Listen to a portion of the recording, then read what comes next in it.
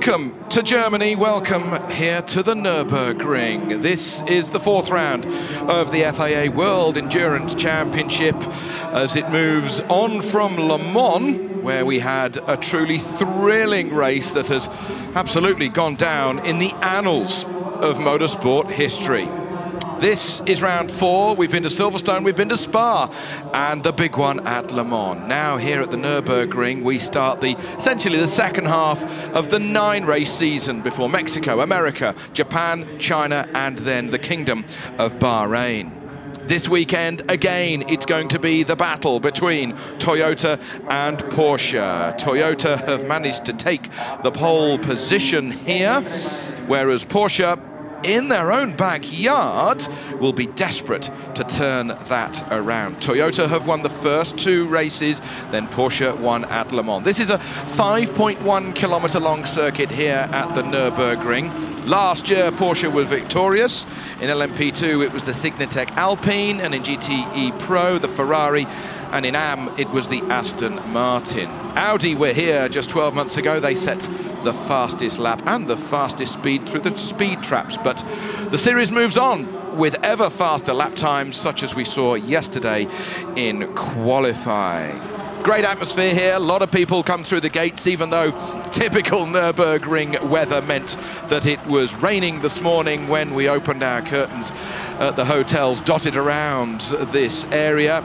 But the grandstand opposite filling up literally minute by minute as people flood in to see the world's most technological racing cars go wheel to wheel. That looks like a view from the Mercedes grandstand that's overlooking the infield area. There's going to be a lot of action there come the opening lap, and indeed laps.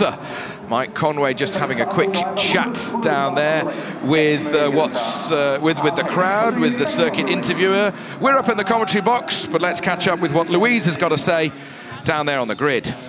Oh yes, you join me on the grid at the mighty 38, sitting in pole position for the LMP2s, but Hoping Tongue, that's great achievement for you here today, but we can't go without talking about Le Mans. That was such an achievement. Yeah, it was an amazing race. I think the expectations were high coming to Le Mans championship leaders in LMP2, but the race we've done and actually to finish on the overall podium was absolutely phenomenal, and I don't think anyone expected that, including ourselves. And if you carry on your season like this, I can't wait until we get to the Chinese race.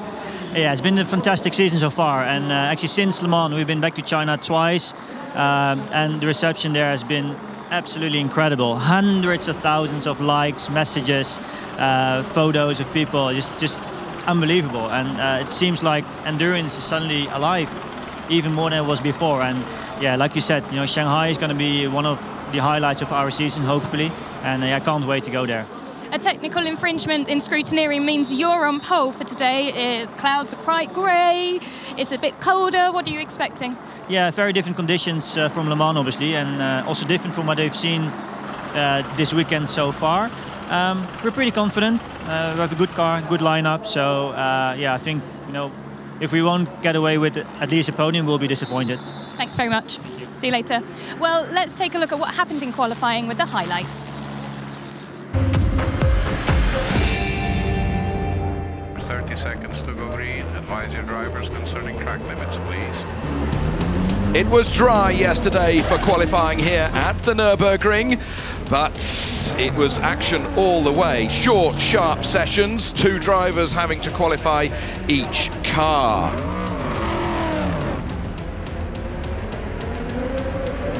In the GTE AM class, the 3rd position car was the Spirit of Race number 54, the number 77 Dempsey Porsche was 2nd, but again it's the Aston Martin that takes pole position in GTE AM. In GTE Pro, the Porsches were certainly on form, setting a great marker right from the word go. They got 3rd with the number 91. The Aston Martin, the Dane train, was 2nd, but the Porsche number 92 got pole position in GTE Pro for the first time, a Porsche on pole in that class since Bahrain 2013. They were all thumbs up in the garage with that one. Then we moved over to the prototypes, the LMP2 and LMP1 cars going out on track.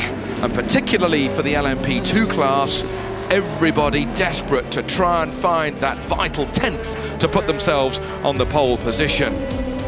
In the end, it was the number 26 G-Drive car that took the pole position. They were over the moon. Their ongoing run of pole positions seemingly unstoppable, but more about that in a minute. With the big class, it was again Toyota versus Porsche. It was a close moment for the number 8 Toyota, nearly getting punted off the track with some confusion with a slower car, but in the end, it was the Toyota number 8 that got 4th.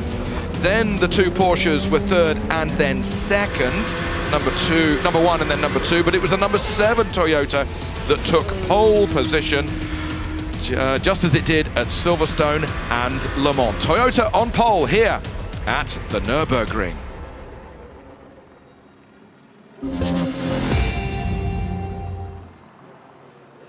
So as we build up to the start of this race, which will kick off in just under 25 minutes time, there you can see the number 26 G-Drive LMP2 car. Now, you heard me say a moment ago that qualified on pole position for the LMP2 class. Well, it did yesterday afternoon, but once it had been through the scrutineering bay, it was decided that it was not necessarily in full compliance with the regulations.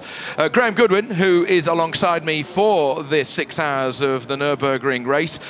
Tell us a little bit more of what's happened to the number 26 G-Drive car and why it's at the back of the grid. Thanks, Toby. Good afternoon, everybody. Yes, back of the grid for the 6 hour of the Nürburgring for the number 26 car. The front part of the skid plate underneath that car found to be too flexible. It's only allowed to flex by a tiny amount, 5 millimetres, and it was outside of that. That car already, though, was in trouble, and one of the trio of cars that's been in going to be in trouble at the first part of this race. We'll talk about them when we get to them, but the 26 car will have to serve a 3-minute stop-go at Eduardo Freitas's discretion. That means he will determine when the car comes in after an incident at the start of the Le Mans 24 Hours between Roman Rusinov and a GT class Porsche.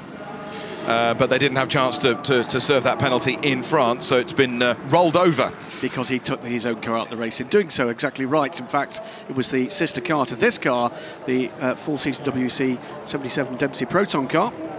That car has been running well up in the order, despite its 2015 heritage, the 77 car. Marvin Dienst and Matteo Caroli supporting the team principal and gentleman driver Christian Ried. It'll be Christian that will take that car out first. In the meantime, here is our first view today of the number 98 Aston Martin. Dalalana, Lamy and Lauda at the helm of that. You can see the qualifying 56.7 compared with the 57.1 between the Aston and the Porsche. 8 consecutive pole positions for the 98 Aston Martin in this GTM class. Fabulous stuff. That's nearly a full season of pole positions, isn't it? Very impressive indeed. Also, as always, so much history around here for any race involving sports cars at the Nürburgring. For sure, everybody knows the Nordschleife, the North Loop, the Nürburgring that is the 14-mile green hell. People been going around on their track days whilst we've been setting up and practicing here. But a lot of the fans in this area, they know history. And they've even brought their their wheel rims to be signed by Brendan Hartley and the rest of the LMP1. Look at that, a Lego GT3 Porsche that Neil Gianni is signing, and models and posters and photographs. And these LMP2 guys, they're superstars as well, Graham, particularly after Le Mans. I mean, what a showcase for LMP2 cars. Well, it's a brand new class this year. We've got 11 of those cars on the grid, including 2 guest entries, 25 of them at the Le Mans 24 Hours. You're absolutely right, Toby. Came of age very early indeed. Up into GTE Pro now, though. This is the Ford, number 66. It's got Stefan Mucker and Olivier Pla at the helm, professional drivers only.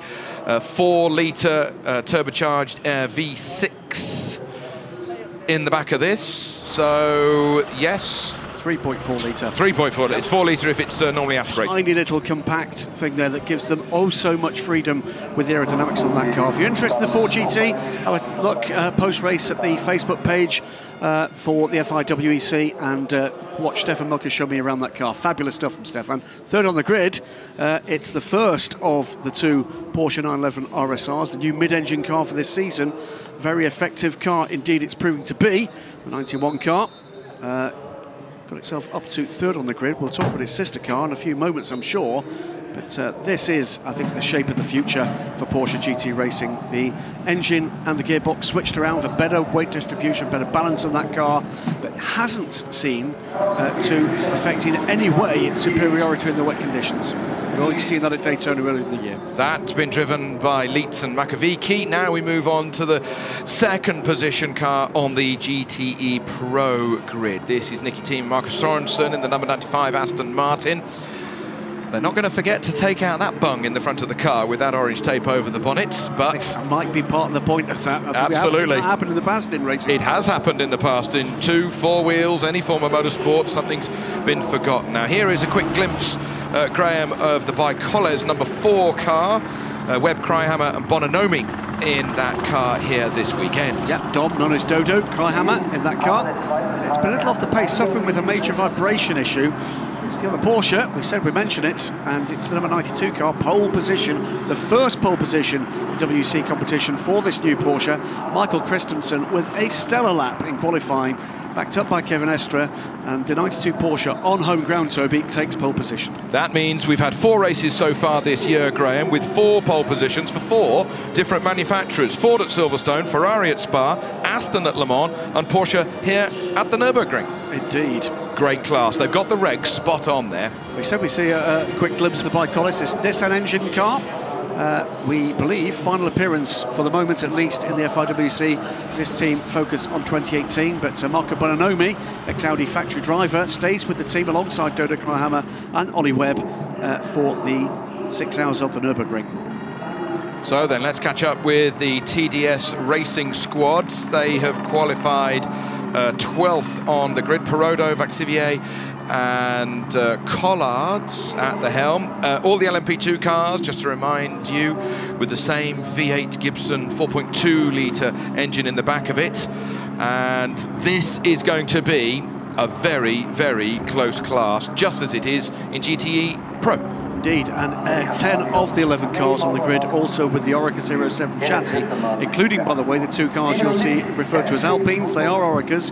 They've got a separate chassis plate, so they've homologated as an Alpine with 1 Ligia. I'm sure we'll get to talk about that car a little later. Its second guest appearance in the WEC, talk with Motorsport.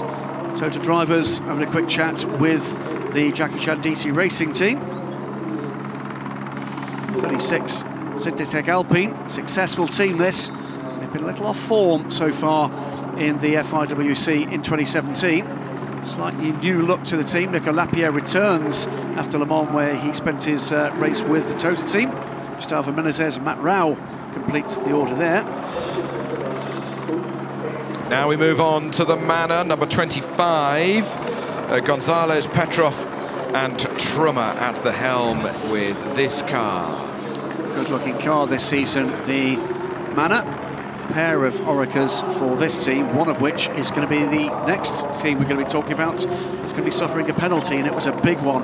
Well, actually, no, it's not, because this is the next one, the 35 car, the second of the Synthetech Alpines. Not a full season car. This is an additional race for the team, but that is another car will be serving a stop and hold towards the start of this race at the discretion of Eduardo Freitas after Nelson Panciatici rather messed up in an attempt to warm his tyres and almost took the Toyotas off the road in qualifying.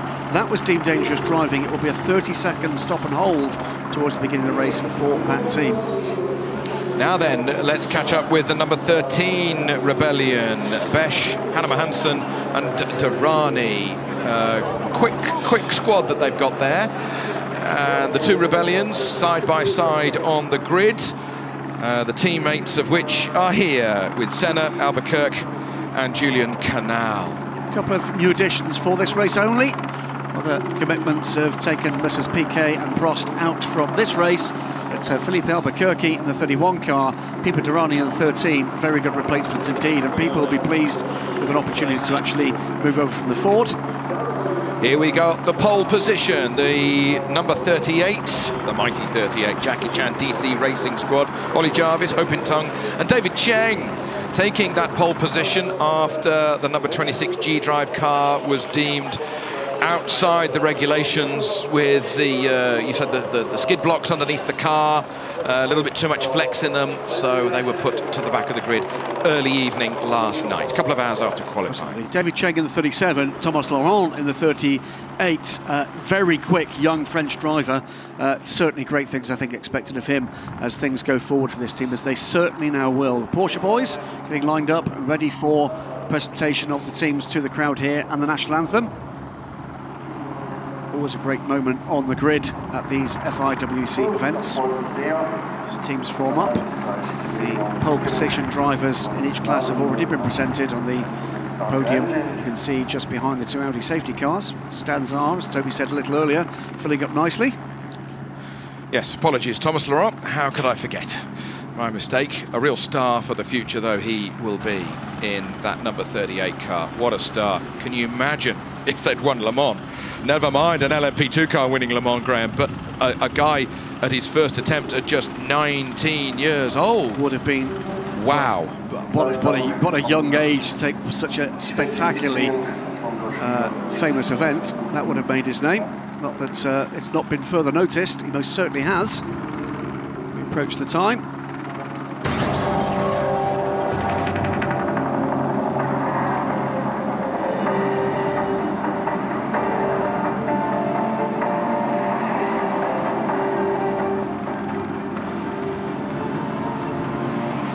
Well, we now look forward on the grid here at the Nurburgring to the German national anthem.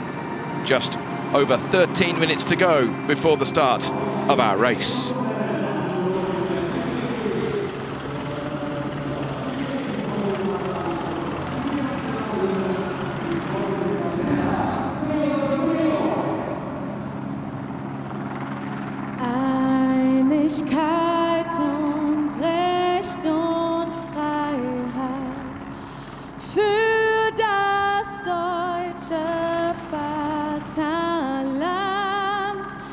Danach lasst uns alle streben, brüderlich mit Herz und Hand, Einigkeit und Recht und Freiheit sind des Glückes Unterpfand.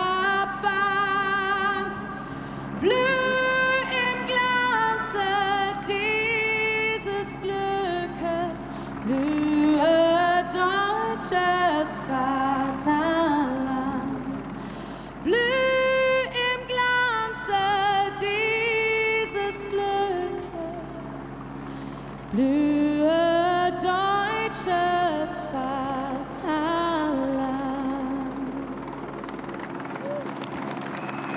Beautifully done. I think a solid 8.5 for that.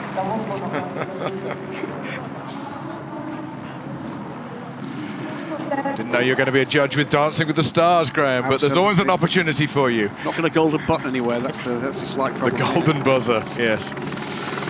The golden buzzer, indeed. Teams clear the grids. Now, obviously we're at the Nürburgring. Obviously the main talking point is the weather, still very overcast. I can actually now see the Nürburg Castle out through the window of the commentary position trackside here. We couldn't see it when we arrived here this morning at the racetrack. So it is clearing. You can see dry tarmac. You can see that there are slick tyres on the cars. As a few engines are now beginning to be started. 2.4 litre turbocharged V6.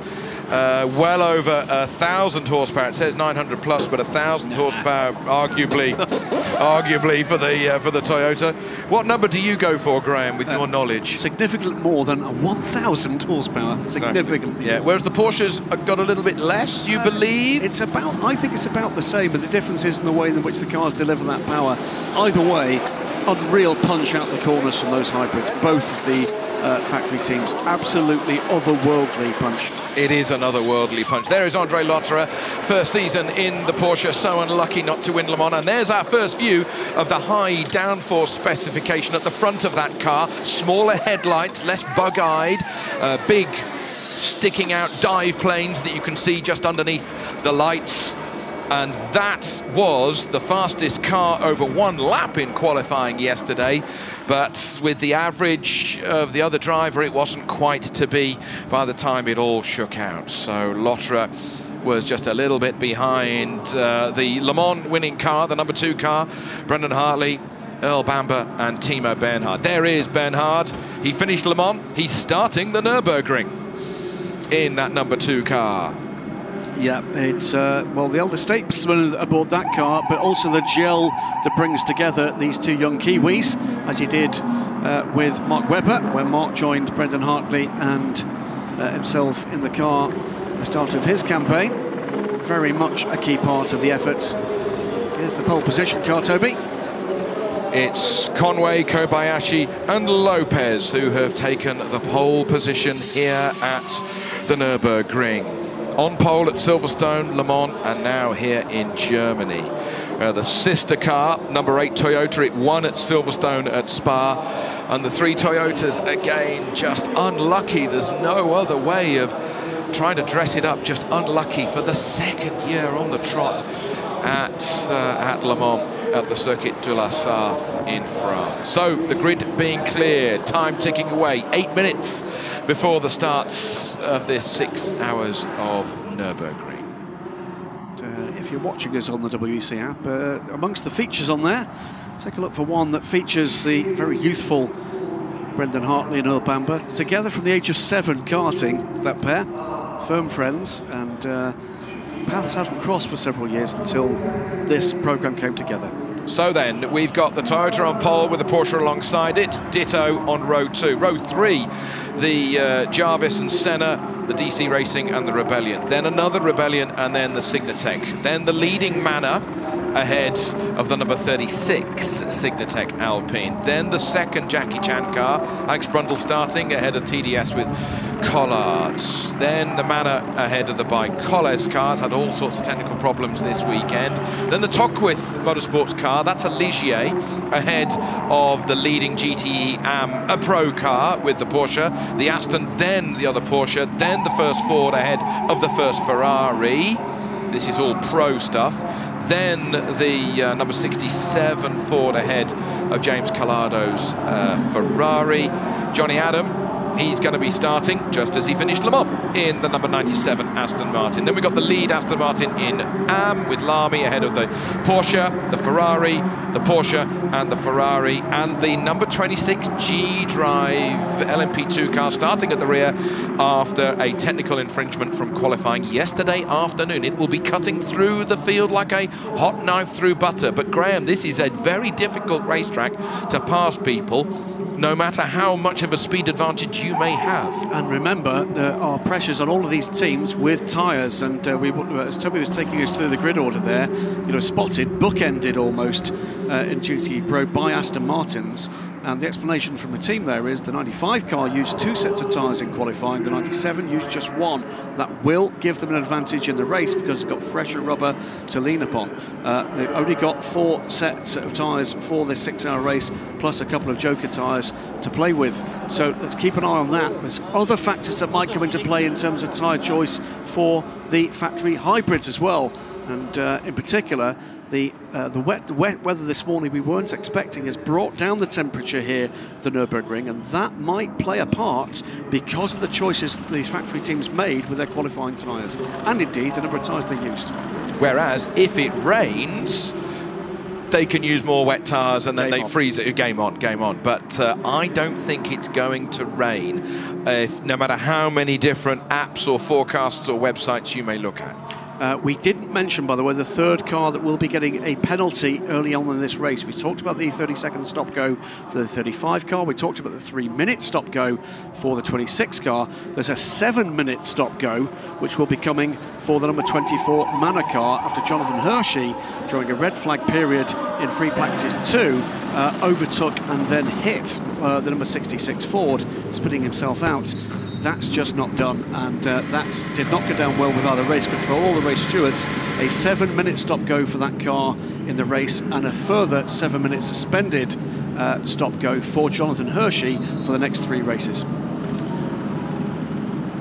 So then, the cars spark into life. Porsche currently leading the World Endurance Championship for manufacturers. Let us not forget that although there have been 3 races in the championship so far, there's been 4 races worth of points, because there's 25 points available at Silverstone, at Spa for all of the 6-hour races, but there's 50 points available for the victory at Le Mans. And that is how the number 2 Porsche of Hartley, Bamber and Bernhard have leapt ahead. Formation lap for the 6 hours of Nurburgring. So, somebody from the ADAC is giving the green flag for other than number 1 Porsche is not moving. Number 2 Porsche has got rolling. It's got rolling. Wet. Rain lights are to be turned on. The rain light from the LMP2s is to be set in the lowest mode. So Eduardo Freitas just reminding a few team managers of how he will expect people to conduct themselves with track limits, with not bringing on too much gravel onto the racetrack, if it rains, with the rear light and the luminosity of that rear light. He was explaining to the LMP2 teams on a low setting. So, yeah. And a change within this season after issues for the teams being dazzled by the rain lights in certain conditions. So, Graham, you know, your experience in World Endurance Championship racing, we've had the big race, you know, these cars essentially designed for Le Mans, a completely different circuit, a 24-hour race, but who and how do you think it's going to pan out with a victor here today? As always in the FRWEC, it's so unpredictable, and particularly these are not ideal conditions. I'm just keeping an eye and seeing whether or not that Porsche did get away. It's a Toyota that's got a problem now. The number 8 Toyota in trouble. Oh, I thought we were missing. You couldn't make it up. We're on board with the car that should be starting from the 2nd row. Let's listen.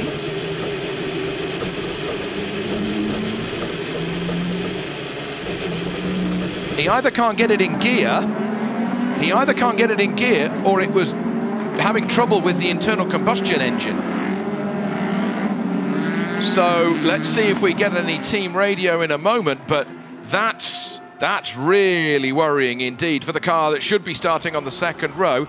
And even if he does get going, Graham, he's now at the back of the crocodile. Absolutely. And I don't believe he's allowed to cut through and take his position. I think it's a little late for that. If it even works. Absolutely. What we don't know is whether or not we'll have to go to caution for that car running slowly on track yet. Let's wait and see what race control decides. Because it's going downhill to the hairpin, and will it have enough juice to get up the hill? Because that's a steeper hill than it looks on TV to make it up towards the Schumacher S's et al. Look, now the hill starts. Very slow. Very slow indeed. Now the race hasn't actually started. And this is now there's no warm-up in WEC, so the last time that thing's going to come to a halt. That's getting slower. It's going to come to a halt. But there's no warm-up in WEC. The lights are off on the pace car. The last time that car run was yesterday. We're going for a new formation lap. We're going for an extra formation lap. We will not have a start at the end of this lap. We are going for an extra formation lap. Sensible decision there from race control, because that car might be able to limp it back to the pits, and if it does, it's out of the way. Dollies are ready for that car. It will be fueled and go into the garage. And also, Graham, from a sporting point of view, what another great sensible decision to try and keep the car in the race, because otherwise the race would have started by now. I think that if you've got a car running that slowly on track with the speeds that we know these guys are capable of, what you don't want to do is have a snarling, snapping pack of cars coming along over the crest there and into the rear of this number 8 car. He looks like he's going to make it back. Now, he went down, by the way, to low beam. It's gone back up to high beam. I think he's tried to recycle the electrical systems. It's awful luck for the number 8 crew here.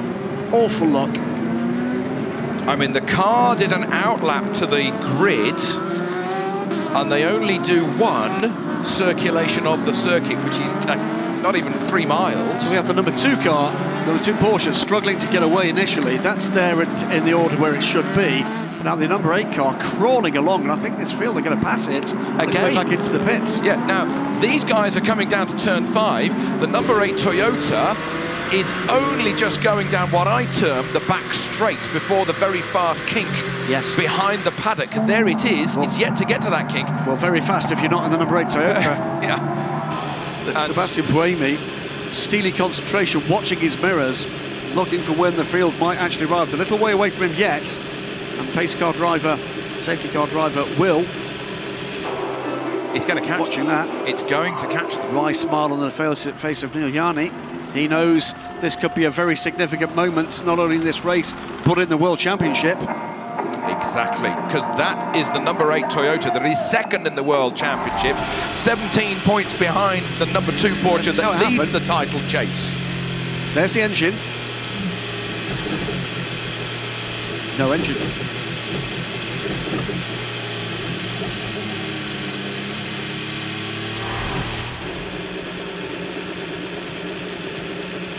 That's limp mode to get home. Total and utter limp mode.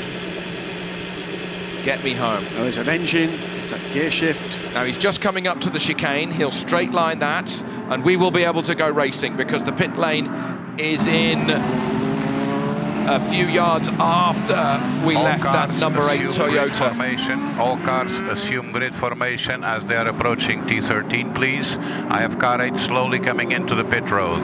I have car 8 slowly coming into the pit road.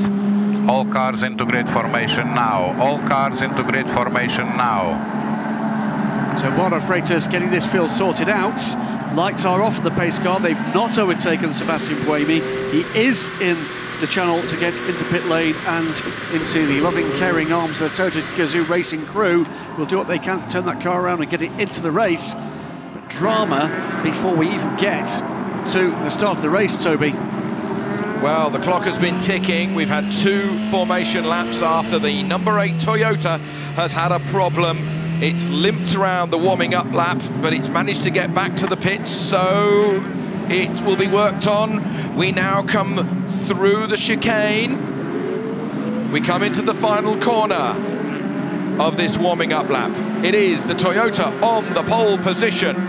It is the number 7 Toyota on our left-hand side. The 2 Porsches are going to be harrying it and pushing it. The red light goes out, and we're racing here at the Nurburgring. We're underway.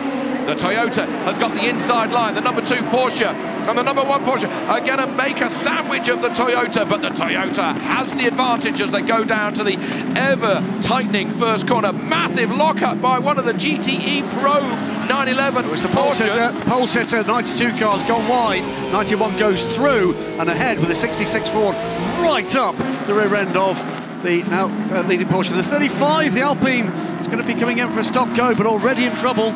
It's taken to that grass, it's wet and slippery, and he's gone round like a record. Now then, the Toyota goes down turn 5. Huge battle for LMP2 honours. The TDS Racing Orica gets ahead momentarily. The Tocqueville Ligier takes the position for the Daki Chan car.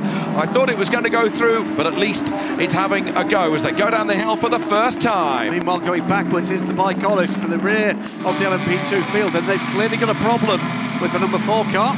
Meantime, up at the front is a fuel pump problem for the number 8. Fuel pump for the number 8, we're being told by Toyota. That car in the garage with the team going to work. So 1 bullet in the double-barrelled Toyota shotgun. So, as they're out on track and they go down the back straight at speed for the first time, it is the Toyota and the two Porsches. Porsches here on home ground in Germany, but the Toyotas that have dominated the 2 6-hour races so far this year. Toyota started from pole, it stays in the lead as we come round to complete the first 3-mile lap. And it's got an advantage as it comes over the line for the very first time as well. They are not hanging around. So Toyota with a tiny advantage over the pair of Porsches, pulling away fast from the LMP2 field. As the lower order Manor car getting around the 37 Jackie Chan car. GT car still well in contention with the rear end of the LMP2 field in these still slightly tricky conditions, slightly greasy after that rain this morning. 24 car has got that 7-minute penalty coming, but for the moment is ahead of the 37 Jackie Chan DC car. 35 car meanwhile making its recovery up through the order after that early spin.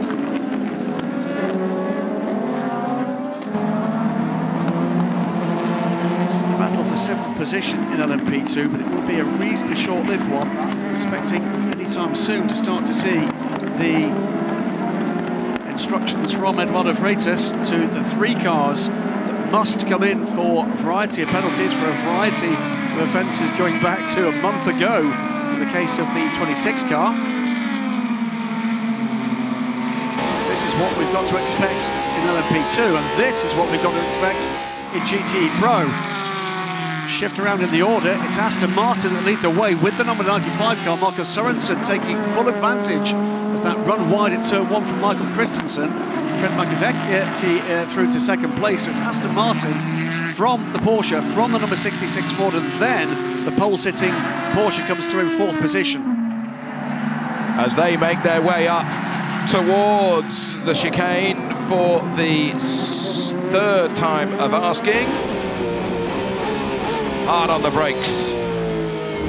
Don't take too much of that yellow curb. It's vicious. Aston, Porsche, Ford, Porsche, Ferrari at the moment. We've had a little bit of a change of balance of performance for this race. Let's see how it levels out once we've got into our stride.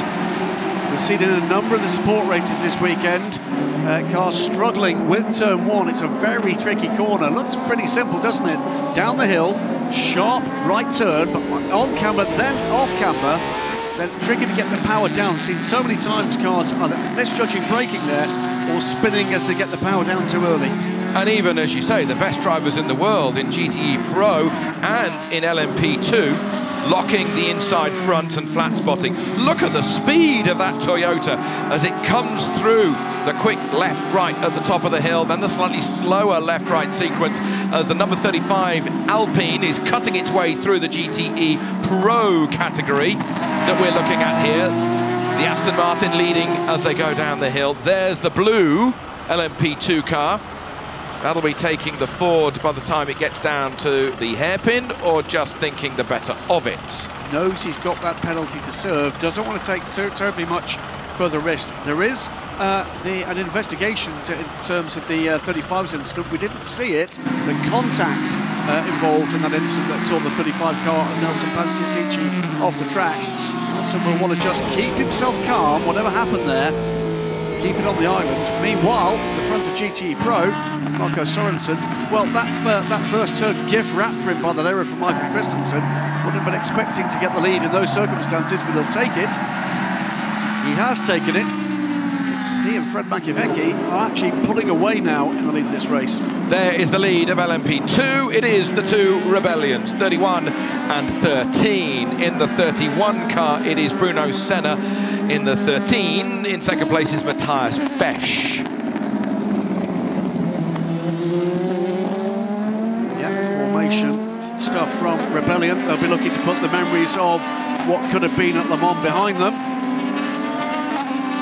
In the meantime, we can see out with the eyes in the back of our head that the number 8 Toyota is still in the garage. They're still working on it. The rear bodywork is off. and there's been all sorts of parts being put onto that car and changed, so they're losing time, they're losing laps.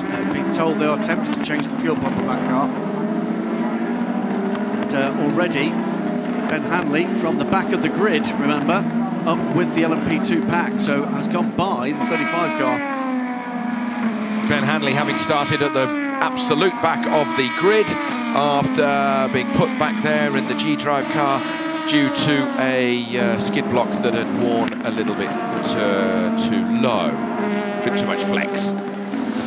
So then, here we have the leads of GTE Pro. It is still the Aston Martin, but that number 91 Porsche is looking, it's harrying, it's seeing if it can find an opportunity to get through. Wiper going on the Porsche.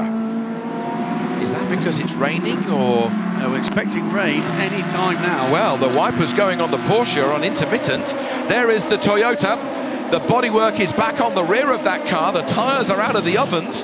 They're going onto the car. Buemi has stayed in the car, and you can see that the time ticking away is the time that he spent in the pit lane. They're going to put a drop of fuel in it just to make sure it's brim full, or did they do that before they rolled it in? It's underway in a moment. It has to be released from its own pit box. So it has to be pushed back into the pit box in front of the garage before they release it away. They did fuel the car before the car came in. Okay. Before it was pushing. Before it went into the garage, so it was brim full. We believe fuel pump replaced in that car. It is going to rejoin a full 5 laps and a bit down on this field. You'll now see, I think, how quickly a Toyota can actually go here. Meantime, in front of the race, there's still Kamui Kobayashi. LMP2 is going to be one of the classes we're going to see some of the closest racing at the moment, though. Well, we've got in LMP2 the top 5 covered by 1.1 seconds. So with the number 8 Toyota back on the racetrack, Louise is down there catching up with some news from that garage. Yes, I'm with Rob Lupin. Tell us first of all what Sebastian reported back and what the team have done. The problem with Sebastian was with the engine. We say it took a bit of, as we could locate it as he was on the lap, and finally we had to change the fuel pump, so the engine was not working due to a fuel pump issue.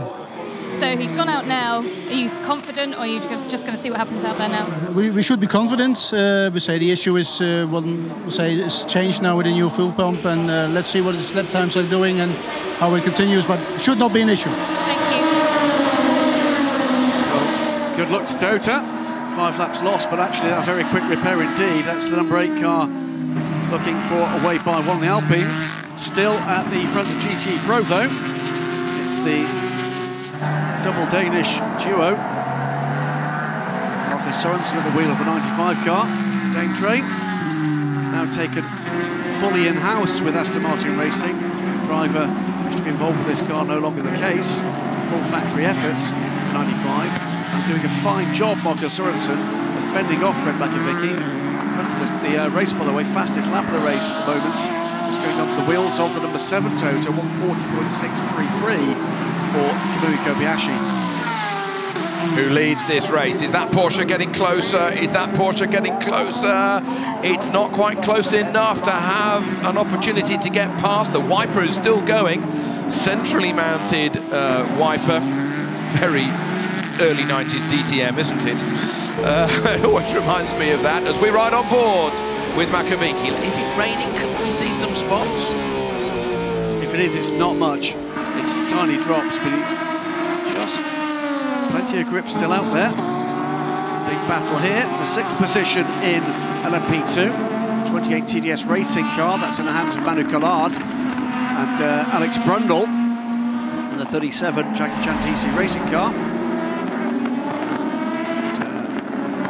After Brundle made his way by the 24 Manor.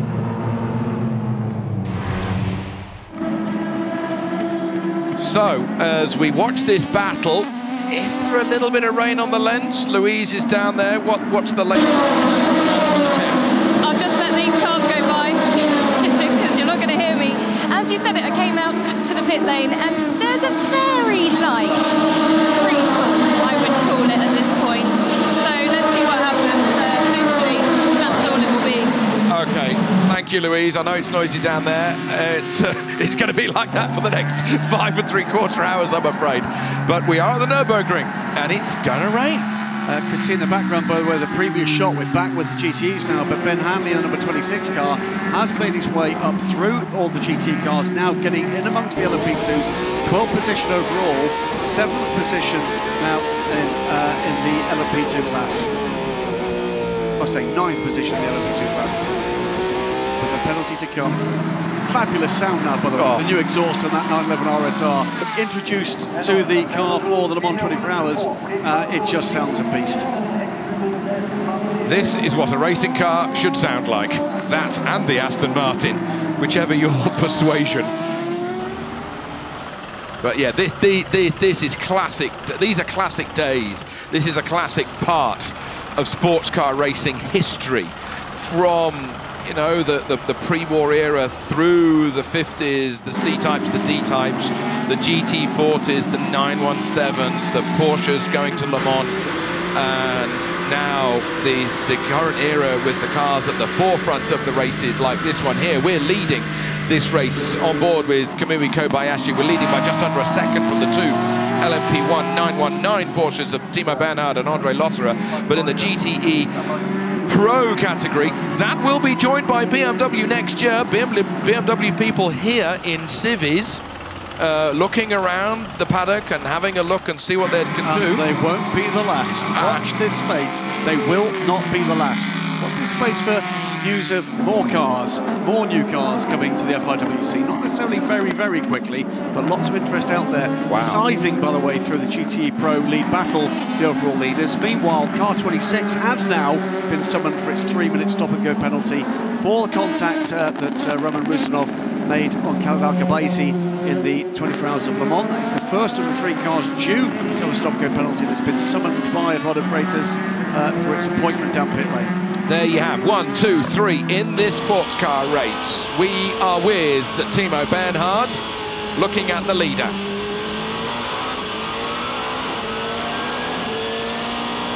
Oh, that Toyota goes. Not that the Porsche is a slouch. Let us make that abundantly clear. Ben Hanley, by the way, has immediately taken that penalty and will be down with Louise, I'm sure, presently. He's in the pits immediately, and that's going to be a very, very long 3-minute stop.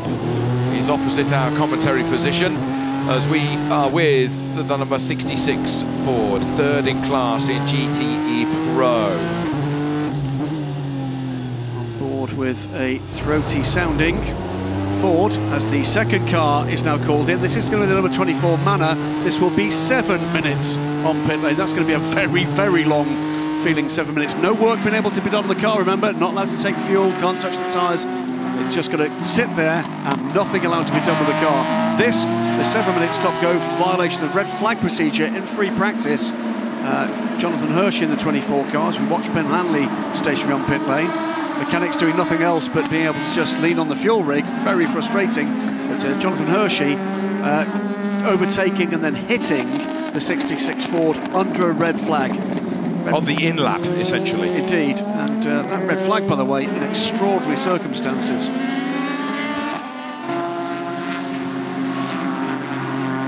So, as we come down to turn 5, we come back with this GTE Pro battle. They come down the hill towards, essentially, the back straight. It is still the V8 that leads, the flat 6 from the V6. This the first race, by the way, where the brand new automatic balance performance has come into play and has seen a bit of a Brucey bonus for the Aston Martins, a bit of a reeling into the Fords, but by the look of pace so far, looks pretty Stevens to me. We saw fantastic racing right up and down the class at the Le Mans 24 Hours. The moment, well, there you go. It's closer, Graham, it's closer, but is it going to be close enough? The balance of performance is so perfectly balanced. But now the Aston Martin has had to make a tighter manoeuvre. The Porsche might get the advantage on the way out. It's got more speed, but it's got to go around the outside into this never-ending series of left-handers in the complex. Can't see a possibility for the Porsche to get through. He's having a look. He's having a look. The Aston has to give way, but the Porsche's now got the outside line, and there's a little bit of damp surface there. The Aston stays ahead. Great racing here at the Nurburgring. Oh, could this give the Ford a chance? Certainly Olivier Pla saw that opportunity. The door closed in front of him. Just released, by the way, from pits is the number 26 car. That's what 3 minutes feels like. 7 minutes to come for the number 24, and 30 seconds to come, by the way, now for the 35 of Nelson Panciatici. GTE Pro continues to get closer and closer. The Porsche gets closer and closer. The Aston goes a little bit, they almost touch. The rear diffuser of the Aston Martin almost gets touched by the front of the Porsche as we ride on board with Makovici. Sorensen leads in the Aston, the Porsche of Makovici. Then we've got Oli Pla behind us in the Ford. Then the Porsche, then the Ferrari. Look at that. Great stuff from Marco Sorensen. 24 now in midst of its 7 minutes stop and hold. We'll be going back to that, I'm sure, presently at some point in the next 4 laps for everybody else. That's not good news for the Manor team. Tar temperature dropping. The only thing that's rising is the temperature of somebody's red cheeks, I'm sure, somewhere. Yes, Fred Makovici looking now for a way by. It's been a great defensive drive here from Marco Sorensen since taking the lead early in the race after Michael Christensen running 4th there now, pole-setting car in the other of the 2 Porsche 911 RSRs, the 2017 car. Sorensen took the lead. He's been holding off the other Porsche, the 91 car, ever since, and doing it has to be said, in some style. Closer and closer. It was a group of 3, now a group of 2. It's now a group of 5, isn't it? Yep, 30. It's the 95 Aston Martin from the 91 Porsche, then the 66 Ford, the 92 Porsche, and now James Collado has decided to come and play too in the number 51 Ferrari. And 2 others, the 67 and the 67 Ford and the 71 Ferrari, not that far behind either. Meanwhile, the front of LMP2, Bruno Senna's beginning to get away from Matthias Besch. There you can see the gap. There is Besch, second in class with the number 13. We come back with the number 8 Toyota that is having to cut back through the field. Lost 5 laps it has after a warm-up lap problem. Fuel pump then had to be changed. As now we get into trouble. That's the TDS car having a bit of a wobble under brakes as it comes into the complex, and now out of it. And the Jackie Chan number 37 with Alex Brundle at the helm, trying to keep up with Collard, who is maybe getting a better run through the traffic. Let's see. As they pass, well, it's another lead battle. That is, sorry, not lead battle. It's a battle for significant position. Christian Reed holding off Francesco Castellacci, 77 Porsche, from the 54 Spirit of Race Ferrari. A battle for second position in GTM, 23rd overall. The Aston is now beginning to defend rather than take its own line.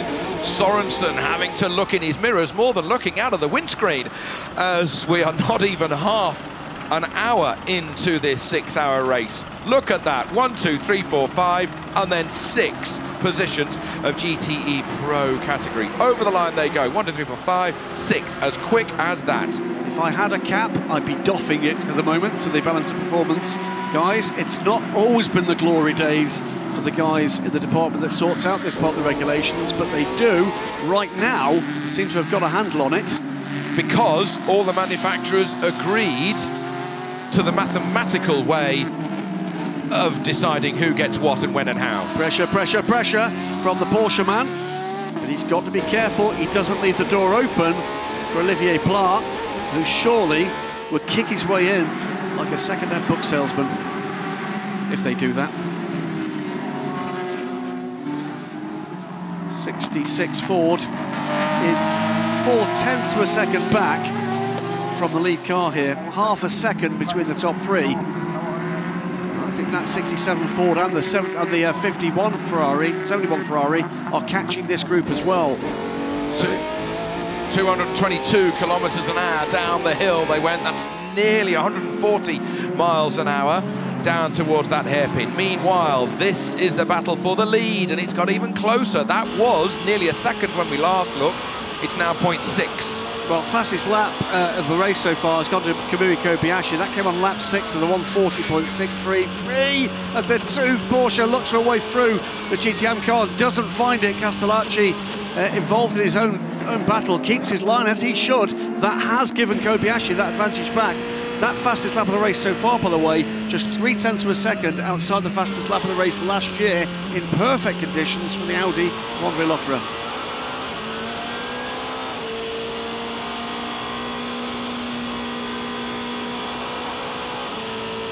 Flat through there, up another gear as they climb the hill. As the leader, Kobayashi now has a 1.8 second lead as they come onto the back section through the flat out kink. They squeezed momentarily. Leader, then there's an LMP2 car, then you've got the two Porsches, cat and mouse. So at this stage of the race, traffic very important indeed. At the moment, Kobayashi's had the better of it after that. Just a bit of a fumble in traffic from the two chasing Porsches behind the battling GTM cars. Who had nowhere to go. Well, you know, they're involved in their own race. The rules of this game state you keep to your racing line. It is the passing cars' duty to actually find the way by. It's 2 from 1, Bernhard from Lotterer. The gap 2 seconds now to Kobayashi. And almost all of that came in that moment in traffic. Now top 3, just a bit of a gap, but the 71 Ferrari getting ever closer to the back of James Calado. Some great needle, constructive needle too between these two Ferrari crews. 71 car with Davide Arrigo on the wheel. Ferrari and Ford. And that was a clash. Are we at Le Mans? In the late 60s, all of a sudden. And another one. Oh dear. That is Francesco Castellacci, and I think that's Matt Griffin in the 61 car. I think it went ahead in that move. Be interesting to see whether or not race control has a view on that. He said it was tricky, that turn. Okay, is that Senna coming through in the lead LMP2 car? Yes, it is. Cutting through this GTE Pro battle. So keep an eye out for that blue, red and chrome coloured number 31 car. In comes the number 71 car. Now, was the damage done in that clash? I think that might well be. Is that possibly a puncture? Or only 27 minutes of running? That's an early stop. Way early. Way early. Or are they trying to get out of sequence? No, too early. Now I wonder whether or not, is that a puncture or is it a toe link? Is it something that's gone wrong from that side-to-side contact with the number 67 car of Andy Prio in turn 1? Well, as you look on screen, I'm looking at the number 71 Ferrari that stops outside its garage. They're obviously putting some fuel in. That's a default setting for the mechanics. That car's going to go in the garage. And the dollies are out. So it's going to be lifted up in the air. It does that now. The mechanics let the jacks down, and they'll spin it round. And there's a problem with that car. It's going to be on the right-hand side of the car. That was the side that where the contact was made. And that will have been the driver, I'm sure, saying that something was not right with the handling of that car. The engine cover has come off the car. As LMP2 battles through the GTE Pro fight. And what a fight it is. We are on board with the Ford in 3rd position in that GTE Pro battle. Signatec Alpine cutting through. And the Porsche may be giving that Alpine a little bit of space. Will that have hurt Makovici somewhat in his chase against the Aston Martin that continues to lead GTE Pro? And there's the lead. There's the Toyota in there as well, and that Toyota is the leader of this motor race with the two Porsches. So we've got 3 class leads cutting through the GTE Pro fight here. Now look at the acceleration of the Toyota as it rockets away out of that final corner. Through the clouds goes our helicopter. We are at the Nurburgring. There's always a cloud not far away, as the Porsches try and find their way through the GTE cars. No bodywork damage visible, by the way, on that number 71 car, but just some scuffing around the right rear wheel. Again, it looked to me that the Toyota got the better through traffic there, and again, yes, stuck behind the two delayed now LMP2 cars. Both these cars have been in for penalty stops as the Porsche pulls alongside and almost by Ben Hanley. Doesn't quite make it before the corner, but that's going to be a change there. The two car just balked by the 26th, just almost gave the number 1 car a chance to make up that position against its teammate. Hanley just didn't see it. A little bit of afters there, I think, from the number 2 car. Timo Bernhard wasn't impressed at all with the delay that he got through traffic. Ben Hanley just, I don't think, saw him coming. Here we have the replay from above. Oh, squeezed one way then the other, and there's just nowhere to go. And Andre Lotterer thought, oh, I'll have some of that for Sunday lunch. A little bit of a message delivered by the Porsche driver as he went by. There'll be no further action, by the way, for the incident involving car 35 that saw Nelson Pansatici briefly off track. All 3 of the cars that had penalties to serve have now done so. Indeed, we were correct, by the way, the 61 Clearwater Racing Ferrari. I said it was Matt Griffin, it's actually Keita Sawa aboard that car, my apologies. Up into 3rd position, looking for a way by Christian Ried for 2nd place now, but this is 2nd, 3rd and 4th in GTM. We've got, well, battle with all the GTE cars in the world in a battle for effectively for 1st position. And a scrap of Saturday night proportions as the 71 car is brought back onto pit road. Scrap of Saturday night proportions up and down the LMP2 field. Come on out, off the jacks, fires up, gone. I'm sure we will hear a little more about what the issue was there. I'm guessing something bent at that right rear corner.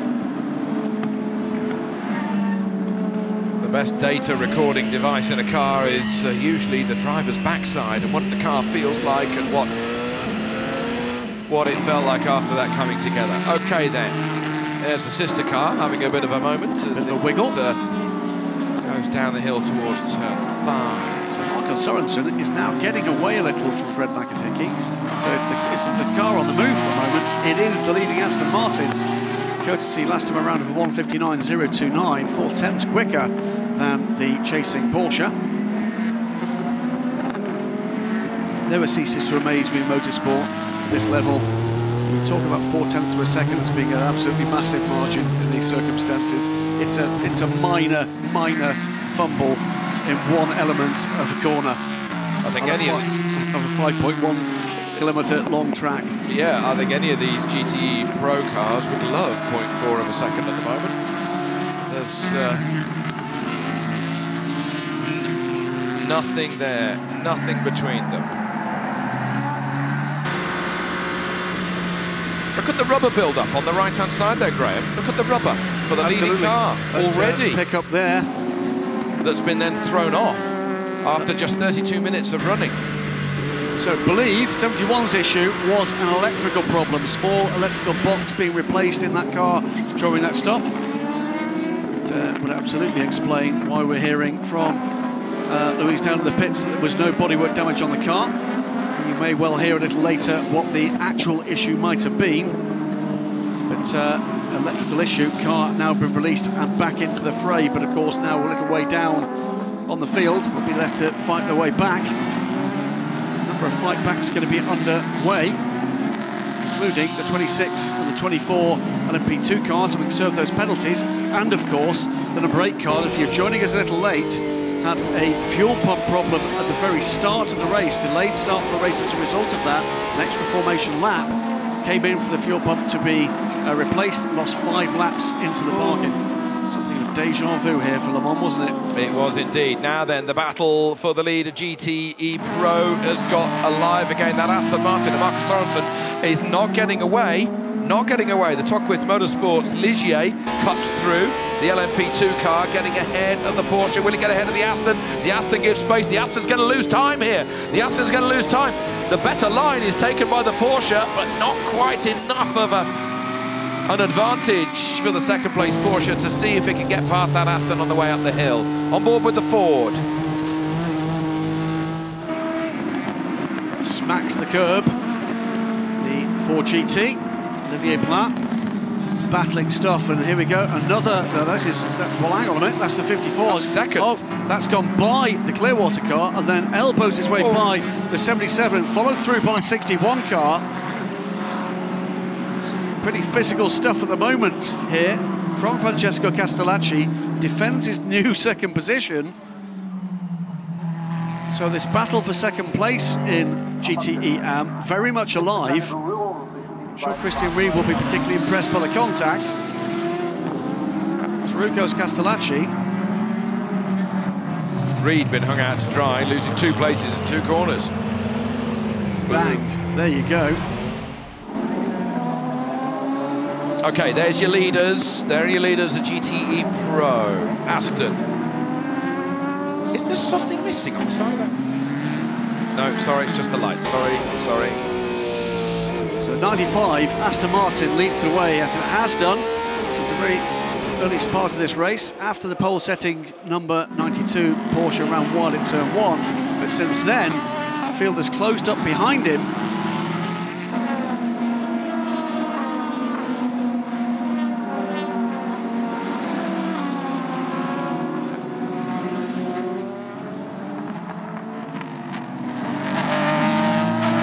Kobayashi leads this motor race from Timo Bernhard, from Andre Lotterer. It is Toyota from Porsche in LMP1. In LMP2, it's in the hands of the Rebellion pair. It's Bruno Senna, who's had a substantial lead for parts of this race. It's been reeled in a little bit now by the Sister 13 car, Matthias Besch. Oliver Jarvis, who did lead the race from the start, has dropped back a couple of seconds. I think might well be in tyre conservation mode for that car. So Ollie Jarvis in the number 38, the championship leading car, third. Then the first of the Manners, Vitaly Petrov, the 25 car, Nico Lapierre, the 36 in Tech Alpine. This is the battle for second position in GTE AM.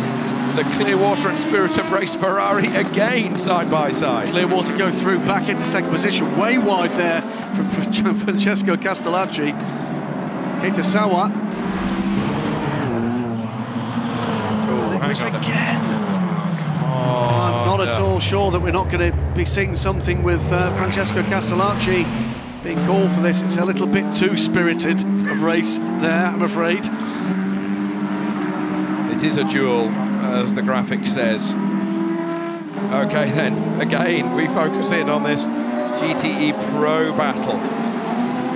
Aston from Porsche. Being told, by the way, whatever the electrical issue was, it was linked to the gearbox on the Ferrari, the number 71 car. So whether that's gear shift, gearbox actuator, whatever it is, but that's what the issue was. That now solved it. Back out. Astounding, really. Great battling here in the GTE Pro class, but we've actually not seen a positional change yet for some laps, but it doesn't feel as if it's too far away, but it's not felt like that for some time. It's the number 8 car making its way through to take back one of the laps it's lost to this group. Sebastian Buemi doing his best to make up for lost time. The Bicollis now making its way through this group. Don Kraihammer, by the way down the order, way down the LMP2 field. Number 4, 12th overall. 4th in LMP1. The team have been suffering from some vibration issues. And all of a sudden, we're back to 0.2 of a second as the gap. So that must have been time lost in traffic from Kamui Kobayashi. Timo Bernhard, 2/10 astray now, where it had been a second and a half. So all of a sudden, we'd seen Kamui Kobayashi doing well in traffic. All of a sudden, it's swung the other way. But it's like umpire decisions in cricket, isn't it, Graham? Over a season, they level out. But sometimes it just doesn't go your way. That is what cutting through slower traffic is all about. I'd say that Francesco Castellacci, by the way, might have attracted the attention of race control. He gets the black and white flag, the warning flag for that lateral contact with the 61. We'll need to keep his ducks in a row for the remainder of this race. Bits of rubber falling off these LMP1 tyres, the Michelin tyres that are underneath these guys, as they build speed. 4th, 5th. down to third, fourth, fifth gear. So the 2 gears between the inside of that final corner and the curb on the left. Top gear, bit of a coast to save fuel. And now they can start to manage how much fuel they use over the rest of the lap. 40 minutes into this race, and we're getting into that realms where we should start to see the first of the pit stoppers, and they should be the LMP2 cars. We had that additional formation lap. What happened here? That was almost going to run, having slightly stumbled over the 98 Aston Martin. Timo Bernhard nearly finding a route alongside the number 7 Toyota.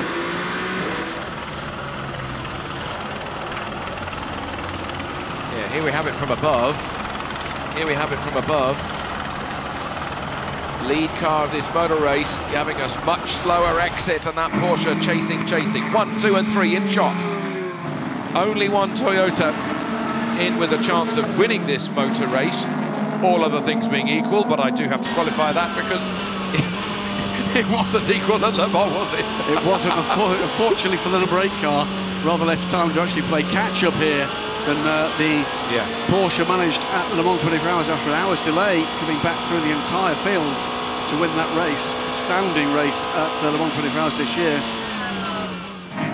We have had, by the way, the first of the LMP2 stops. It's fuel only for number 13 car, pitting from second position Matthias Besch and going back out in the car to start a double stint. So 40 minutes on the clock for the first of those stops. Because we believe the LMP1 and LMP2 cars will have to do 2 double stints on tyres to get through this race. They've got 4 sets of tyres plus 2 others, so 4.5 sets of tyres to utilise throughout qualifying and the race. And qualifying being yesterday. Remains to be seen is just whether the tyre choices that the two teams made in qualifying impact on their pace later on in this race, because they would have anticipated those higher temperatures that the weather forecast said we'd get today. That's not happened. They will have made their choices of which compound to use in qualifying accordingly. They will surely save those for the end of the race, just in case we get the rain that may again be forecast, and they won't have to fall into that bracket. But my guess would be, if you get a full dry race here, you're going to see a change in pace. Porsche's one way, then the other. Oh, number 1 car is the one to suffer there. Andre Lotterer just delayed, ironically, by the team GT car. Kobayashi, meanwhile, has made slightly better work of that. There's a degree of luck in where you catch these cars, of course, but this time it's the lead in GT Pro, squeezes him to the inside of the corner. That's given Timo Bernhard an opportunity to get right back with him. Bruno Senna pits from the lead, meanwhile, in LMP2. As Julian Canal warms up for his stint, or is just doing a bit of, well, his own little bit of Wimbledon here at the Nurburgring. Also in, Top with Motorsports and Nelson Panciatici in the number 35 Synditech Alpine. All those cars have executed their first stop too. Between the Toyota and the Porsche. The Porsche debuting the new high downforce aerodynamic configuration for the very first time. These LMP1 teams only allowed 2 types of aerodynamic bodywork throughout a season, high downforce and low downforce. The low downforce is a given that it's going to be used at Le Mans so much quicker, top speed so much higher than all of the other 8 circuits in the championship.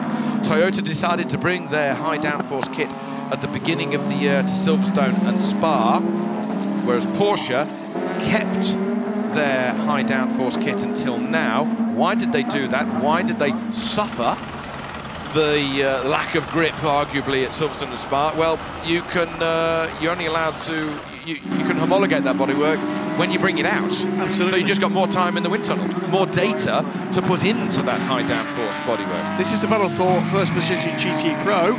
The battle for first position overall, 8/10 of a second, 1, 2 and 3. In LMP2, lead car, Oliver Jarvis, Vitaly Petrov in the 25, Mana Nicolapiev in the 36, Syndicated Alpine all pit this time around. That puts Alex Brundle in the number 37 Jackie Chan DC Racing car to the lead, ahead of Manu Collard in the number 28 TDS Orica. It's nip and tuck stuff in every class here.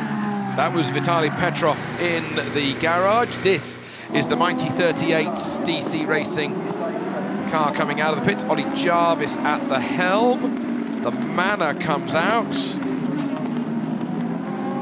And the Lapierre Alpine comes out. They emerge as the three leaders come. They didn't see them coming. Ooh. Thread the needle there from the lead car, the number 7 Toyota. He makes it through carefully but safely. Timo Barnard, let's have a look from above here. I don't think the Manor saw these cars coming. And the Alpine won't have seen it at all because they were so far over to his left-hand side. The mirrors don't have that spectrum of view, do they? Heads-up stuff there from Kobayashi, seeing the gap emerge. Absolutely in the blind spot. Timo Bernhard wasting absolutely no time whatsoever in following him through. Now, a warning for Fred Makovici in that number 91 Porsche, second in line here for abusing track limits. Trying maybe a little too hard to stay with the Aston Martin just at the moment. Marco Sorensen, Danish driver in that number 95 Aston Martin V8 Vantage GTE. Last year of competition as the factory car, we understand, for this car. Expecting an announcement from Aston Martin on what happens next for them in the FI World Endurance Championship. I'm expecting a beautiful new GTE car from them. Look at Makovici. Has he got the run up the hill? No, not quite. Little bit of a throttle feather through the left and then right jink. They come up to catch and lap the Gulf Racing UK Porsche. Mike Wainwright started that car. It's a brand new 2017 spec Porsche versus, well, it's fair to say, the oldest spec car in the field of GTE, the Aston Martin Vantage, V8 Vantage GTE, but, well, it just goes to show, doesn't it? The older lady has still got some moves to show. To the whippersnapper from 2017. Absolutely, and the Gulf Porsche didn't give room there for the number 66 Ford. Still not by as they go up through the gears. Effective piece of kit, and right behind this car, right up the tail of this car is the second of the Porsches. It's going around the outside to see whether or not there's space there. There's not. Can he do the over and under through here? But as they came out off the final turn, just a moment behind Mike Wainwright was all it took to get Michael Christensen. Well, the Ferrari's going to do it because he's going to go around the outside and he'll have the right-hander coming up. The Ferrari's going to do it. And then we have a change of the lead. In GTE Pro, the Porsche has got through as well. It's all change in the class as Makovici takes to the turn.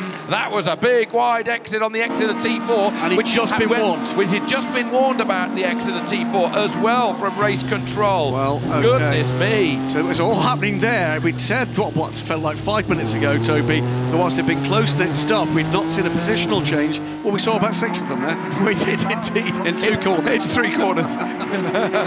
And it all started with the GTE AM Porsche not getting in the way, but just disrupting the run of some of those cars onto the home straight. And we can say Porsche lead at the Nurburgring, but not the overall race. Kamui Kobayashi still holds that on at the moment, the number 7 Toyota.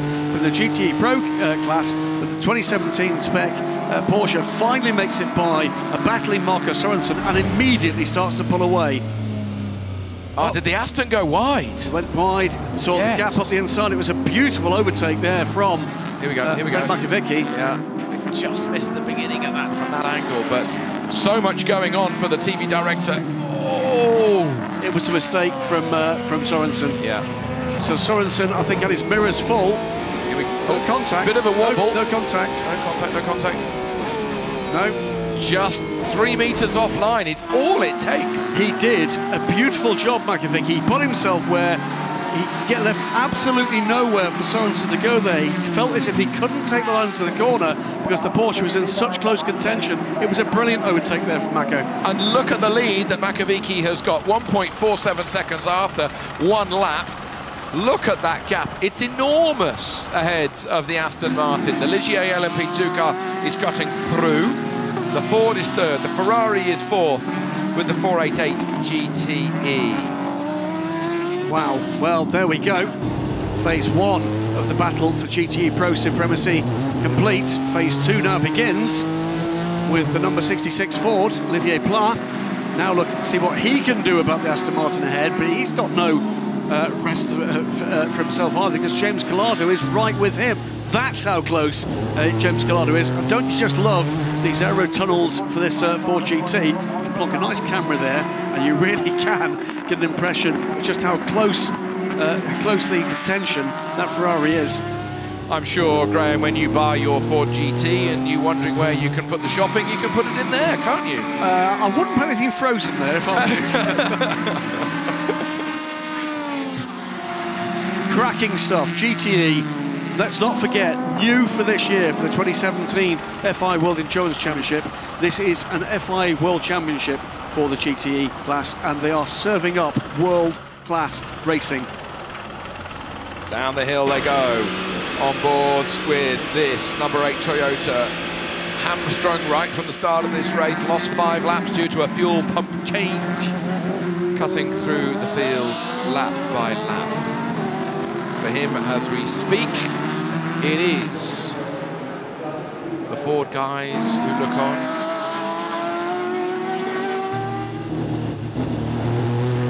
Olivier Pla, foot to the boards, behind that Aston Martin. Pla in third in class. Porsche leads from Aston from Ford. 3 seconds ahead now, that Porsche, so he had been bottled up behind Alka Sorensen. Shows what a great job the Dane was actually doing in keeping that car back. Clearly quicker in this phase of the race. Through traffic again, this time the Manor, the 24 car. Oh yeah, I was just going to say, Graham, you can see how quick the Manor, the LMP2 car is, even here at the Nurburgring, not Le Mans, at the end of the straight as the fuel cut comes in for the LMP1 cars as they try to preserve fuel so that they can get the lappery out of the stint. And it was struggling to get ahead of the LMP2 car just in the last few yards. Roberto Merri in the recovering 24 Manor after their 7-minute stop and hold. Merri in that recovery has received a black and white flag for abuse of track limits, so he's got to be careful now. Don't think that moment would have actually counted against him. He was getting his way out from a situation where he probably felt he or the other cars were at risk, but he's got to be very careful from this point forward.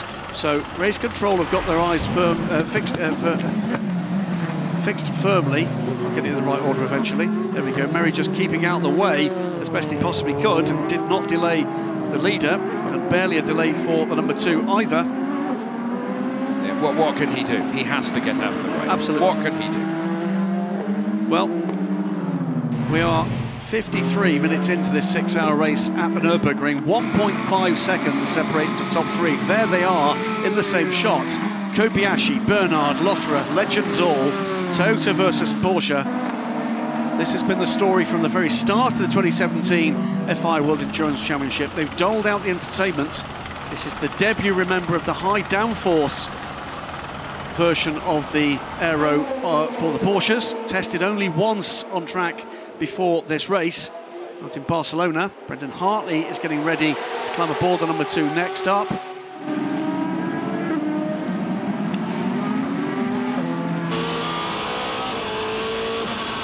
As the leaders cut past the Golf Porsche and complete another lap as they come over the line. That's 30 laps. Only about another 3 laps to go before they'll be coming into pit.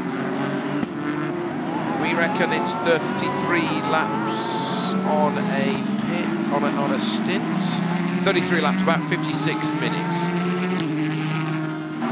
I can see Porsche mechanics coming out of their garage, preparing all of the air guns, the fuel hose, the fire extinguishers, the earth lead will be attached to the rear of the car.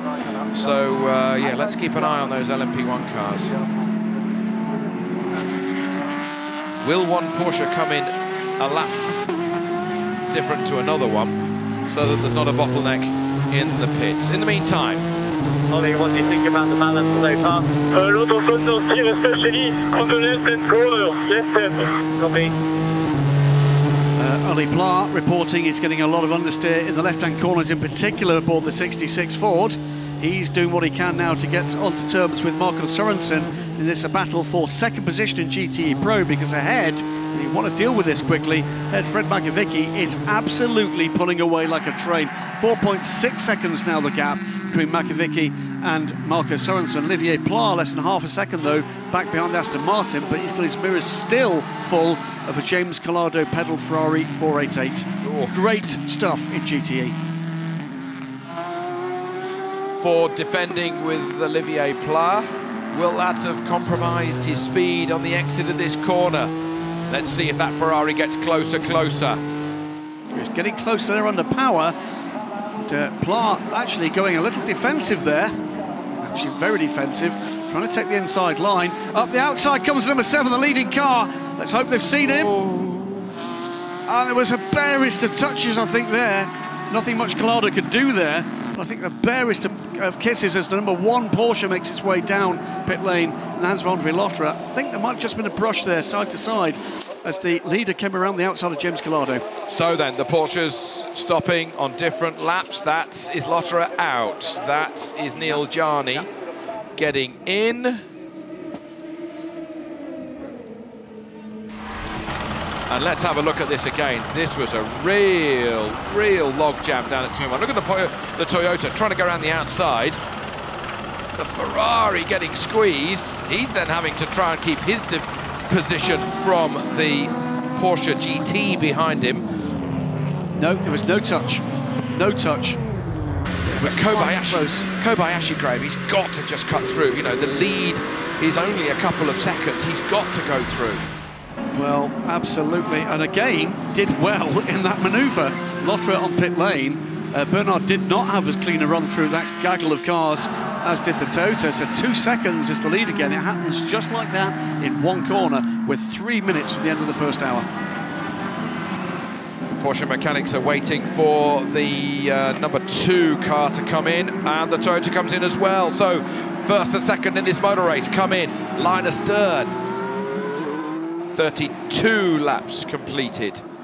And we get into another phase of this motor race where the other part of the teamwork comes into play.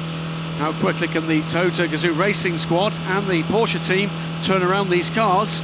Could this be where Porsche can take an advantage? As they had in Le Mans. They have indeed. On pit stop alone, speed. So this is the Toyota. Kobayashi out. Ooh, get that seat in, get that seat in. It does seat itself in correctly. Timo Bernhard comes out. That's Brendan Hartley. It is indeed. There's Pachito Lopez, I think, going aboard the car ahead, number 7 car. So it will be when this all comes into... Door won't shut. Oh, it does now. Boy, have we seen some issues with doors this year in the FIWC. The simplest things.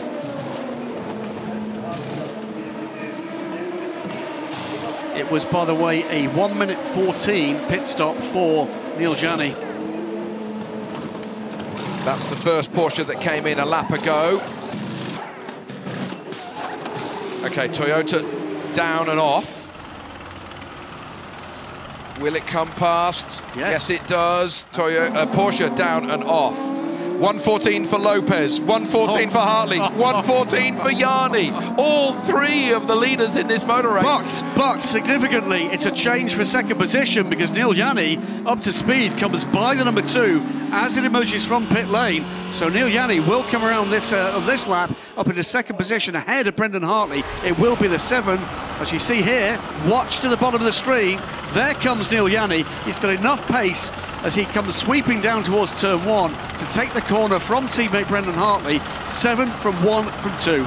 And Jarni giving his teammate space as well, not cutting his nose off despite his face, giving him lots of space. Big team players, rule number 1 of motorsport, don't take off your teammate. But the Toyota guys happy with their pit stop. They continue to lead this race by 1.2 seconds. There it is, leader with the lights on, the Toyota, then the 2 Porsches, 2nd and 3rd. Hour gone.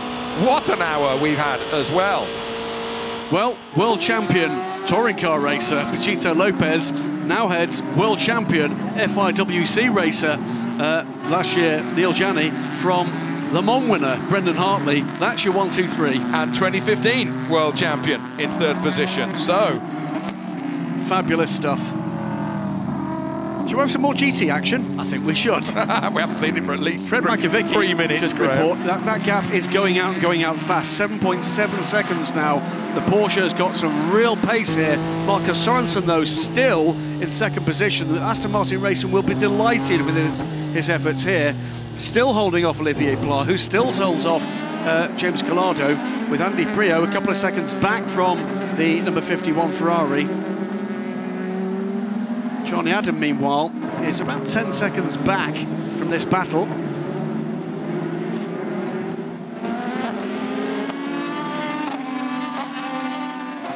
Kevin Estre in the number 92. Porsche, meanwhile, making his way back up through the order. I think Kevin Estre's just been in the pits.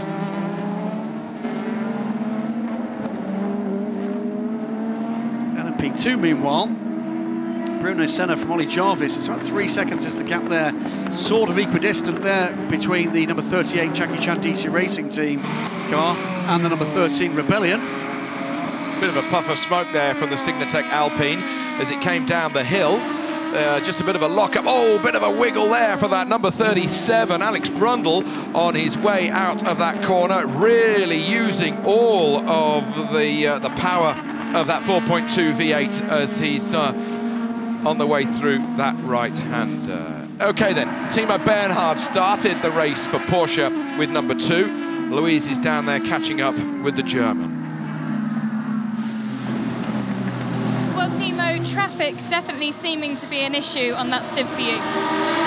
Yeah, I mean, it was a very close race. I think the first 3, like Hamoya, Andre and me, were the same speed, but it was just a bit depending on traffic, how you catch it. In the end, it was a close race, but it's just the first hour, so it's 5 more hours to go. So I think that's why nobody really risked anything in traffic. For sure, it's the tightest track of all the circuit. So for sure, traffic is a big issue. Surprised you're out of the car so quickly. Yeah, well, I mean, it was all depending on weather. Normally we plan double stint, but now we don't know what happened with the weather, and this gives us a bit more flexibility. Yeah, and we'll see. But I think it was a good start of a race, and I think the next 5 hours will be exciting. Looking at the Toyotas ahead of you, can you see where you can take that advantage? Yeah, I see some corners where we have an advantage, and but it never really played out in the first stint. But I didn't have such a good in-lap because I had to overtake like 7 or 8 GTs, so we catch a GT train. So actually I lost on the in-lap a bit. Otherwise, we could have had a chance to overtake them in the pits, but we'll continue. Thank you. We're going to have a change of the lead if these slightly, not slower cars, less fast cars have anything more to say about the leader of this race, but it seems to have shaken out equally for all. It is still that number 7 Toyota that leads from the 2 Porsches. Number 1 with Neil Janney and number 2 with Brendan Hartley. And while we've been listening to Timo Bernhard, and quite rightly we should listen to him, he's got plenty to say, we've seen a pit stop from the number 66 Ford. Olivier Pla brought the car in, they fueled the car. They just changed at least one and possibly both right-hand tyres on that car. We heard him talking about having understeered particular left-hand corners. So then, after 1 hour of racing here at the Nurburgring, we've had our first series of pit stops. And inch perfectly stopping was Andre Lotterer as he came into his pit area before Neil Janney got into that car. Change of position, Hartley goes through. Hartley goes through to 2nd position. So a switch. It is still Toyota leading, but now it's the championship leading car that is up into 2nd position. This is how it happened on the replay. Look at the 2 white cars exiting that corner. Hello. Let him go. Let him go. He let him go. Let him go. Okay, one of those. 2nd Ford, by the way, has been down into pit lane and back out. No tyres, fuel only there for that car. 67. So something around there, the strategy for Porsche involved there. So it's one of 2 things, Graham. Is it Fernando is faster than you, or is it that's the championship leading car? Too early. Too early. Simple as that. in the season. In this race as well. I don't think we're quite looking at that just yet. So there's something around the way in which the strategy is playing out, unless the other possibility is that one car is driving around some kind of minor issue. That is possible. It may well be they believe there's better pace in the number 2 car at this point.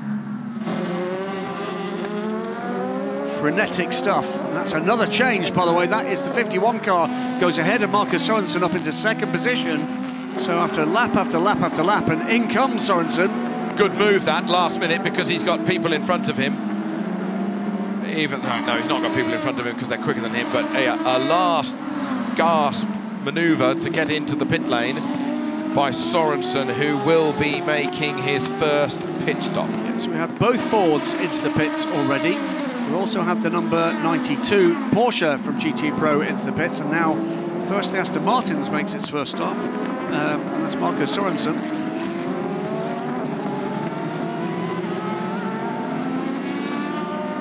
Now this battle on screen between Vitaly Petrov and Nico Lapierre, the red Manor and the blue Alpine.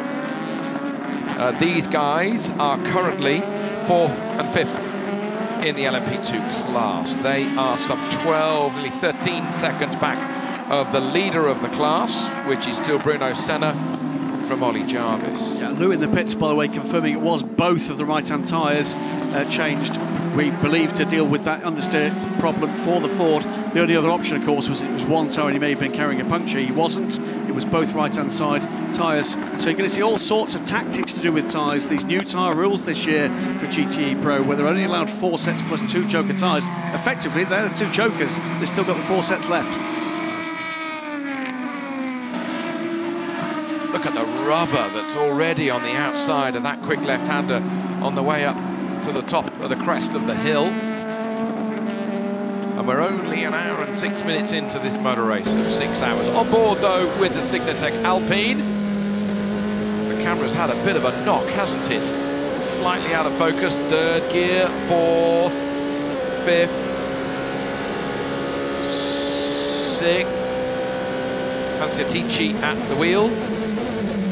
This is the car that qualified better of the two, has had a 30-second stop go for what was deemed to be dangerous driving by Nelson Panciatici, weaving and not seeing the approaching Toyota in qualifying. Leader in GT Pro makes his way down pit lane at the moment.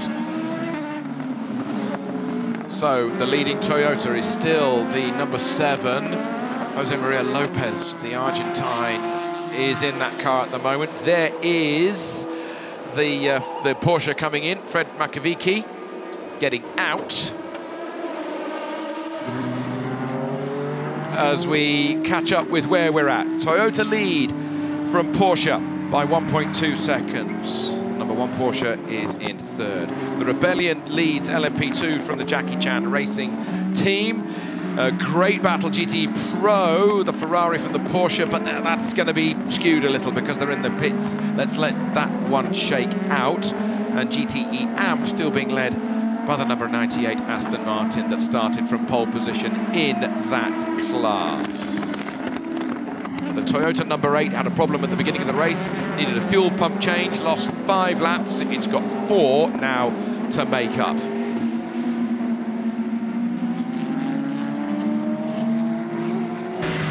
On board with the leader, Jose Maria Lopez, coming out of the final chicane. Has a lead of under 1 second now ahead of Brendan Hartley.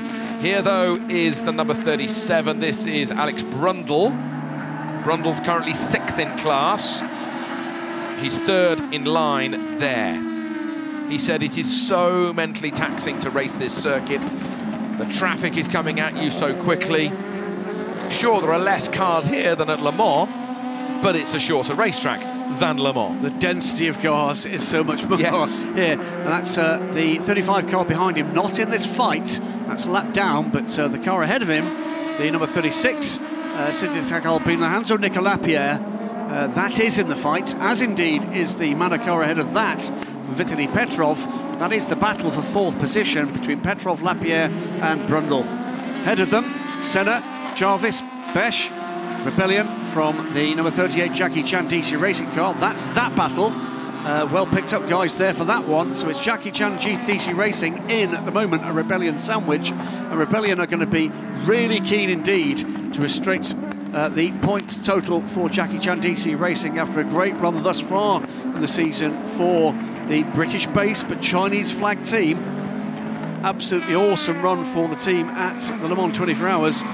Made even better to the cost, I'm afraid, of the Rebellion team after a disqualification for the car that initially finished on the podium. 51 Ferrari now pits from the lead. James Collado climbing out of the car. They're replaced by Alessandro Perguidi. Also on pit road, the Clearwater Racing car and the Dempsey Proton. Here we go, here we go, here we go. And that is a change of lead in LMP2. It is indeed. Now that must have been a mistake somewhere by the 31, because that, in fact, he's pulling away easily. Is Bruno Senna got a problem here? But he's not pitted the car. Okay, let's have a look at the lap time as they come over the line. Oliver Jarvis leading that car class does a 50.5. He's 2 seconds off, unless he was balked by the GT car. Bruno Senna lost a couple of seconds there. So that's 1, 2 and 3 in the LMP2 class in shot. Was that a little bit of a wobble there into the left-hander? Oh, interesting times to see who's going to keep this one afloat.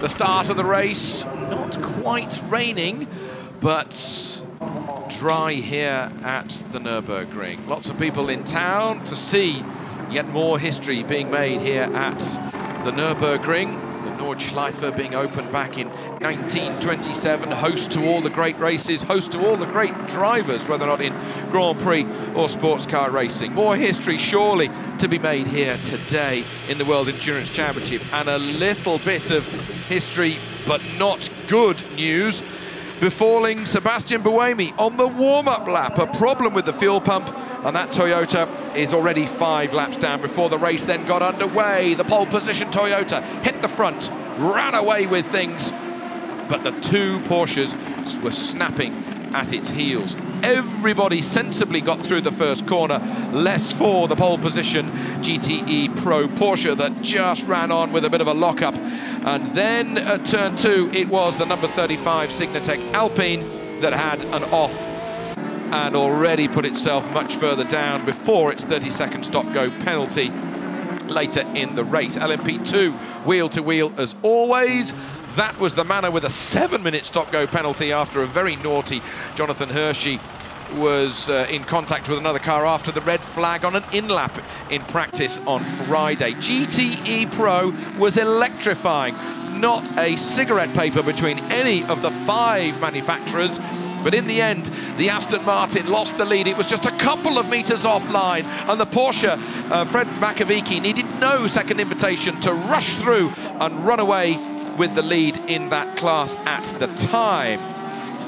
Then there was all sorts of toing and froing as the leader of the race, the number 7 Toyota, cut through that battle as the first pit stops then started. There was nothing between the Toyota nor the Porsche team in regards to time taken in the pit stops, so the Toyota continued to lead after that. We've just had a change of lead in LMP2. It is Ollie Jarvis leading the Rebellion of Senna.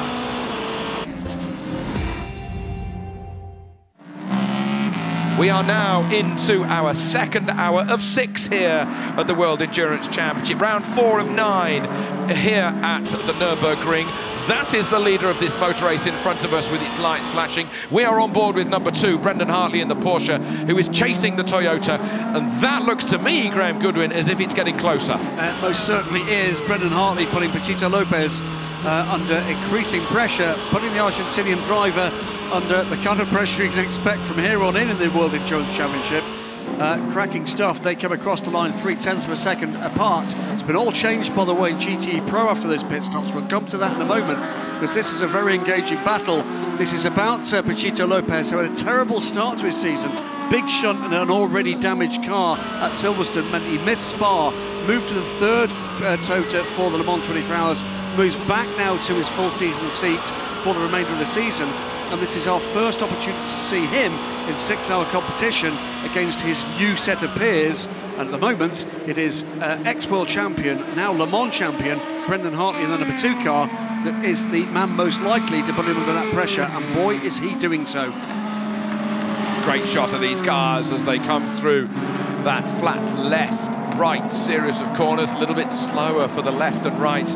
That is the next series before they start to plunge downhill on essentially the back section. Just ride with this number 2 Porsche, Brendan Hartley.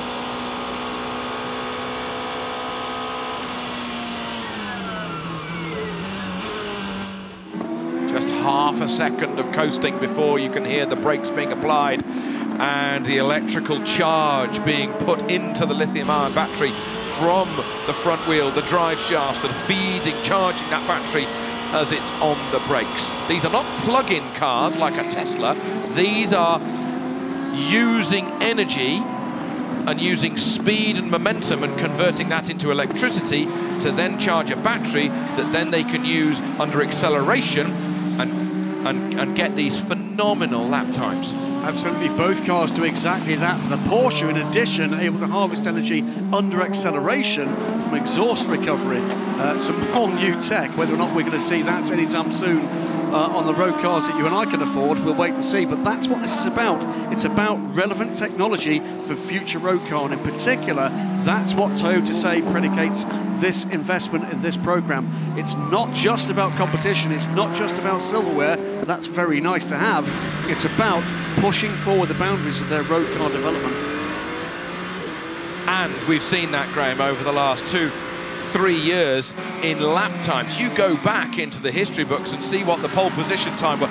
Look at the pole position at Le Mans. It was smashed by 2.1 seconds. Well, I keep going back to a point made around one of the earlier races, conversation with yourself and with Alan McNish, around the aspiration at the time when hybrid technology was introduced into world-class sports car racing, was that you could go from one end of the pit lane to the other on electric power only.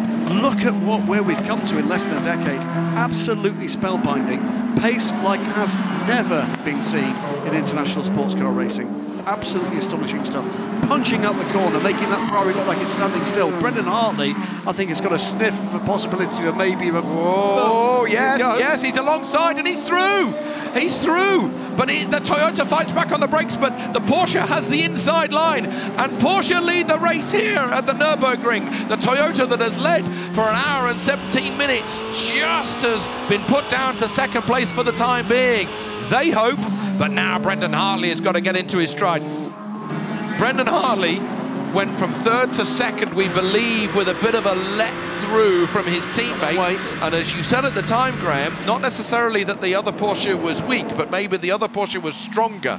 And that's what we might have just seen ultimately unfold with that manoeuvre there. There you go, you're absolutely right. Hour and 17 minutes to have led this race. Now, for the moment at least, it's Porsche's turn. What can Lopez do about the challenge from Brendan Hartley? Now, what Hartley may have done there is override the fuel cut into the first corner, so he'll have to then try and be very preservative with his fuel, preserving with his fuel over the rest of the lap. Almost a boost, almost an overboost, but he's got to not use too much fuel between now and the end of the lap. There's various parameters within which this fuel going to be. It's a single lap, it's a set of 3 laps, a set of 10 laps, and they must not use additional fuel. We've not often seen penalties incurred for that because the cars are sophisticated enough to overcome it, but we have seen it with Porsche when systems failed at least once, with car brought in repeatedly to take a penalty. That was a great overtake from Brendan Hartley. A good attempt, by the way, from Paquito Lopez to see whether or not he could defend that around the outside. But discretion, the better part of valour, eventually he's let that car go. Should mention, by the way, that the other Toyota, the number 8 car, well inside the top 20 now, still 5 laps down on this leading group. The number 8 car, there it is in the background behind the 92 Porsche. That is the new leader, by the way, in GT Pro. Is recovering back into the top 20, still 5th in LMP1 behind the Bicolis, but catching very fast indeed. And will be getting laps back from the LMP2s and the LMP1 privateer car, although not from the LMP1H cars. GT Pro, after those pit stops, and principally because of how quickly the teams turned them around, it's no longer the 91 Porsche in the lead, it's the 92. They turned that car around 7 seconds faster than the 91. Richard Lietz has just gone by Andy Prio, so it's now a Porsche 1-2, 92 from 91. Then the 67 Ford, who did a 1 minute pit stop, didn't take any tyres on that car, and then the 51 Ferrari of Alessandro Pierguidi. Aston Martins at the moment have dropped back down through the pack. There you've got Alex Brundle cutting through the order. Alex currently 5th positioning the LMP2 class, some 20 seconds back of the sister car that's got Oliver Jarvis driving at present. There you have the Ferrari and the Ford. That is 3rd in class Pierre Guidi and 4th in class Andy Prio. Aye, what's going on here between this Ford and this Porsche? That's I think, the change for 2nd position. A little while ago, just last lap, Richard Lietz, it is indeed going through on Olivier Pla. No, that doesn't add up. That doesn't add up. Yes, he does, because he's lost a 2nd position to the 51 as well. As well, okay, yeah, so, sorry. Offline because of the overtake, Andy Prio lost 2 positions in the same corner. So, Richard Lietz, ex-WEC Drivers' Champion, of course, now in this brand new mid-engined version of the 911 RSR, makes it a 1-2 for the home team, if you like. So Porsche lead in 2 classes now. 1, 2 and 3 in the same shot. Bit of a wiggle there from Neil Jarni as he came through the left-hander. The leaders of this motor race, the 919, ahead of the Toyota as they plunge down the hill. Okay then, let's catch up with Michael Christensen. He's just got out of the number 92 car. His teammate Kevin Estra is leading GTE Pro. Well, Michael's just tucking into some pasta, but you've come in leading. There's so much going on in the GTs already in that first hour, with different overtakes and battles. Well, it's good to see Kevin leading out there. We were struggling a bit in the beginning, had a huge flat spot from the start. I was really surprised with Aston Martin just pulling up alongside me. So yeah, it caught me a bit on the back foot, but yeah, happy to see Kevin doing well out there, and I think just have to push from here. Everyone in this category in particular are so strong, and it is so close. Yeah, it's really close competition, so of course all the small things count. So yeah, we just try to make as small mistakes as possible. Of course there's always going to be mistakes, but we try to be on it. Thank you. I'll let you carry on with your lunch. Thanks. The highly understated Michael Christensen, another very, very quick Dane, but make no mistake, demon at the wheel of that Porsche.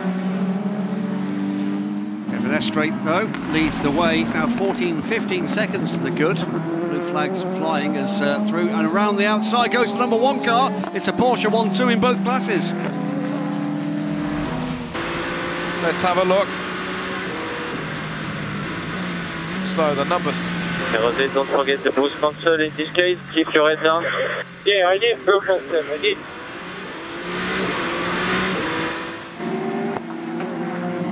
Sounded to me like a slightly, well, rattled Lopez. Wet track, lights on. It's been all the way through. It's almost completely dry everywhere. And the Toyota's got to run. The Toyota's got to run here. He's going to have to go around the outside, but there's a Ford there. He's having his own race. The Toyota's looking up on the inside, and it goes through as we come onto the back section. That's unlucky that he got that car at that point. If he was going to have an opportunity in the TS 050 to get back past the 919. So all of a sudden, Brendan Hartley pulls out a gap with the battle now between Liljani and Jose Maria Lopez. 4.5 seconds away now, the number 2 Porsche. And has the pendulum just swung comprehensively back towards the Le Mans winning squad.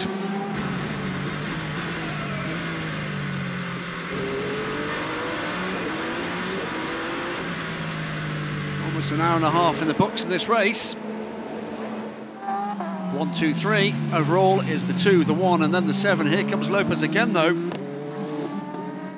Trying all he can to get onto terms with the number 1 Porsche. Not letting Neil Janney go. 2 laps back, by the way, from this battle is the lead battle in LMP2.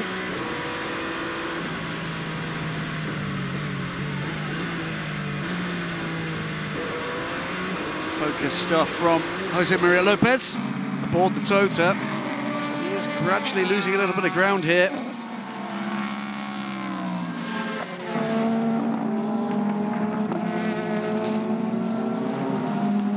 Makes his way through first of the GT cars ahead.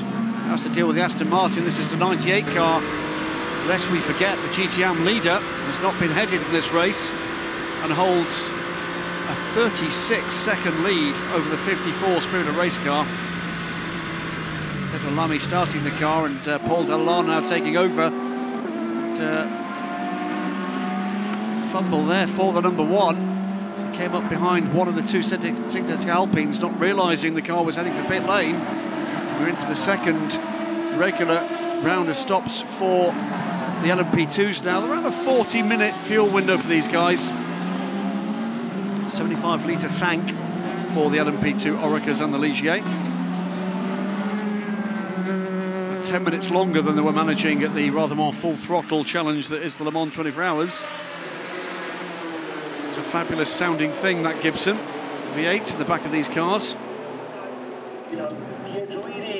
35 Signatech, one of the 3 cars that has had a stop and hold penalty, and the one that's furthest up the order of those 3. 13th overall, Nelson Pansetici climbing out of the car. About a minute behind, by the way.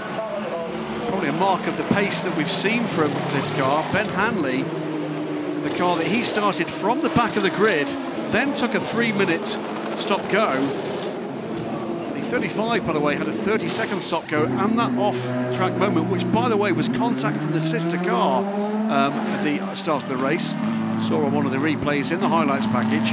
Some people aren't having a good weekend, are they? Ben Hanley has made up effectively, well, a minute and a half on the 35 Signatech. Hanley consistently amongst, if not the quickest driver in P2. Well, he was the quickest guy on the last lap in P2. And has been for some time. Yeah. By not a couple of tenths, but by a second and a quarter. Harry Flatter's stuff. Here is the number 31, Bruno Senna, coming in. And that looks like Julian Canal getting in. That's a quick driver trio in that car, I think, the way I look at it, Graham. You know, Canal, Albuquerque, Senna. Quick trio, though. Very nice little package. Julian Canal, multiple championship winner, multiple winner in the classes at Le Mans, gentleman driver.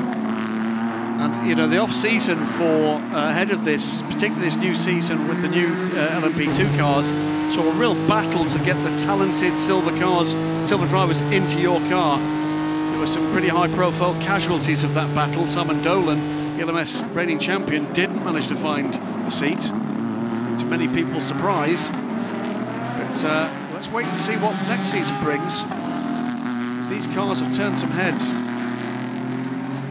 Astonishing pieces of kit.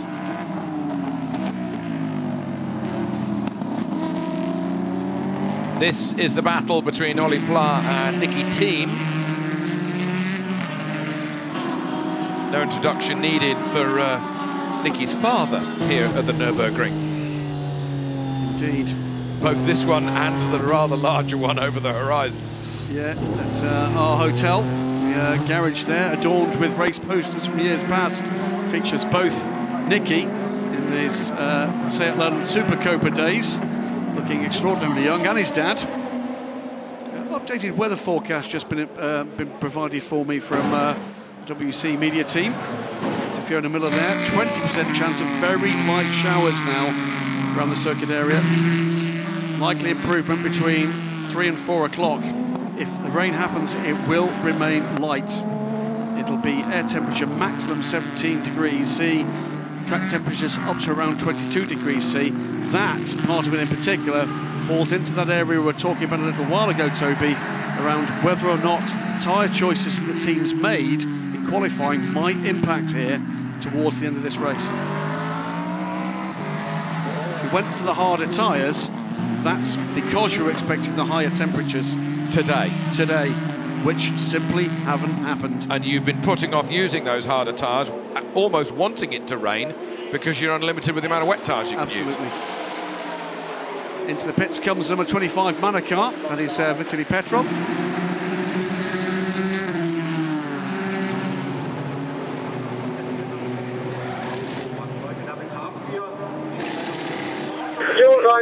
Fuel drive is the fast shoulder. Do I need to save fuel? Copy, stand by. I think that was saving fuel, wanted to save him fuel. Well, Ollie Jarvis shouting down the radio, sounding quite animated on that Fuel one. alarm. Fuel alarm. Okay. So, he's coming in. He is coming in. Let's have a look. Or was it fuel only?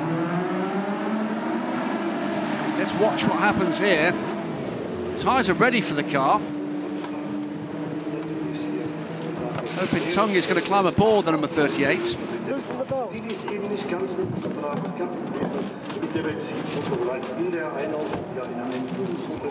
I missed what Ollie said on the way out.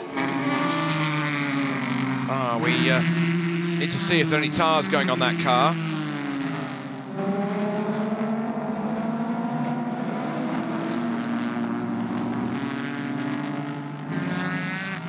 So this battle for GTE Pro continues, but we need to see if there are any tyres going on that car. Can I look out of the window? Yes, there are. Yes, there are. Okay, and the sister car is right behind it. Yep, the Jackie Chan DC Racing crew, Jota Sports people go to work. Cars down and gone. That was a neat and tidy looking stop, full service with the driver change. And out comes the 38 behind the 26, which is laps down, remember. Roman Rusinov takes the track for the first time in this race. And the car that his employers provide the backing for.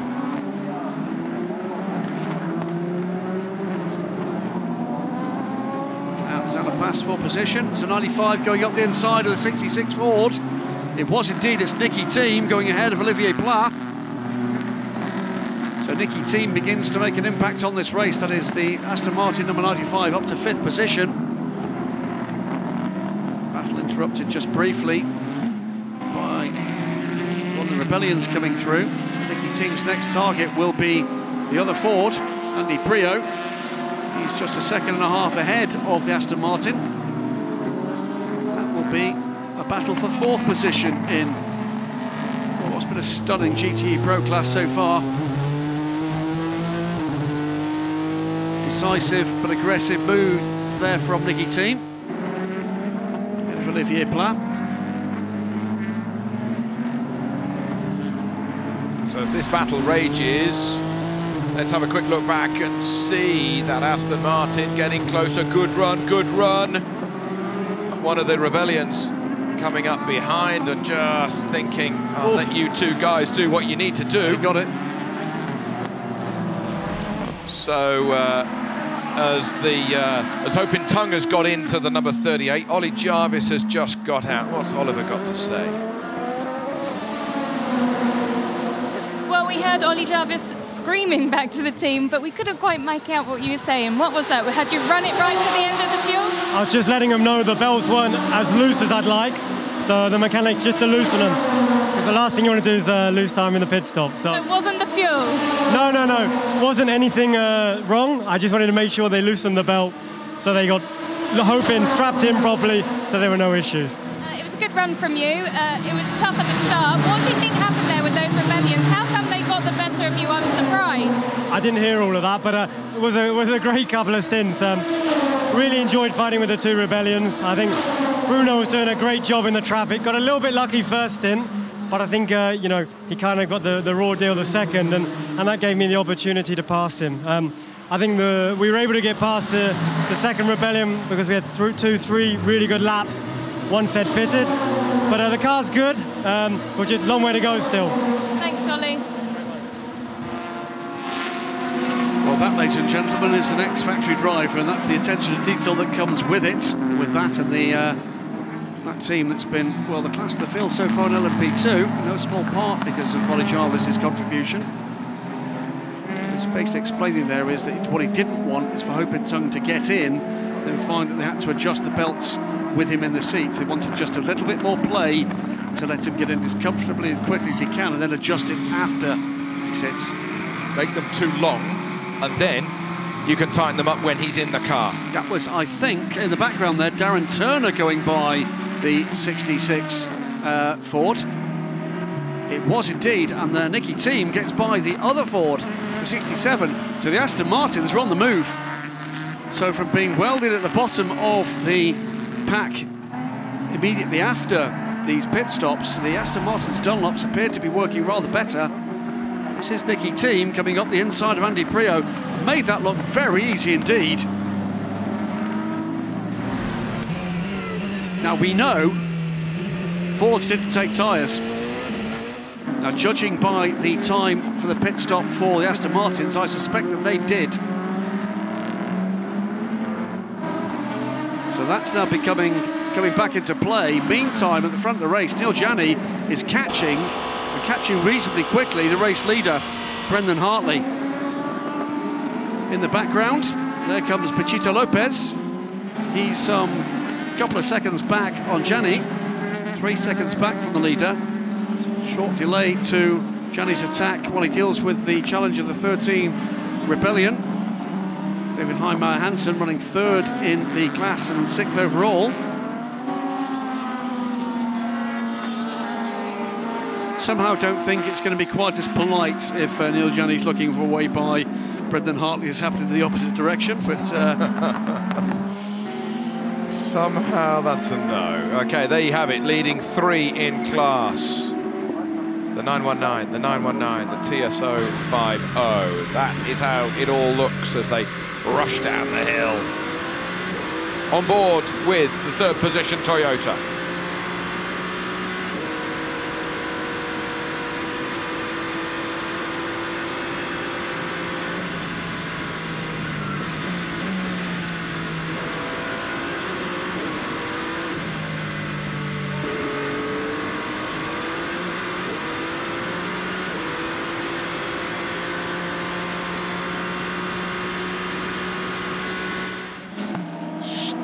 Stunning grip, and the way that he can change down so late on the way into the apex and grab a gear on the way up out of a corner, it's just another world.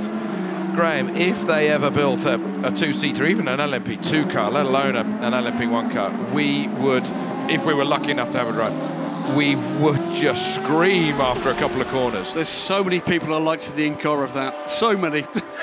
But it would be an amazing thing. Anybody gets a chance to sit alongside one of these guys in any car, road car or race car, but something like that, it's otherworldly stuff. It does just bend the laws of physics, doesn't it? The new high downforce configuration for the Porsche in LMP1. Andreas Seidel telling us this morning that development had got on through the early part of this year, and the data taken from Silverstone and Spa, even with the Le Mans configuration, the slippery, low downforce bodywork. Oh, somebody's off there on the right. That was a Manor. That was a Manor on the right-hand side, coming back from the grass. There's a Manor that's been on the grass there. I don't know which one it was. It was rushing through a live picture, and that was on the exit from the hairpin at the bottom of the hill. That's got to be Roberto Merri, because the other car is in Sector 1.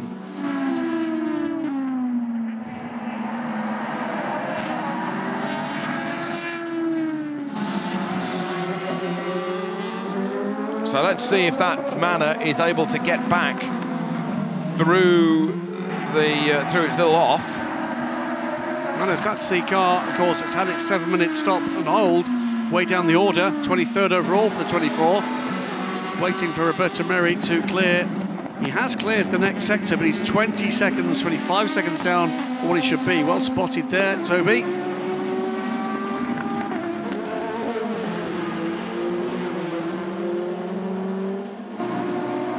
As they come out of the final corner, though, we have got over the line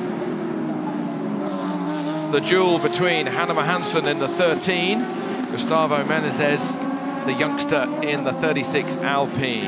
That is for third in class. Leading is the Jackie Chan car of Ho Pin Tung from Julian Canal in the Rebellion. The sister Rebellion then is third, with the Dane at the helm.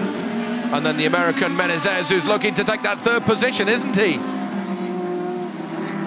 He can't go around the outside there. That's well held by David Heimer Hansen. He's looking for a way around quickly, because coming into the background here is Tristan Gomondi in the second of the Jackie Chan DC racing cars. He's in this fight now. So Menezes, it's not just about finding his way by, it's about defending his own position from the charging number 37. Gomondi, a very quick driver indeed. Let's not forget, by the way, good grief, all the LMP1 cars in the world there. So we can what that is. Look at that, leading three, coming past LMP2 cars, coming past GTE Pro cars, as they make their way up to complete lap 57.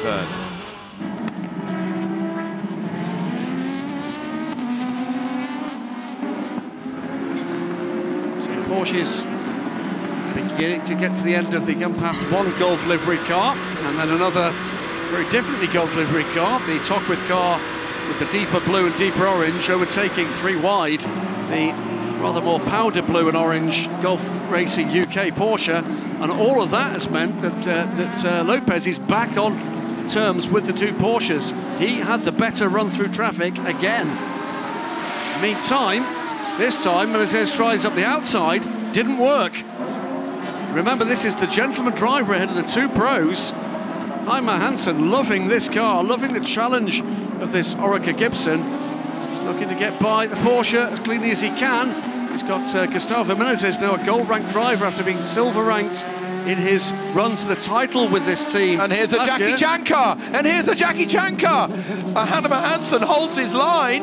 The Alpine, I thought, was going to go through, and actually they hold position. How did that not change?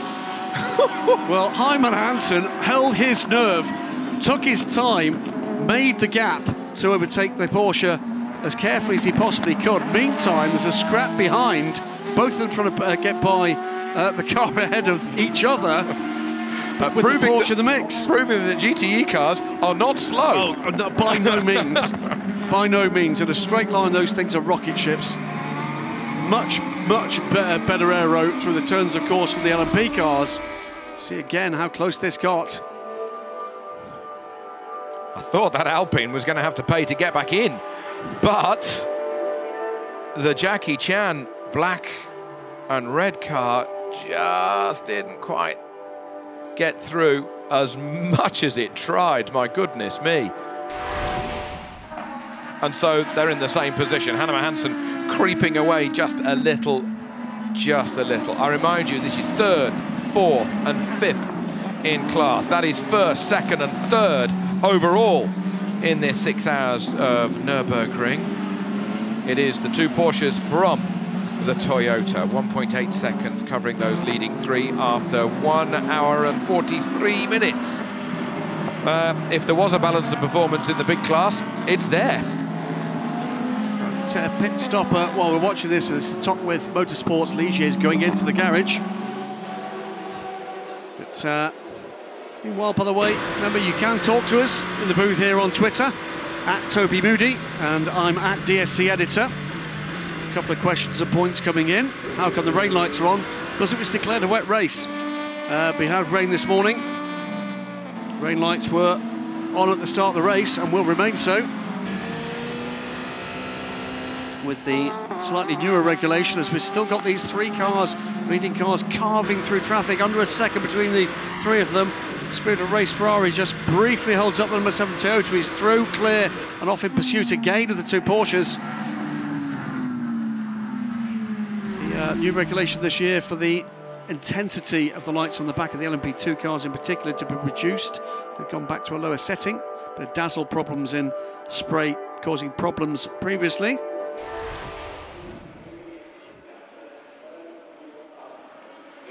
Lots of top brass at Porsche here this weekend on home ground.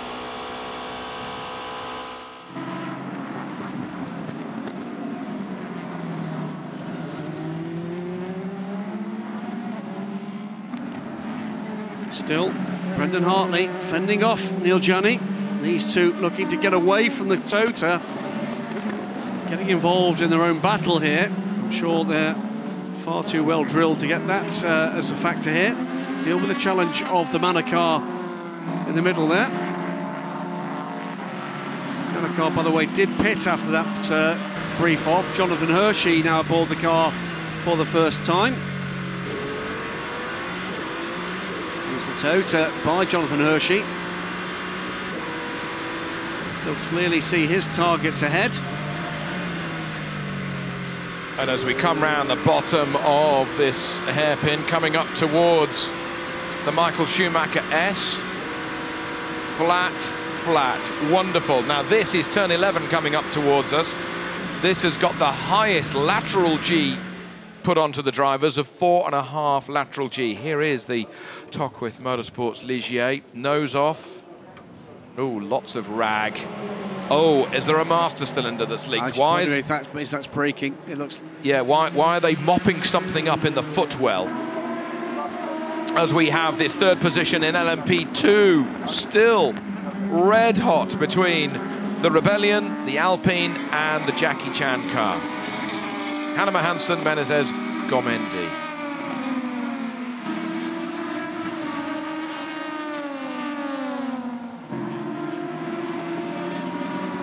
This is a very good drive from David Heimann Hansen in the 13 car.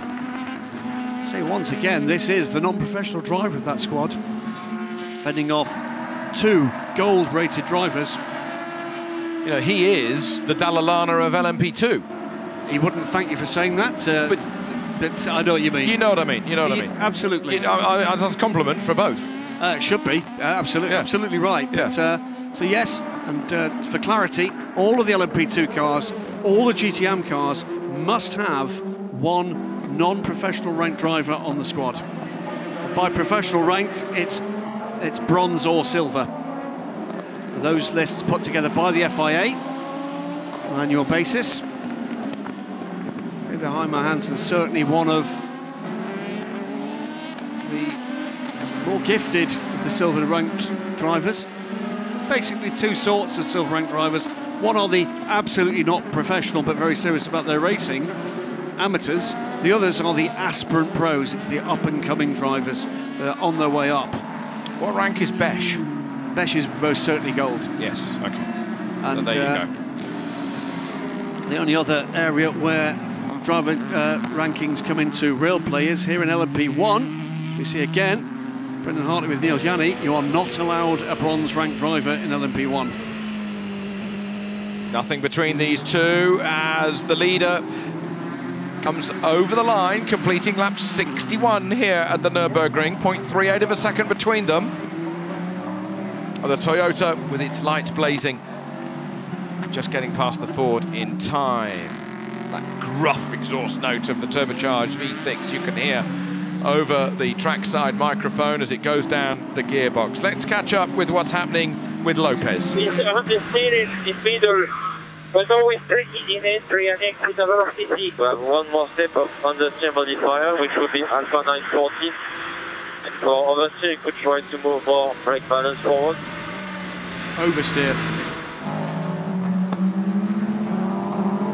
So, Pachito Lopez struggling a little with the handling of the car. Feels that's not helping his day any at all. He is, of course, the least experienced of the drivers in LMP1, learning the trade in this. So he'll be being coached through that by the race engineer. Neil Janney, by the way, looking racier by the corner. I think looking now to persuade the team that maybe it's time for him to have a turn at the front.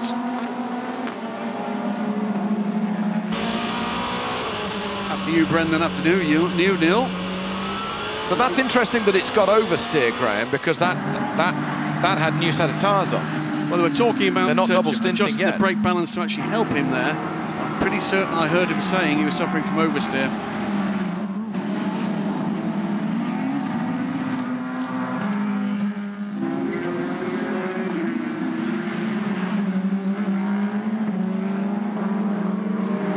So 10 minutes until the end of the second hour. What will be 6 hours of racing around the Nurburgring. Feeling that odd colour we're seeing is a little bit of sunshine coming through. We are indeed. The sun is breaking through here. And all of a sudden, the sky is brightening.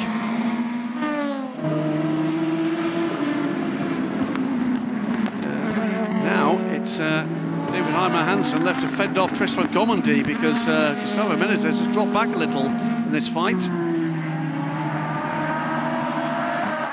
Tristan Gomondy, flash of the lights, the universal language for I'm trying to put you off. Now let's have a look here in the Pro with Am, two Ferraris coming together. There's a little bit of elbows there, the 51 car coming.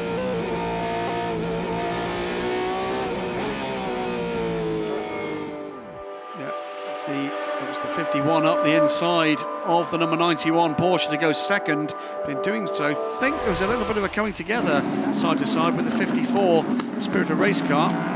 Meanwhile, hearing from Louise in the pits, it was a clutch problem which was leaking oil into the cockpit. That's not nice. That will need a clear up.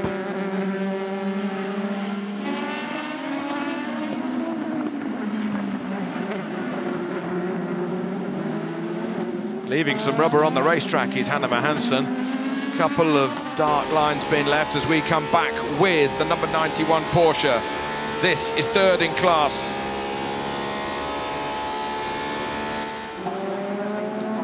Well, let's see what...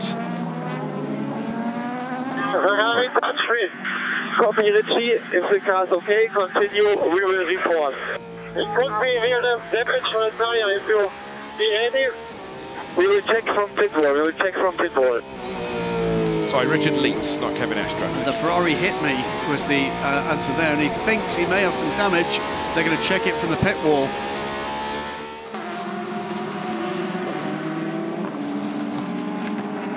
So it was elbows out both sides by the sound of it from the 51 car of Alessandro Pierguidi. Battle for third in LMP2, we come back to it. Leading is Ho-Pin Tung, he's got 11, nearly 12 seconds ahead of Julian Canal, who is 15 seconds ahead of this battle. Oh, Heimer-Hansen gets that Porsche in at the right time, doesn't he? This is Andy Prio getting out. Harry Tinknell then getting in, because it's a two-man driver squad for the remainder of the season for this car. Pipo Derani here at the race meeting, but part of the rebellion set up now. Not due now to take any further part after Le Mans for the 4GT crew, but did a great job for them. Harry Tinknell, though, about to go out, and news over the week that the latest signatory to the list of prospective buyers for a road car for the 4GT is Harry Tinknell.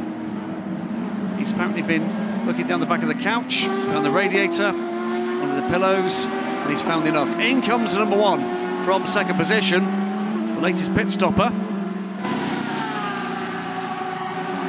Second pit stop now for this Porsche, and the first of the LMP1 cars with a chance of winning this race to make its second stop.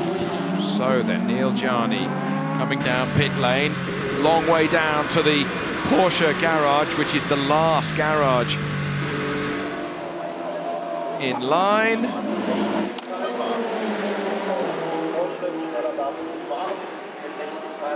In the mirrors, in the screen, it's when the tear officers coming off. That will be something of a relief. Neil Gianni stays aboard the car, fueling the car. No sign of tyres here.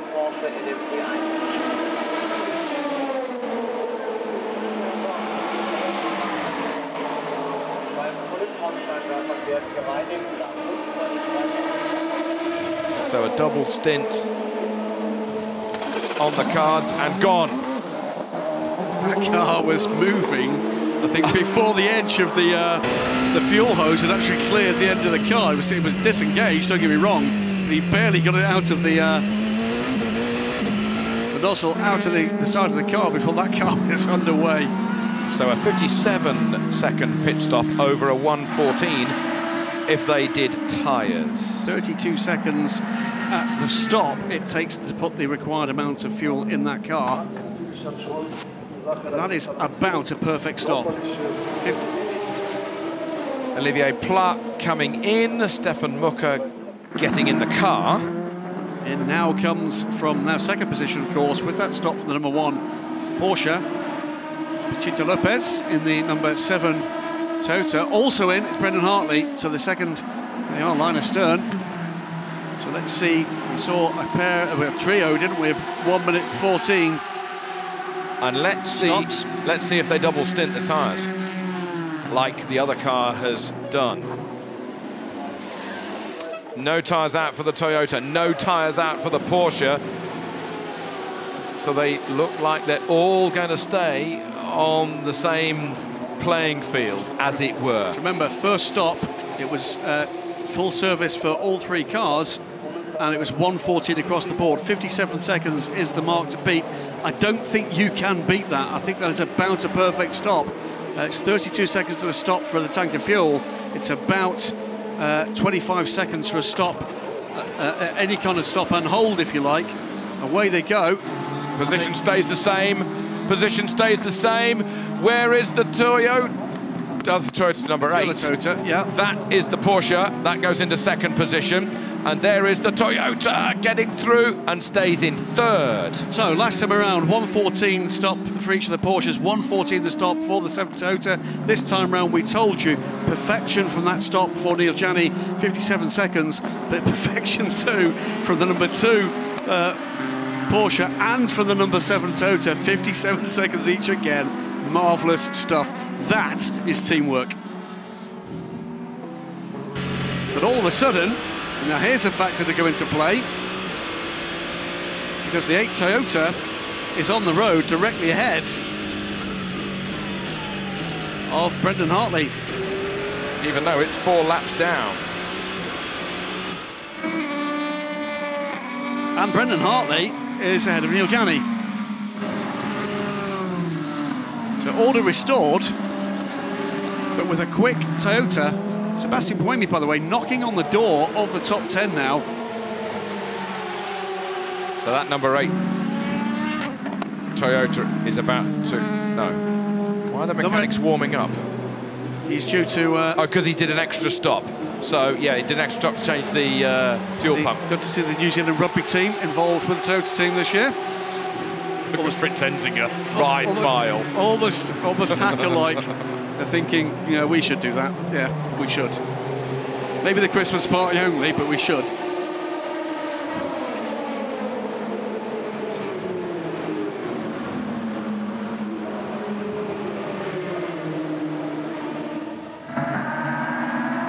So, stop due for the number 8 car, with Seb Buemi up into 11th position now.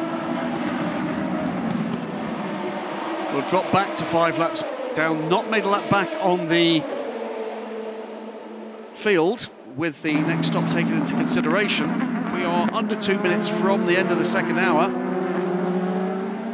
Third of the way through this race. And still, David Heimer Hansden, I think, in a driver's life here, holding third position ahead of Tristan Gomandy and Gustavo Menezes. Identical cars, remember. Gibson V8 powered 600 horsepower Orica 07 chassis. The Rebellion team, Swiss flagged, based in the UK, backed with this fantastic Michel Vaillant livery. And all of a sudden, Porsche is looking very racy again. Neil Janney takes up from where he left off just before those pit stops. I only saw after Le Mans that the Michel Vaillant cartoon was being drawn during Le Mans. Alive as the race unfurled. And more than that, I mean, certainly I went along for one of the pit stop walkabouts, the pit day walkabouts at Le Mans, and the artist from the Michel Vaillant graphic novel team doing, you know, artwork, Michel Vaillant artwork live for anybody that asks for it. Absolutely wonderful. How cool could that have been? Unbelievably. I completely missed it. By the time I was home, I saw that it was being done. Porsche's beginning to pull away from Lopez here. Better running traffic maybe, a little bit of better pace. 1:44.2 for Brendan Hartley, 1:44.1 for Neil Jani. Into the garage goes the number 35, Stanislav Alpine. It's not been their day. 1:44.4 meanwhile for Jose Maria Lopez. He's 4 seconds down now.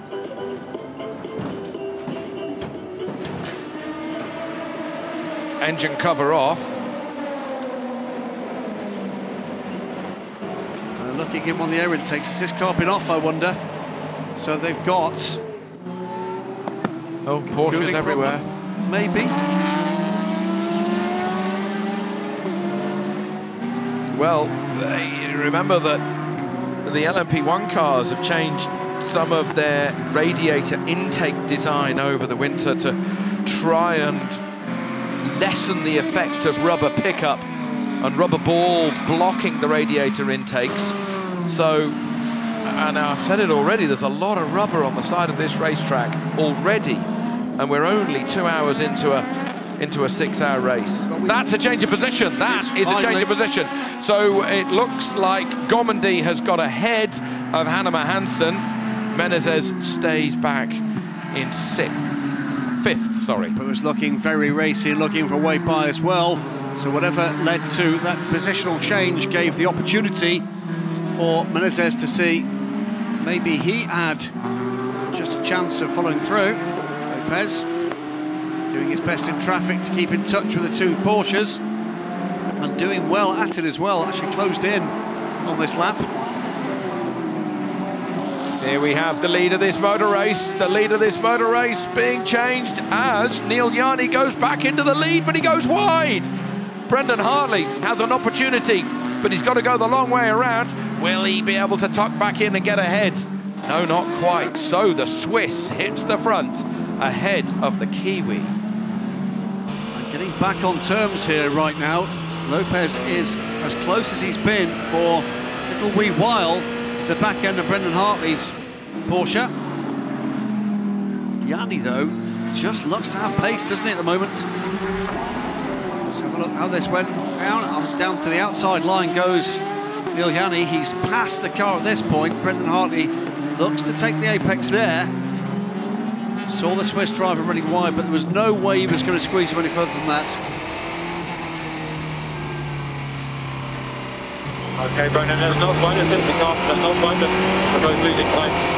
You have to let them go. You can. We've got a small amount of aero deck. We've got a small amount of aero deck. So, not a problem. I'm not saying that's part of the plan, but they feel that they're well on course for where they want to be later on in this race. That third place battle with Gomendy, he's getting ahead and he's running away as the Ferrari is just in the wrong place for those two LMP2 cars. That's not the Ferrari's fault. He's doing his own race as they plunge downhill once more.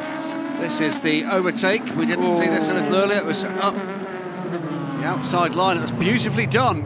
Very, very good overtake manoeuvre indeed by Tristan Gomendy. Saw the opportunity.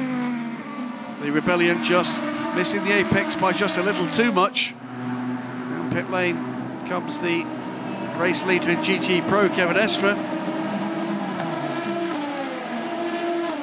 So Frank Makavicki with the red, white, blue crash helmet leaps over the line.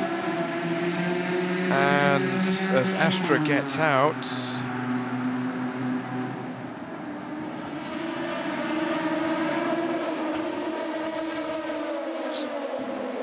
here's Michael Christensen in that car now. Sorry, I'm getting them all mixed up. Apologies, yes. Everybody. That's okay. Me. You know, there's some cars and you just can't get the combination until Bahrain. It's usually that. And other cars I got at Monza. It's the habit that some teams actually have of changing their running numbers year on year. Always catches me, particularly when a driver moves from one to the other. The Porsche factory GT squad in action every weekend, it seems, somewhere around the globe, and these guys the FIWEC, and other series and standalone races around the world. Now Brendan Hartley has got his mirrors full of, hi, still here, not gone anywhere. Jose Maria Lopez. Look at that rubber build-up now on the right-hand side. Absolutely. I said earlier about the kind of balls of rubber that can build up within the confines of these cars. Give you an idea, watching in on this, as the number 8 Tota is on pit lane now from 11th position. So this will be putting him back onto the kind of pit cycle, the number of pit stops for these teams. The kind of size of rubber ball we're talking is bigger than your head. It's a huge amount of build-up in the air intakes and the kind of voids within these cars. And that can, of course, cause a problem for cooling the cars later in the race. Totally, totally. There's your leader of GTE AM. Dallalana getting out. Couldn't quite see the helmet. Lauda getting in. So Matthias Lauda, quiet man of this squad, and it's been a hugely effective part of what's been a successful trio for a number of seasons in the 98 Aston Martin. 8 consecutive pole positions. Generally speaking, certainly the last couple of years, that has been Pedro Lamy and, by necessity, Paul Dallalana. But Matthias Lauda's consistency and his pace, his increasing confidence in this car, it's a joy to watch. Ah, that was a wheel nut kicking around. Was that a delay on the front right? Because the Lollipop man kicked that wheel nut back in the garage. Usually we'll have a spare wheel nut actually attached to the belt in case of that kind of issue. This is a well-drilled team from Aston Martin Racing. Because I don't know what wheel nuts they have on those wheels, whether or not they're captive or they're magnetic. Don't know. I don't know. I know they're captive on the Ford with that immensely strong steel. Huge ball of rubber thrown up there by the Signatech car. Wheel nut-sized ball of rubber. No wonder there are some big marks on some windscreens. Absolutely. When we have an onboard shot of, particularly in the LMP1 cars. Yeah, 35 car. Now that's been a long stop now for the 35. I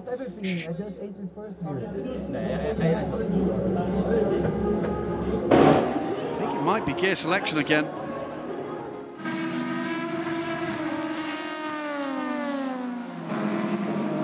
Davidson, by the way, is rejoined in that number 8 Toyota. Retains 11th position and is indeed still 5 laps down on the leaders.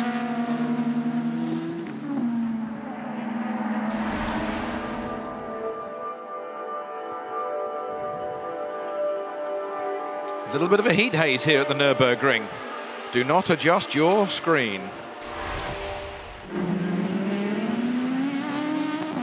On to lap 71 go the leaders, 72 go the leaders, sorry. There you have the number 8 Toyota going through shot. Anthony Davidson at the wheel now as Andre Negrão gets out of the car. That doesn't look good down there with the Alpine squad, does it? It doesn't. It's,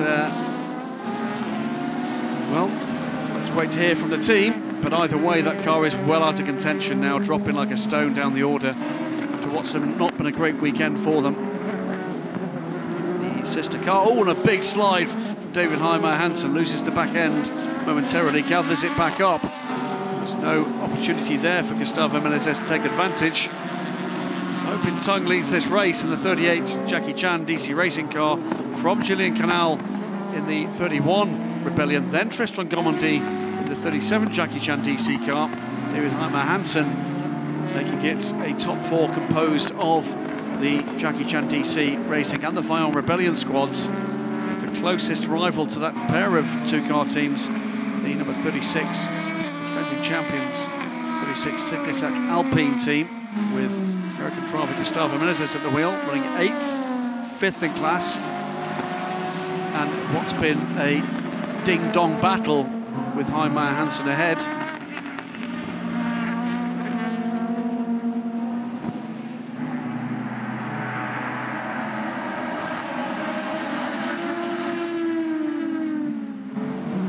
Back though with this battle in GTE AM. That is Matthias Lauda in the Aston Martin.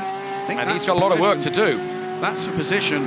As Matthias is at an earlier stop than the other cars. He's, I think, just come back. He has up to 3rd position in GTM, up to 25th position overall, past the Clearwater car. The cars ahead of him. Marvin Deanston, the 77 Dempsey Proton Porsche, leads the class. Thomas Fleur in the 54 Spirit of Race Ferrari. Both owe us a stop. Thomas Fleur stops as I speak. Yeah, Dean's about 5.7 second leads. Sorry, Dallalana had a 5.7 second lead when he came into the pits.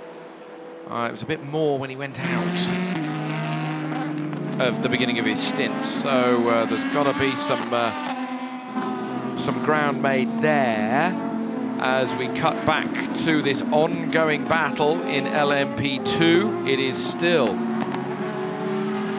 4th and 5th position. Hanneman Hansen and Menezes. The DC Racing Jackie Chan car is up the road and gone. Let's have a quick catch up.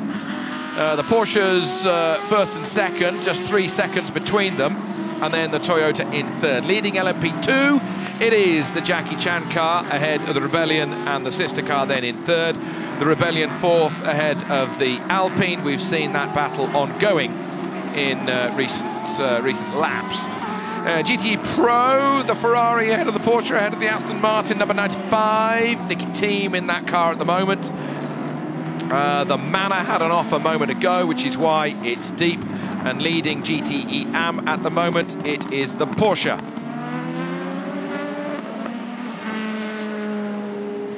Okay, we are 2 hours and 10 minutes into the running of this Nurburgring 6-hour race. There is your overall leader. It is the Porsche with Neil Jarni at the helm, and he has a 3.2 second lead ahead. And there's an off for the Clearwater Racing Ferrari. I was just thinking a moment ago, we've had a pretty clean race, but that's an off for the Clearwater car. Fortunately, it's only going to be yellow flags. He's managed to get it running into... Oh, it just drives off the racetrack. How bizarre was that? Unless he's got something like a front right puncture that would cause him to go very wide and deep in through there. So then, Wang Sung Mok at the helm, lucky to get away with it. Well, Graham's going to take a quick break. We've got Johnny Adam joining us up in the commentary position. How are you? All good? Yeah, very good. Yeah, good, thank you. Just yeah, enjoying obviously the success that we had at Le Mans still. Team are on a high, but yeah, fully concentrating on the rest of the race now, see what we could do. Yep. How's the atmosphere? How's the vibe down there at Aston Martin? Yeah, different qualifying for 2 cars. 95 had a great qualifying with seconds, and obviously Marco ran very strongly early on. We elected to sort of save a set of tyres for the race, and hopefully we'll come stronger. The ambience increasing now, so that kind of suits the Dunlop. So hopefully that will play into our hands a little bit later on in the race. But yeah, it looks like Porsche are strong this weekend. You can see how quick the 91 and 92 car are. And that is the Porsche just holding place in second. Yeah, I don't know what's happened late, but I've lost a lot of performance halfway through the first turn. Copy. Yeah, we see aero bounce move forward slightly. We're still monitoring. We're checking the stop. Yeah, okay, Brandon, just for your info. In this stint, we see it stable to the end, second half of the previous stint, aero balance. Yeah, copy. That's when I lost performance. Copy. Well, there's potentially a problem there. Johnny, we can struggle to somehow hear these radio messages. What's the quality of radio in the car, in your ears, inside the crash helmet? Yeah, nowadays the radio technology is quite good. It's crystal clear around here, so yeah, we could hear our engineer all the way around the circuit. Le Mans, for example, we struggled a little bit at the furthest point, which was Mulsanne Corner itself with the tree line, but no, here it's no issue at all, and we're in full comms all the time. Any issues we have in car or they have from the box itself, we get to talk about on the radio. You started the race, we started the race, what, 2.25 hours ago. There were some damp patches. What was the grip like, even on the dry line? It was low, obviously an overnight rain, obviously washed the track, so it was quite clean. But yeah, it looks like there's a bit of rubber going down now, track temperature's coming up, so I'd probably say in the next hour the track should hopefully get quicker. And maybe, as I said earlier, hopefully fall into our hands a little bit with grip, because we were quite light on grip there for the first sort of hour of the race. But yeah, hopefully that will come back to us a little bit. Hopefully come back to you.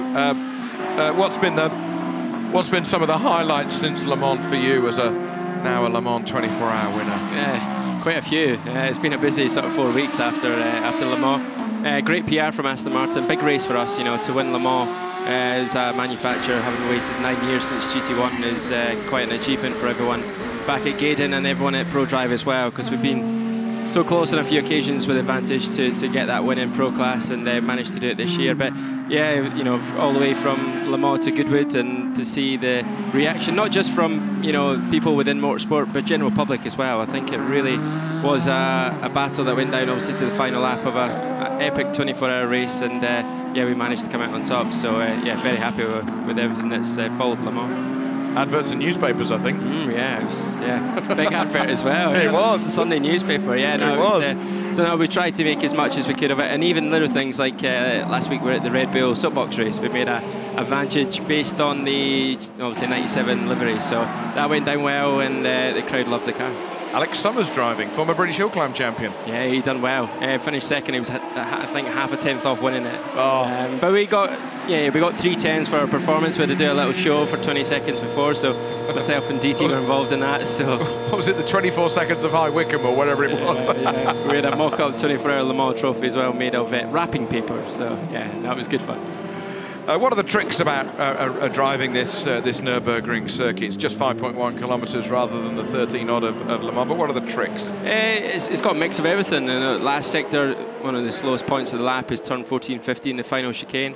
And then you've got quick sections like the Schumacher S, 9 and 10. So yeah, a mix of everything, but the key thing is it's quite high on tyre wear, especially for GT stuff. So the key is just to be online and obviously try and keep on that racing line, because when we get past by LMP2 and 1 cars, it's tricky to obviously catch some pickup and lose a bit of grip. So the key is just to keep it clean and tidy and manage the tyre deck that is quite high right in Nurburgring for us. A lot of pickup we've seen on the top of the wheel arches in the LMP1 and 2 cars. What's the pickup like that we can't necessarily see for GTE cars? Yeah, we hear it a lot, especially, you know, around the arch, especially the rear of the car. I say mostly coming out of turn 17, the final corner, because LMP cars normally try and get down the inside there if they can, and normally we get pushed wide. So it does take half a lap to clean up, but then the grip comes back, you know, to what it should be. But it's a weird noise to hear that from the rear. Sometimes you think, have I got a puncture? And you load the tyre up and it's still there, it's still inflated, and it cleans up within a couple of corners. So does it vibrate because it's out around by definition? Yeah, you get a little bit of vibration. It's not as bad as a lockup, but a small vibration, and normally it's from the rear, obviously from the rear arches. So, but yeah, a couple of corners it's clean, the surface is clean, and the grip's back to its usual position. So in the GTE Pro class, we've got the Ferrari leading from the Porsche, from a Porsche then a Ford. At the moment, your car is in the pits, not on screen, Johnny. But the number 97 Aston Martin is in the pits for the time being, in for its second stop. Yeah, third stop. Third stop, yeah, sorry. So Daniel. Ooh, that cameraman! Whoa, that was close. That was very close. I think you were just looking away at the data screen, but he had to run out of the way, because otherwise he was going right over the top of that LMP2 car on the way out. Oh dear, there'll be somebody having their collar felt on that one. Here we have the DC Racing Jack Chan car coming in, going into the 60km/h zone. That's just 36 miles an hour. I'm sure as a racing driver you must think you can get out and walk after thrashing around. But Tristan Gormandy is coming in at the moment. Your car has managed to go out. Darren Turner has got out of the car. Daniel Serra has got in it for the first time today. So a good combination, good vibe, good balance between you three guys. Yeah, I mean, we are the only team in the pit lane to run the 3 drivers still after Le Mans. We elected to do so because Daniel's just a great fit for the team. You know, he slotted in so well at the start of the year, and you know, to win Le Mans, his first attempt, very special for himself. But no, we work well. You know, we bounce off each other. Little things like we drive in a similar style. We all collectively work together on data, along with 95. But the great thing is we're all similar in build, so that really does play a big factor when it comes to pit stops and driver change. So we've got a driver change really down to a slick sort of 17 to 20 second mark, and we don't lose any time at all. So, you know, it's good to have him in the team. He's got good experience from Dunlop. He's done a lot of testing with the Dunlop that we run in GT Pro. and he's just a nice guy, very quick, and he's winning everything at the moment. He won a big race in Brazil, leads the Brazilian Stock Car Championship, and he's having an epic year so far. You know what the tyres feel like, you've got experience, but is there a little bit of an advantage with Daniel on the Dunlop still? He's good, he's very good on feedback with the tyre, because he's come through, I mean, he's been with Dunlop for a few years now, but he's been from stage 1 with Dunlop on the Aston programme, so all the development has been with him included, and all of us. We all, you know, take the turn of doing the test mileage on the tyre, but he's got good feel for the tyre. But we've really, you know, Le Mans was a big win, not just for Aston, but Dunlop as well. We really, you know, they have been a big part of the Aston programme the last couple of years, and to win a World Championship with them was a huge thing last year, but to win Le Mans with Dunlop is all credit to them.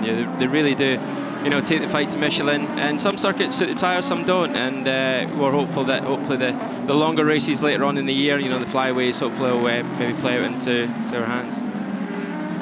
Okay, so Johnny Adam up here in the commentary position. We are watching this battle for 5th in LMP2, the TDS racing car of Vaxivier, with Simon Trummer in the manor right behind him. Still leading LMP2 is the number 38, Hopin Tung, ahead of Julian Canal. They've got a 32-second lead, which is a century in LMP2, one could argue it. And then Tristan Gomendy is 3rd. Still leading this race overall, though, is the Porsche number 1, ahead of Brendan Hartley's number 2 car. Meanwhile, what's Nicky Thiem got to say? Well, after those series of pit stops, Nicky Thiem's made it back. You're not too happy. I am happy. Oh, you're always happy, but you're maybe not as pleased as you would be with that stint? No, we're good. I just got to drive a race car, and The team stitched me up then because they told me you weren't too impressed. Yeah, but I want to keep positive, so of course we are struggling a little bit out there. Ferrari and Porsche is really good pace, but still a long way. I think we are halfway through it. So yeah, just keep on pushing. Marco just went into the car, so I need to get some food now and get something to drink, and then I'm ready again in around 1.5 hours. And yeah, again, we just keep pushing and hope for the best. Where can you claw that back? Please come again? Where can you claw it back from the others out there? Oh, I think we are...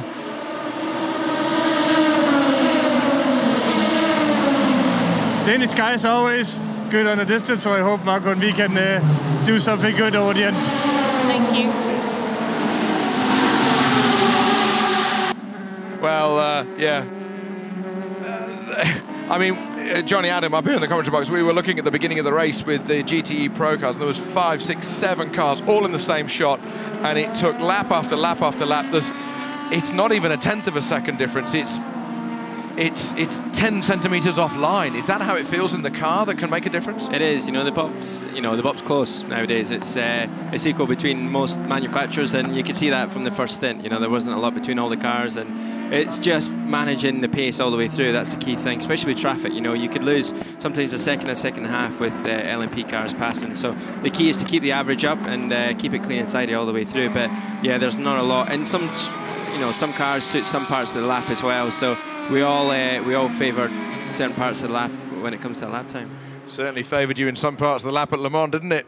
My goodness me. Yeah. My goodness me. You must have rerun that a few times in your head. Have you had a good party, you guys, together? We've not. Back at the factory or at home, or are you going to keep it till Christmas? This week we're going to have a get-together at Pro Drive. Yeah, the guys were so tired, I would say, after doing a big 24-hour race. They just had a few beers and went to bed. But yeah, we had a nice get-together after the race, and you could see how much... I've got 2 great photos, one from the car taking the checkered flag, and the other one was the facial reactions from everyone in the pit garage, which is amazing to see, because it means a lot to us as drivers, but it means a hell of a lot to everyone back at Gaydon and everyone at Pro Drive. And they put so much effort into not only this year, but the years gone by, so it's all credit to them we got this win. And the years of the future. Yes, definitely. Yeah, no, it's still fighting for, obviously, this year, and hopefully we'll be there at the end to fight for the championship. Well, we look forward to seeing you over the remaining races, see what happens here today, and see what happens with a new car that we look forward to seeing next year. Johnny Adam, ladies and gentlemen, works driver with Aston Martin and winner of the GTE Pro class at Le Mans just 4 or 5 weeks ago, together with Darren Turner and Daniel Serra. Let us not forget those 2 guys who were so successful and yeah, very nice trophy that they'll have on the side at home. Let's just have a quick review from the top of this race. Still leading the two Porsches, Neil Jarney and Brendan Hartley, 3.6 seconds apart. And then the Toyota, which is another 8.5 seconds back. This is Anthony Davidson. He is in 5th overall, but he's still 5 seconds back because the car had a fuel pump problem right at the beginning of the race. It struggled to do even the warm-up lap, but it all got solved, unfortunately for them, losing those 5 laps. Leading the LMP2 class is the Jackie Chan car, ahead of Julian Canal, whose teammate is with us, Bruno Senna. Good afternoon, I hope you're good. Good afternoon, how are you? I'm very good, thank you. Just, excuse me a moment, we'll catch up with what Anthony's got to say.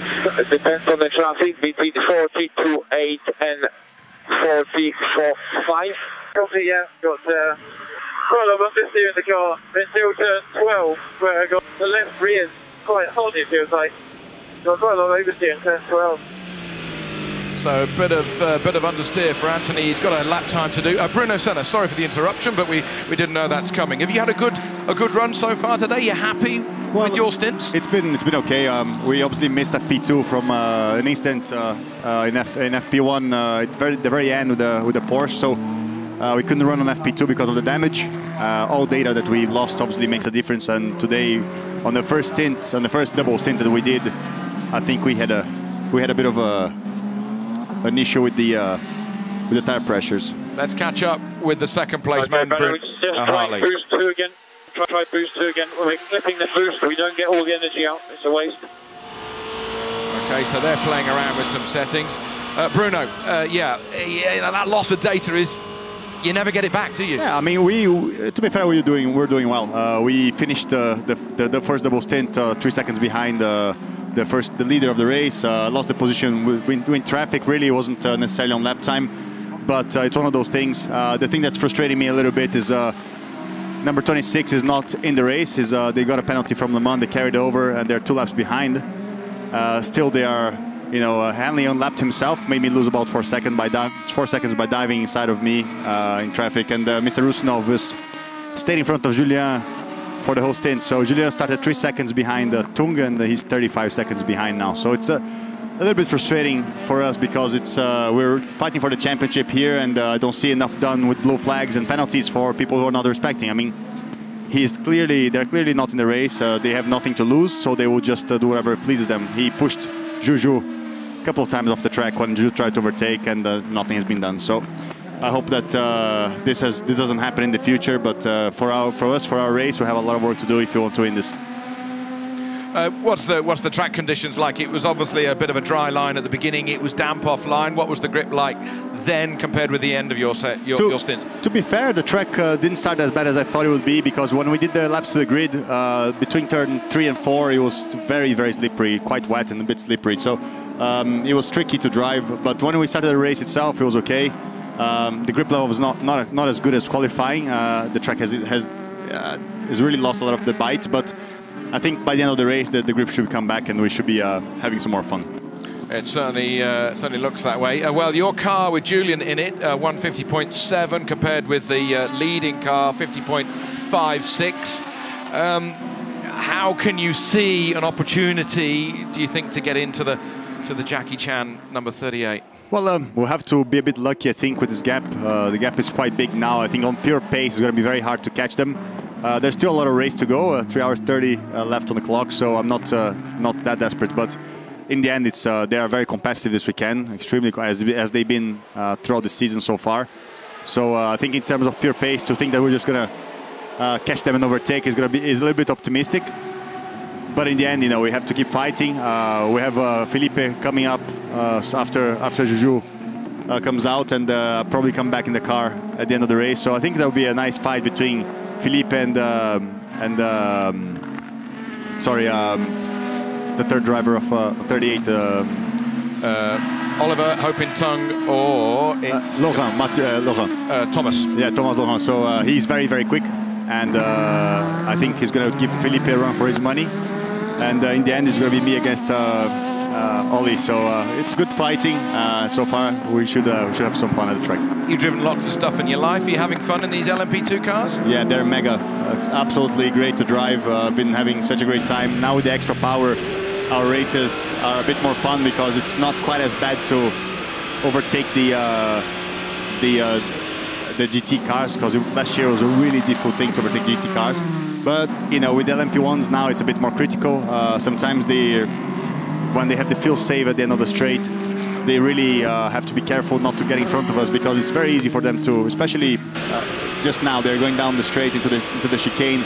They overtake us at the very end, and then if they come in, cut in front of us, you see the fuel cut was really, really early, and we're still full throttle there. It's very easy to, you know, find yourself into a bit of trouble there. But yeah, it's mega. The LMP2 cars are so fast now, and we're having a great time. Were you surprised at the lap times from the LMP2 cars at Le Mans? Did you think they would be that quick? I didn't quite think so. I mean, this year Le Mans had something quite special. The support races were clean the track, and there was no rain between the test day even and the race week. So that meant that the track was in conditions I don't think it's ever been in before. And we saw the mega lap from Kamui. Also in LMP2, the lap times were in the 25s, which is LMP1 territory just a few years ago. So it's very surprising to see how fast the track was. In the race, the track was also pretty good fun. Quite funny, because normally it's cooler at night in Le Mans, and this year was muggy and not exactly cold. So at night normally you get like this really nice bite from the tires. But when we got towards like the morning, the happy hour, which we call it, when the sun's just starting to come up, the bite wasn't so amazing as it's been before. So it was always a pleasure to drive in Le Mans, and I hope next year we have a bit more luck and we can fight it until the end. It's the old story, isn't it? You know, which race do you want to win the most? Is it Monaco? Is it Le Mans, or is it the Indy 500? It's all of them, isn't it? Yeah, I know, but you got to choose one. Well, I've won Monaco in GP2, so I got that one. Good answer. But I still got Le Mans to go, and I will do it until I win it. Good lad, good lad. There's something magic about it for us as non-drivers, and it's great to see the passion from the drivers, the hunger to win Le Mans. It's a cruel race when it doesn't go your way, but the atmosphere is just something else.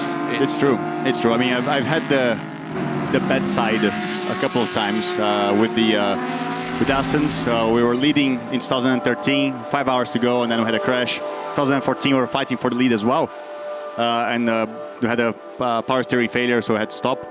And then this year, of course, we led until the 12th hour, and then the gearbox decided to go. So it's one of those things, we just need to keep fighting.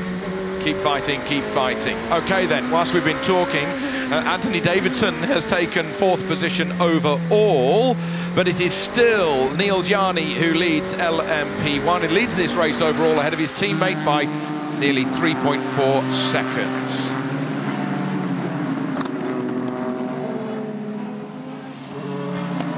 We're here at the 6 hours of the Nurburgring, and we are 2.5 hours in. 3.5 hours to go. Get it right, Toby. As Neil Gianni continues to lead this race. It is a Porsche 1-2. It is a Toyota 3 and 4. In LMP2, it is a race that is being led by the Jackie Chan racing car by about 38-40 seconds. This is the number 8 Toyota. It's 4th at the moment, but it had that problem at the beginning of the race with its fuel pump. A little bit wide there for the leader of LMP2. A little bit wide.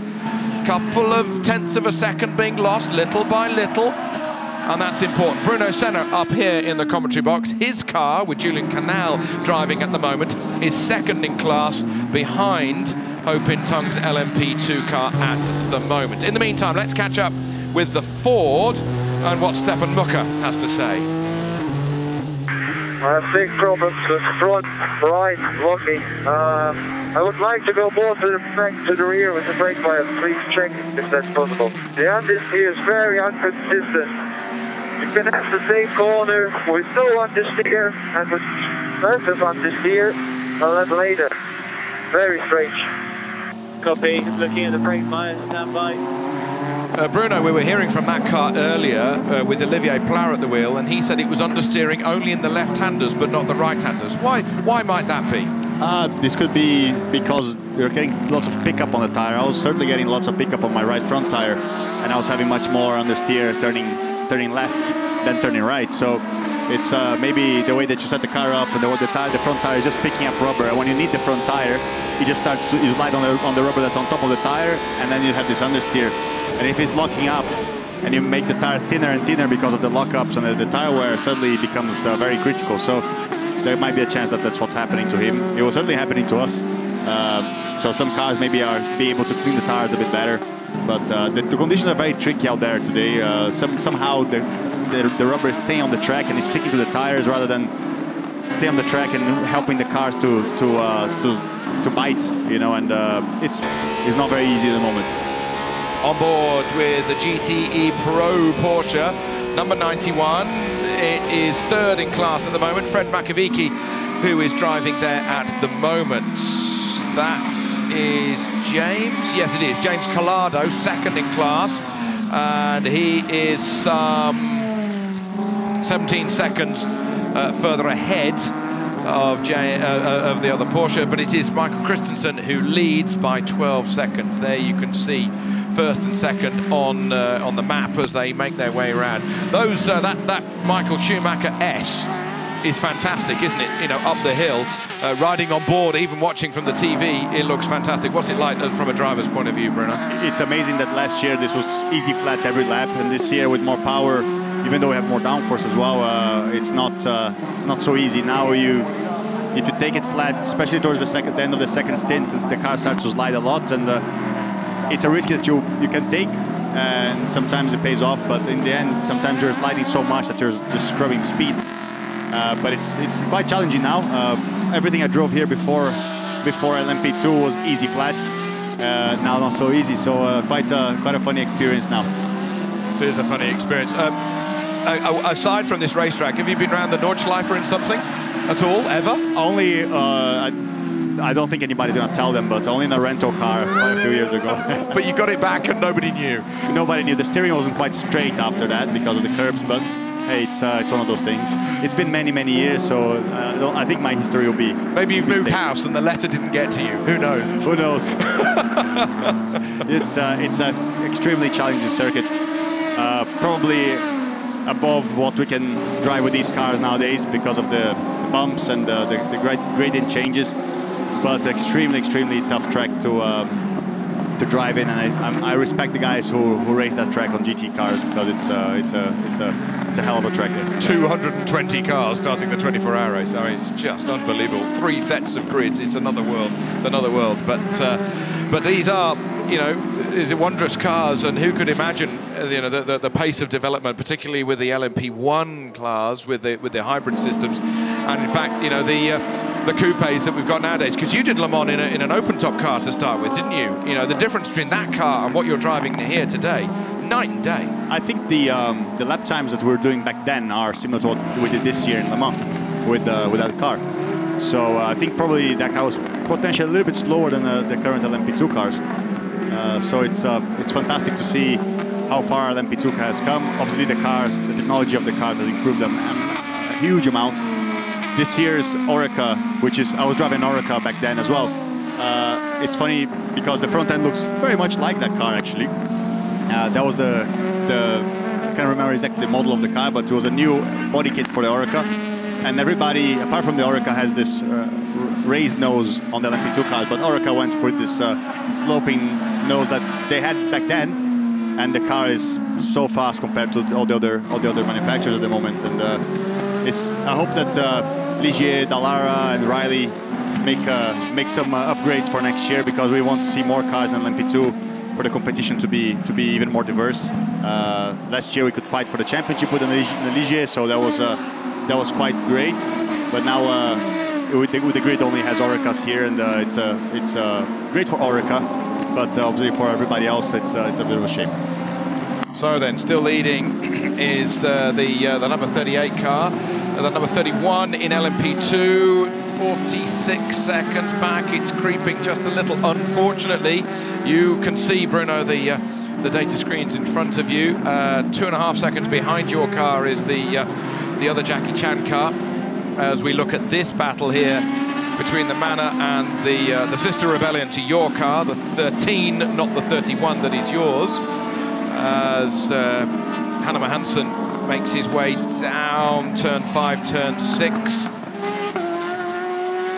We've seen both LMP2 cars and GTE cars have a bit of a wobble into turn 5. Is that a problematic corner? Let's catch up with the Porsche in the meantime. Porsche number 2, Brendan Hartley. Good job, Brendan. You're the fastest car out there. Close the gap to the car ahead. 9 to go. 9 to go. Fastest car on the racetrack by only a couple of hundredths of a second.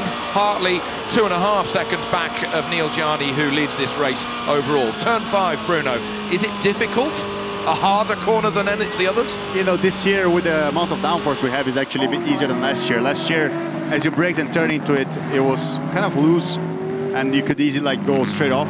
This year, the cars are so stable, you can brake and turn into the corners with tremendous amount of speed because we have so much downforce, and it's fantastic. It gives you that confidence that when you drove the Formula cars, you know, when you drove GP2 here or Formula 3 here, those cars had this amazing grip, and this is feeling much more like that than before. So turn 5 is mega. Brendan is my teammate, was my teammate in Daytona and Sebring this year in the US, so fantastic relationship. He's a very fast driver, very good guy as well, and so I'm giving him some support, giving him some good energy. Hopefully he'll take this one as well. Well, not a lot between them. 2.1 seconds now, the gap, as Brendan Hartley there. Second position, we ride on board with the Kiwi. Eyes wide open. We were looking at somebody qualifying yesterday, Bruno. Eyes didn't blink at all. You don't know, of course, that you're doing it, but eyes wide open for one of your colleagues in the LMP2 car.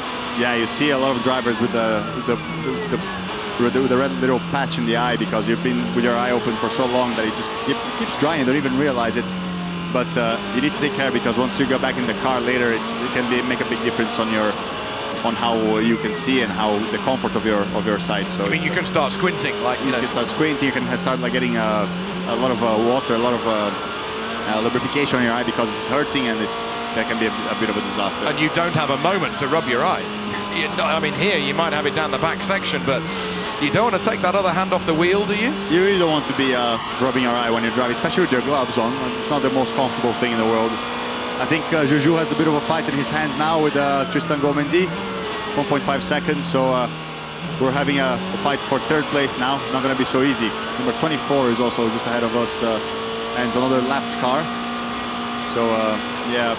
Don't think the blue flags are helping us very much today, unfortunately. On board with Brendan Hartley, though, coming up to the second left-right, accelerating on the way out and onto this back straight. Fastest part of the race course. Down the hill they go. Fantastic speed from these cars. Stunning speed from these cars.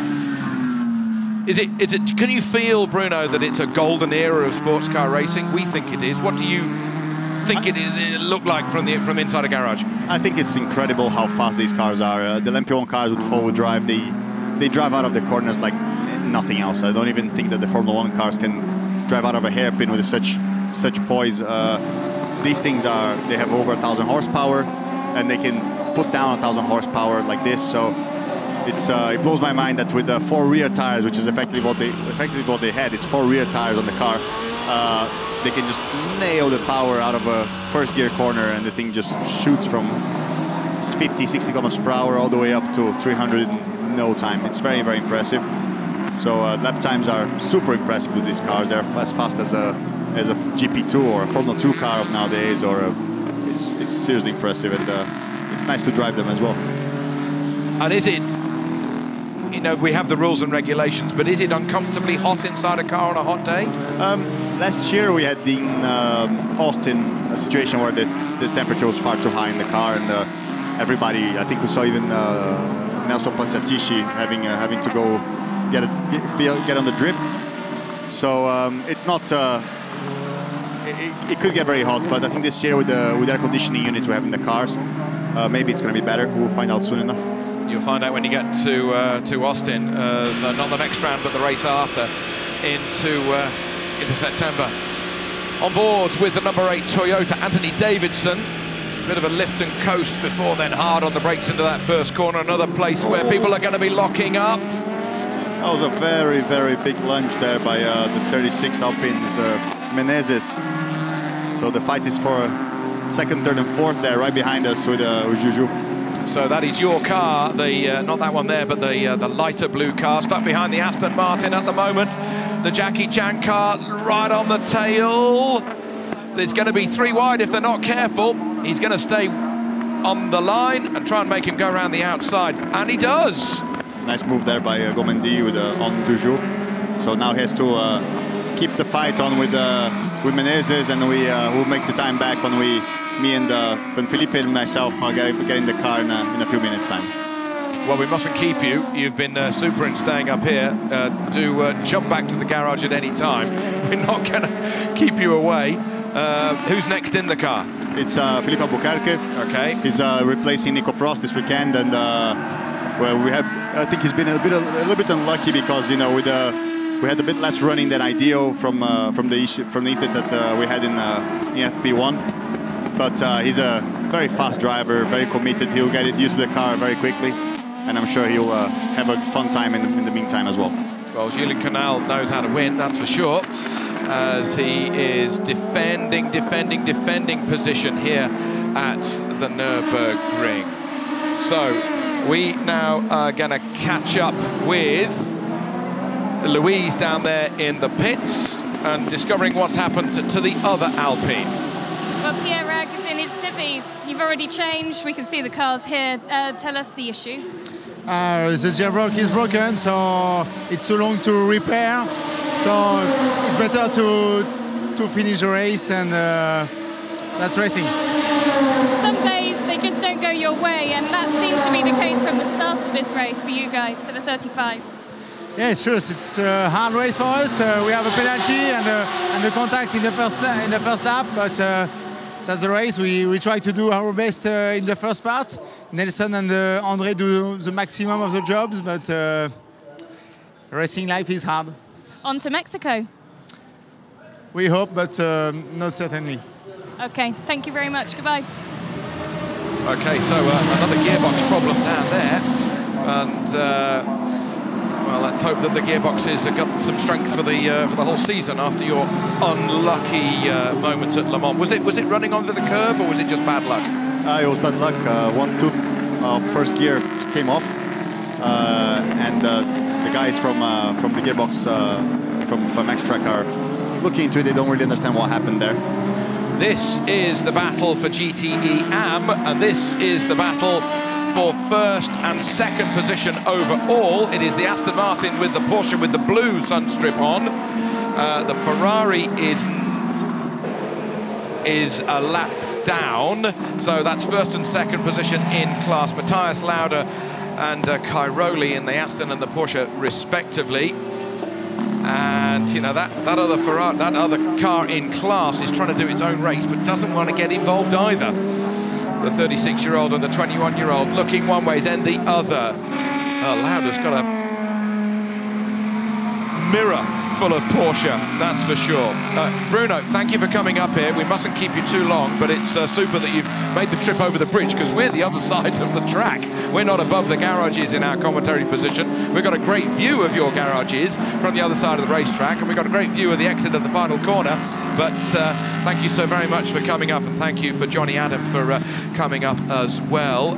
Feel free to come back if you have the opportunity, but I think you're going to be rather busy by the time you get in the car in about, what, an hour and a half time or so? Yeah, hopefully not too short. I'll get some more rest and then I'll get back in. Okay then. Okay, Bruno Senna, thank you so very much. Have a great race, and let's see if you can get a position back. Julian's in the car at the moment, but it's very close, that battle for second, third and fourth position overall in the LMP2 class. So Bruno puts his overalls on. Thank you very much indeed. And he's on his way. Graham, welcome back. It's been a while. It's been a while. Fascinating. Great to hear from Johnny Adam and Bruno Senna. Very different stories, very different cars, but the same race. And that isn't the story of the FIWEC. these marvellous prototype cars. And the GT racing we're watching now, great battle for the lead in GTM that's been developing.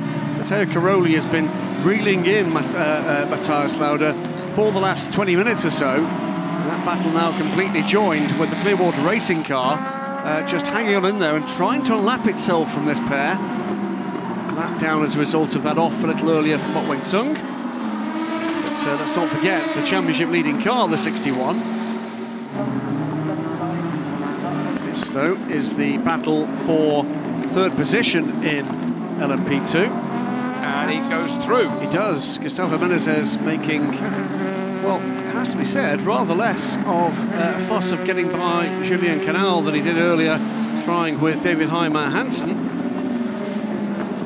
10 minutes away from the halfway mark in this race, and it's not been short racing action, has it? It's a limited amount of, well, what we'd call incidents so far, which is actually a very good thing, but a lot of good racing. Leads the race. You see again this pass. Gulf Racing UK car ahead. Rebellion goes to the inside. 36 car goes to the outside, gets the better run out the corner, gets in the toe of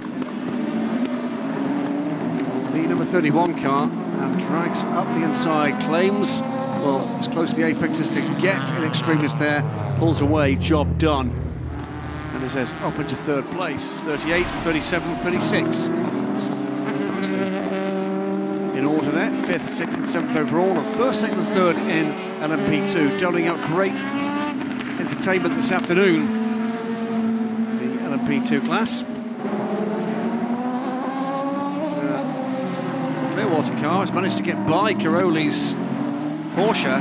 He's now looking to see what he can do about getting by Matthias Lauda. After that happens, and I think it might, no doubt at all that this battle for the lead of GTM will be rejoined in mere moments.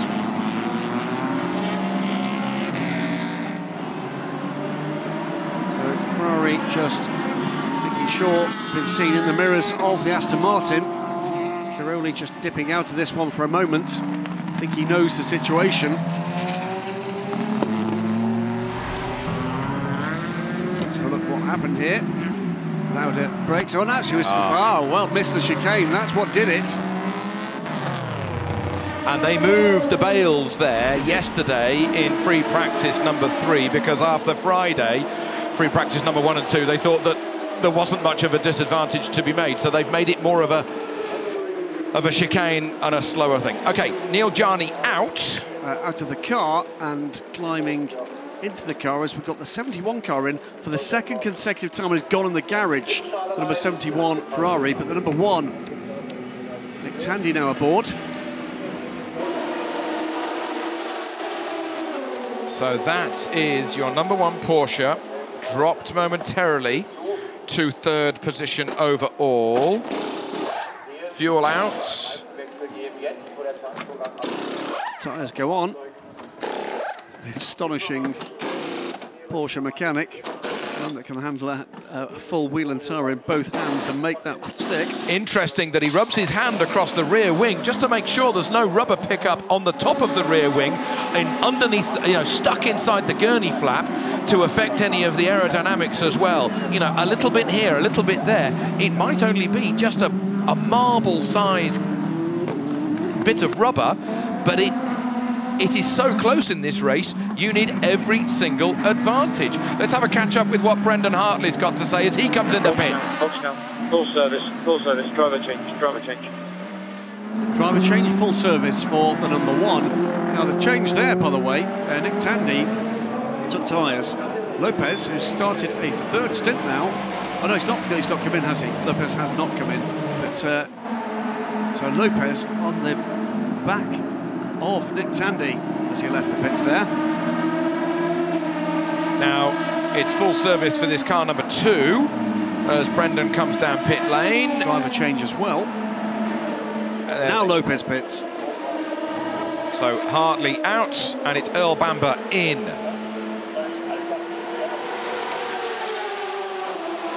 Great story, as you mentioned earlier, that Louise did, our pit lane reporter, Louise Beckett, did on the WEC app about these two guys in New Zealand when they were growing up, go-karting together and teaching each other little tricks, and he said, hey, in 1998 we were go-karting in New Zealand and messing around and having fun.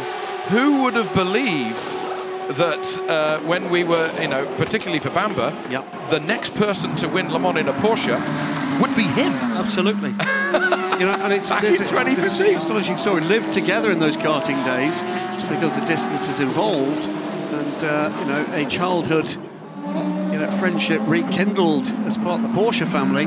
Okay, number 2 comes out. The number 7 Toyota. It's about 40 odd seconds behind.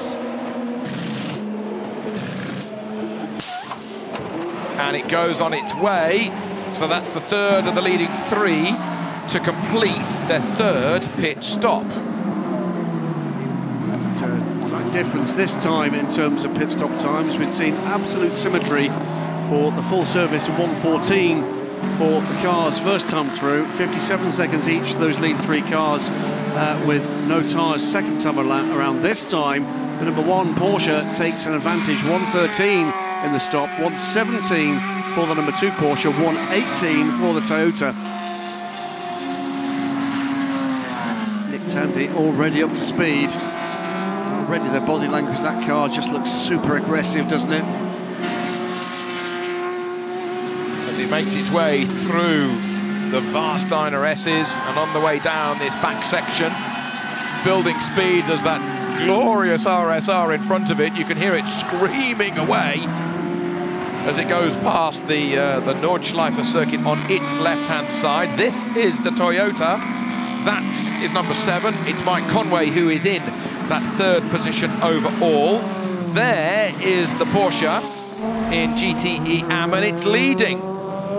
It's leading because I think that Aston Martin has been passed. Yes, it has. The wiggle and the braking there from Matthias Lauda, that was all it needed. And it's leading by a lot in just a lap. Matteo Caroli, make no mistake, is going to be a star in the future at a very high level of motorsport. We saw him as part of the Porsche Junior program, up-and-coming driver, take a one-off appearance in the European Le Mans Series a couple of seasons ago. No surprise to see him being trusted with full Porsche Junior status this year. Taking a look at him in this GTM class, and if you're looking for a short bet onto who might be a near future Porsche factory driver, you're looking at him right now. That is a very quick young man. And after you know that Pirro has moved on, Capello has moved on, Italy needs a star. Indeed, you might well be looking at him. He is a fabulous young fella, great to talk to. Really intelligent with the feedback he's giving to the team and to anybody that actually cares to ask him a relevant question. But and a real racer. We love to see real racers in these GT race cars.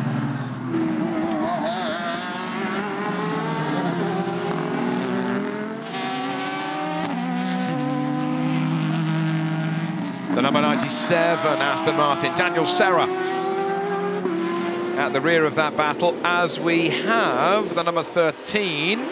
Hannemann Hansen coming in. I think that's been a great stint from David Hannemann Hansen. A little further down the order after that second stop, took tyres on his second stint. But great fending off of a couple of professional drivers for lap after lap after lap.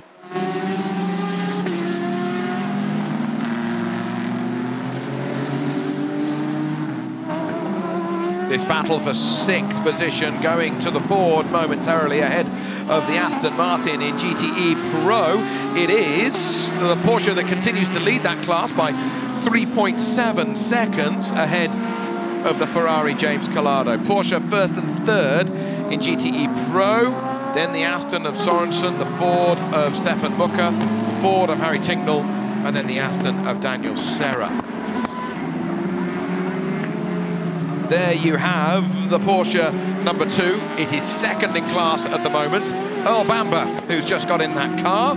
He's doing 1:41.9 compared with a 1:42.6 last time round of the leading car, the number 1 car of the Brit Nick Tandy. So it's the Brit from the Kiwi, from then the Brit Mike Conway, who's in third with the Toyota.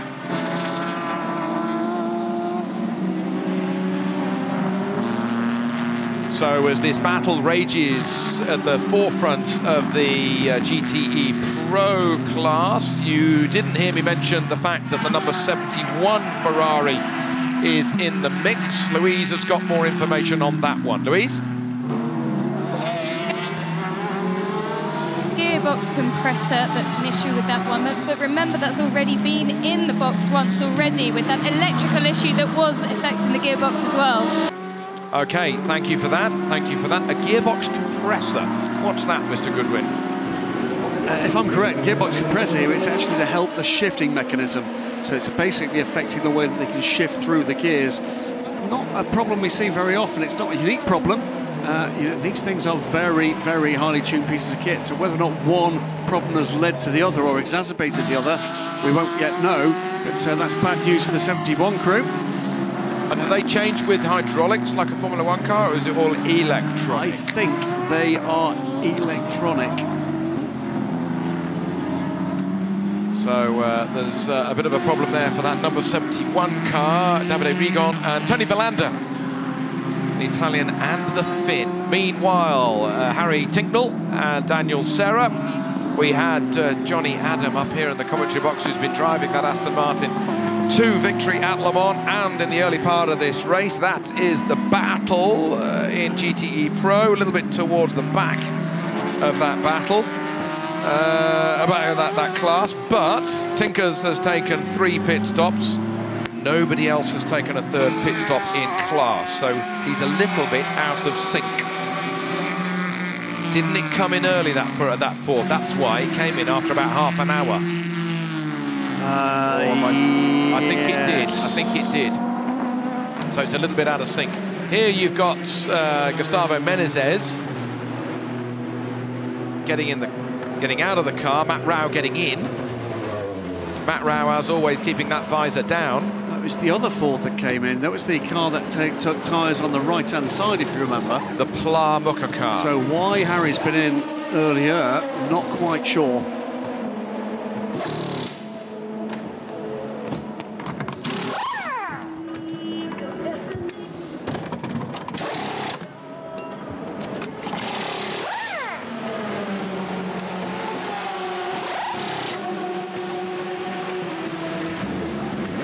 What you have to remember with those guys with the wheel guns is, not only are those guns very powerful, the torque that is needed to take those wheel nuts off is immense. You've got to have a lot of, upper arm strength to hold on to the thing, and you've got to be very quick in clicking it from reverse thread to positive, normal thread from either side of the car.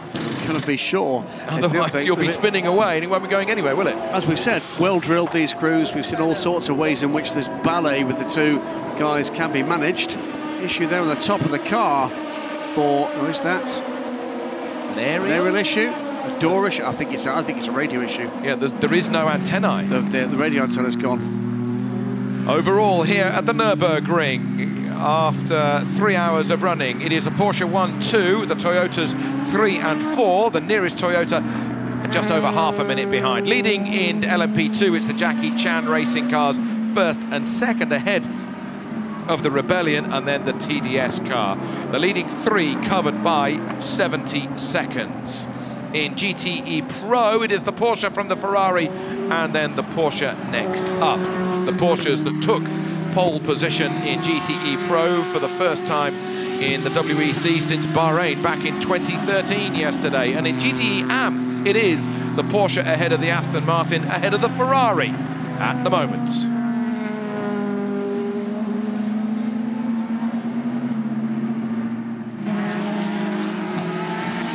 Here we have the battle at the forefront of GTE Pro. The Ferrari chases the Porsche.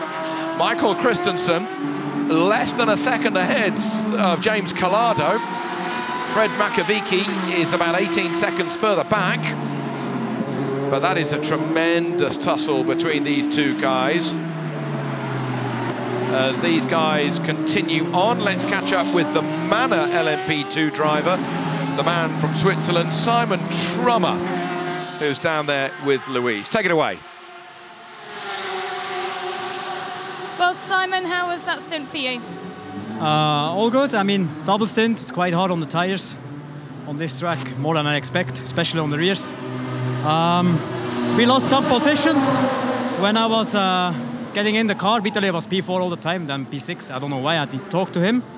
And then I could catch up to P5. So it was a hard fight. And now we had a problem with the antenna on the top, so we have to fix it. Now we see we have to push, and hopefully a good result will be at the end. Thank you. And of course, it's not just a ship-to-shore radio thing. It's probably regulatory, so that you can hear. Correct. Race control. Race controls, yeah. Well, it's also going to possibly be linked to some of the other electronics in the car. Whether or not that antenna has got a link to the in-car marshalling system, I don't know. But clearly, they will not release that car without the antenna being fixed. It's a highly advanced piece of kit. The electronics in these things is a thing to behold.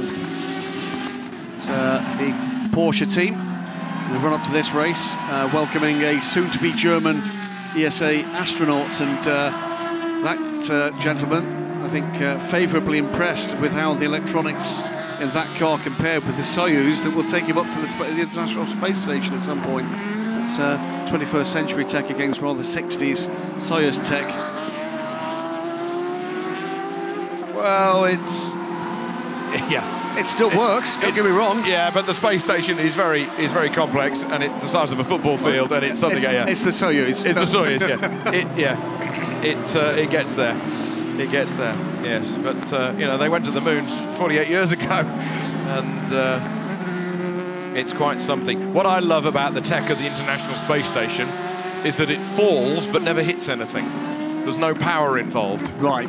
Essentially, to spin around the world in an hour and a half at 17,500 miles an hour, 225 miles high, it just falls but never hits the Earth. It's a fabulous thing. It is wonderful. Have you seen it go over? Oh, lots of times. Oh, I love it. I love it.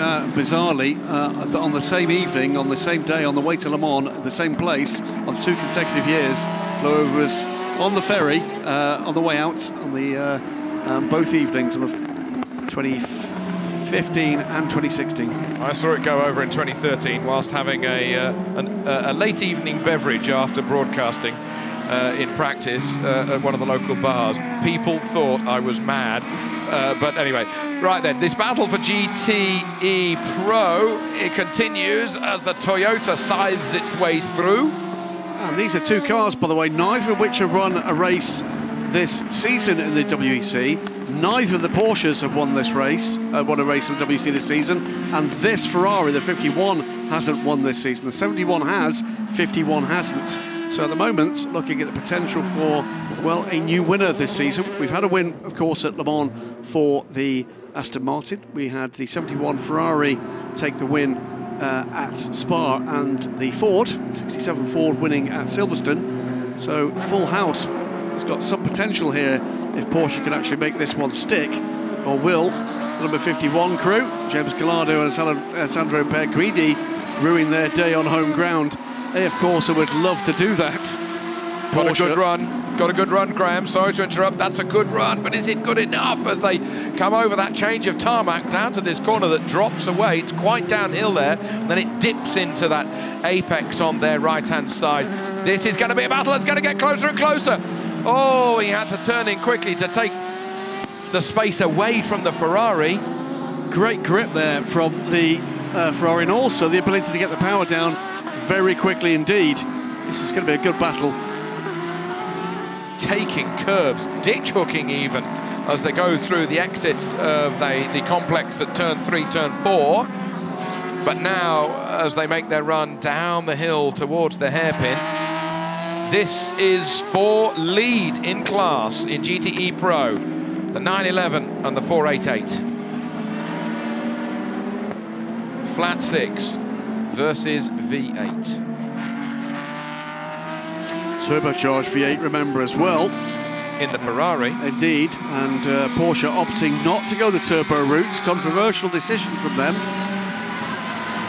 Came from where they believed the rule set would go. It didn't, but at the moment it's not holding them back. Both spectacular pieces of machinery. These things look great. When you see them sitting next to their road car equivalents, it's even more spectacular. Okay, now let's go down to the Ford Performance Garage and catch up with Louise, who I think has got Andy Prio. Well, Andy Prio's just speaking to the team, actually, aren't you, to see what the situation is with the pack ahead of you? It's a big fight going on here. I mean, we've done 2 double stints now, so we've got fresh tyres to go in the last few hours.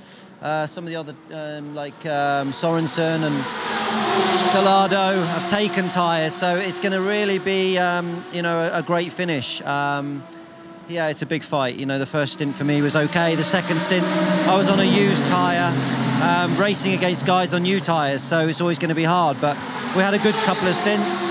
Now it's going to be a great finish, you know, let's see. But I don't think we've got the pace to win, but we're in the top 3, 4, somewhere like that, you know, it's good. But it's all down to that tyre game. Yeah, I mean, it's a massive strategy game going on now. We've got 2 new sets to go. After this stint with Harry, some of the other teams are going to have to just go on used, so it's going to just change again. It's going to be really close. Thanks, Andy. That is a cat and mouse as it all unravels towards the end of the race. Just to remind you, in GTE Pro, they've got 4 sets of tyres plus 2 tyres, so 4.5 sets. And that's from qualifying onwards. So we have to go back to yesterday with regards to that. So, as he says, you're putting on older tyres. So to give you, for instance, the 2 Aston Martins, we know the 95 crew, Marco Sorensen and Nicky Team, used 2 sets of tyres in qualifying yesterday to get to second on the grid. The 97 team used 1. So they've got an additional set of fresher tyres. Now this is the battle for 2nd, 3rd position in class in LMP2. In fact, it's 2nd, 3rd and 4th position in LMP2. That is David Cheng in the black car with the red roof, and then Matt Rao looking ever closer, Albuquerque right behind him, and a change of lead in GTE Pro. The Ferrari gets ahead of the Porsche. James Calado sneaking ahead, and the Porsche comes in immediately to make its pit stop. So the Ferrari did all the work, as it is still David Cheng who's holding position. Matt Rao looking to the inside. He's going to risk his nose being taken off. David Cheng has nowhere to go, but he has the right-hander coming up. Does he have the inside line? Yes, he does. Side by side. They leave the door open, and it goes through. It is Felipe Albuquerque going up to 2nd position. From 4th to 2nd position goes the Rebellion. As the other 2 squabble, the Rebellion takes the advantage. Great racing. And Matt Rao also makes the pass. So Albuquerque up to 2nd. Matt Rao, oddly enough, stays 3rd, but takes the position from David Cheng, who drops down from 2nd to 4th. Fuel going into the Porsche, as that's Christensen, who's just lost the lead of GTE Pro, but fuel going in for him. But a great battle going on in LMP2 for 2nd, 3rd and 4th position on screen here, and that GTE Pro class. Collado leading at the moment, but we've got to let the stagger unravel with pit stops. Absolutely. So Albuquerque was always the man that looked likely on form and talent, it's got to be said, to take that move, but I don't suspect he expected it quite that quickly, and to come from the results of the battle between the 2. The Porsche, meanwhile, coming out in the hands of Michael Christensen, takes tyres. This is the battle for 2nd and 3rd in GTE AM. 98 Aston Martin finally pits in the hands of Mateus Lauda. Miguel Molina goes up into 2nd position, 12 seconds back from Matteo Caroli, who is involved in that battle, that long battle with the Aston Martin. Well, Bamba, meanwhile, is back now with Nick Tandy for the overall lead. Took nearly a second out of his, well, Le Mans winning teammate from just a couple of years ago. 109 laps in the book for these 2, and the gap 0.6 of a second, with Mike Conway in the Toyota 37 seconds further back. So 2 hours 46 minutes to go of this barely controlled mayhem. Love it, absolutely love it. 6-hour racing with missed you. Number 1 and number 2 Porsches This is not for a photo finish. They've got almost 3 hours to go. This is a battle, and they have been battling the Porsches, if not banging wheels and wheel to wheel, but certainly showing the teammates throughout this race. And for that matter, the Toyota, let's not forget Toyota led this race for an hour and 17 minutes. But, showing them that they meant business. And don't count out a change in lead here. There'll be a bit of very well targeted needle, I'm sure, between these two crews. Yeah, there you go. Remember me, Nick? Flash of the lights.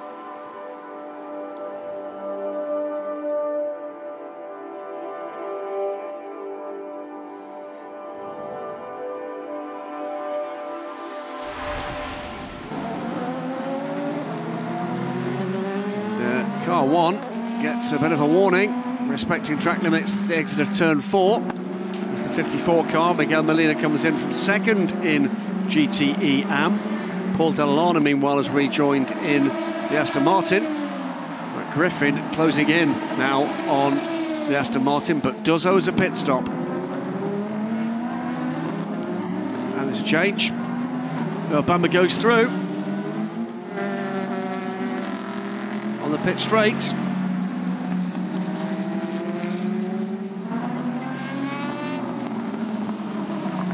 This, I think, is Porsche managing, which appears to be the quicker of the two 919s at any given time in this race. Not holding each other up. If they think they can go quicker, they've been told to let them go. They still see a threat in store from the Toyotas.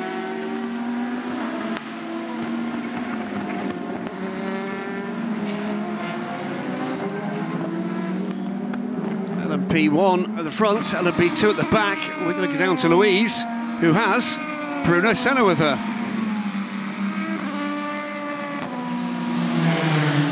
Well, we're just watching that LMP1 battle, and you're saying nice move there, but it was a fairly nice move from Felipe as well. Yeah, Felipe did a great job, very opportunistic there with the two other P2 cars fighting in front of him.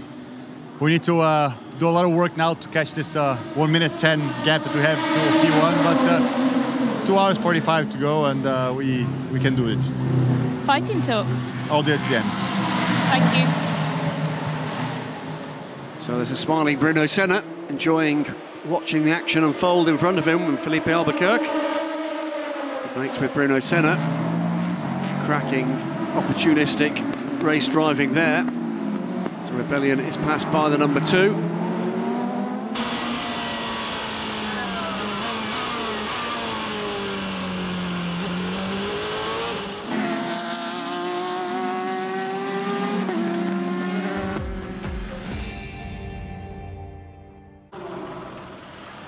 The race started here at the Nurburgring under cloudy skies. We had a bit of rain overnight and some rain this morning, but there was a bit of a dry line appearing once the cars were on the grid. Once the green light was on, there was only one Toyota at the forefront because the other had had a problem on the warming up lap. It instantly lost 5 laps whilst a fuel pump was replaced in the pits.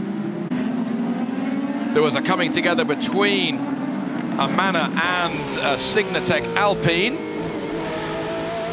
and that Alpine went into the grass. The GTE Pro battle was absolutely nose to tail during the first stint. The Aston Martin eventually going just a couple of meters wide and giving an opportunity for the Porsche to get through. Once it got through, it had gone. In LMP2, it was wheel-to-wheel stuff between the Jackie Chan car and the Rebellion. Eventually, the Jackie Chan car getting the advantage. Number 91 Porsche currently is second in class, as it has recently battled with the Ford and more recently with the Ferrari. Balance of performance, perfectly balanced. The leading trio, Porsche, then Toyota, then Porsche, as the number 2 Porsche tried to get through and did make it stick against the lone battling Toyota at the forefront of this race. Porsche boys pretty happy with that one. And then the sister Porsche managed to get through from third up into second, as the faces said it all in Toyota. Then the sunshine began to peek from behind the clouds, and there was a bit of colour being put into this race. At the forefront, it was the Porsches nose to nose. Eventually, the number one getting ahead. Nothing between them. Nothing between them. In GTE AM, it was the Aston Martin versus the Porsche. The Porsche then getting ahead, and that is where it currently sits. This was a change of lead of GTE Pro. James Collado with the number 51 getting ahead of Fred Makovici. There is the number 38 LMP2 car. That leads the LMP2 class at the moment, some 60 seconds ahead of the Rebellion of Felipe Albuquerque. Live pictures now from the Nurburgring. There is the leader of this 6-hour race, and we've got 2 hours and 40 minutes remaining. It is Earl Bamber driving 2.2 seconds ahead of Nick Tandy. There you have them, 1 and 2 in shots. Mike Conway in the Toyota, he's third. He's another 38 seconds back. And that is a gap that's increasing. This tactic for Porsche of allowing the quicker of the two cars, you can see the overtake there that's left the number 2, Earl Bamber, in the lead. The tactic appears to be, let the guy who's got the better pace at that moment take the lead of the race. Don't hold up the quicker car. That is drawing both of these Porsches steadily away from Mike Conway's Toyota. That gap 40 seconds, all but a few tenths now from the leader to third place. The second Toyota, meanwhile, Hans van Davidson, still 5 laps down. It's lapping at pretty good pace, has not managed to grab a lap back from the leaders. Has, though, managed, of course, to make its way back up through the remainder of the field to lead all the LMP2 pack. So 2 from 1, then the 7th, then the 8th. Then we get into the flurry of LMP2s with the 38 effort. Over a minute ahead. Griffin, meanwhile, although it owes us a pit stop in this car, just about to take third position in GTM from Thomas Fleur in the identical, well, mechanically, electrically, if not in livery, Ferrari 488 Clearwater racing car, with the Toyotas up behind him, looking to get by 54. Matt has seen the car coming. Rebellion tucks in behind, and the Irish driver will look to make the pass on the Swiss businessman as soon as possible. Like a little bit of clear air before it's time for the 61 to make its latest stop. Remember, defending a championship lead here, the 61 Clearwater Racing crew, after a win at Silverstone. Goes through very neatly indeed. In Silverstone, after a clash between the Aston Martin 98 car and this 54 car, the closing stages of the race, and in he comes. So just briefly takes the position before pitting for its latest pit stop. This will be Matt's third. Ted Caroli, meanwhile, who leads the race, also on the same kind of pit cycle. Background there, the top with Motorsport Ligier, so that clutch issue, the oil leak into the cockpit, solved. 34 and 61 in the pits. 35, meanwhile, not an official retirement, but we heard from Lou earlier. Gearbox woes for that car. Been no shortage of action in any of the classes. GTE Pro serving up some fantastic action in the first hour and a half and beyond. LMP2 has been cat and mouse, certainly for positions up and down the field. LMP1 has been a matter of Porsches catching. Oh, and that is the 37 car in the hands of David Cheng. I don't think David saw the Tota passing him. Went to take the line, and it was filled by a Tota. We saw the wider shot there. So Tota came to lap the Jackie Chan DC racing car. The bad news for the 37 crew is that closing is Pipo Derani in the number 13 Violent Rebellion car. Pit road for the number 91 Porsche. Second position in GT Pro, James Collado. Is 27 seconds up the road, but requires a pit stop too. It's fuel going in, ready with tyres this time for Fred Makovicky. Driver is staying in the car. The Porsche crew about to jump into action. Wheel gun at the ready. Up on the jacks it goes. Front tyre off, front tyre on. Same at the rear. Back over the line. Remember, you're only allowed... That was left tyres only. Left tyres only. Only allowed one gun over the line at any given time. So left tyres only for the number 91 car. With that stop, Malcolm Christensen in the sister 92 car goes back ahead. And as we said, David Cheng fallen into the clutches of Pipo Derani. Pipo started the season with the Chip Ganassi Ford UK team. Did very well indeed with that squad. His deal with them ended at Le Mans. Pipo Derani also winner with Extreme Speed Motorsports at Daytona and at Sebring. Well, he's got him. He went around the outside of the hairpin, and that was a manoeuvre that started 3 corners before the actual prize was taken. So position now 4th. Yep, young Brazilian moves ahead. Very much a man who the paddock's eyes are on as a current and future star in sports car racing. Pulling away from David Cheng, and behind the Jackie Chan DC Racing team, of course.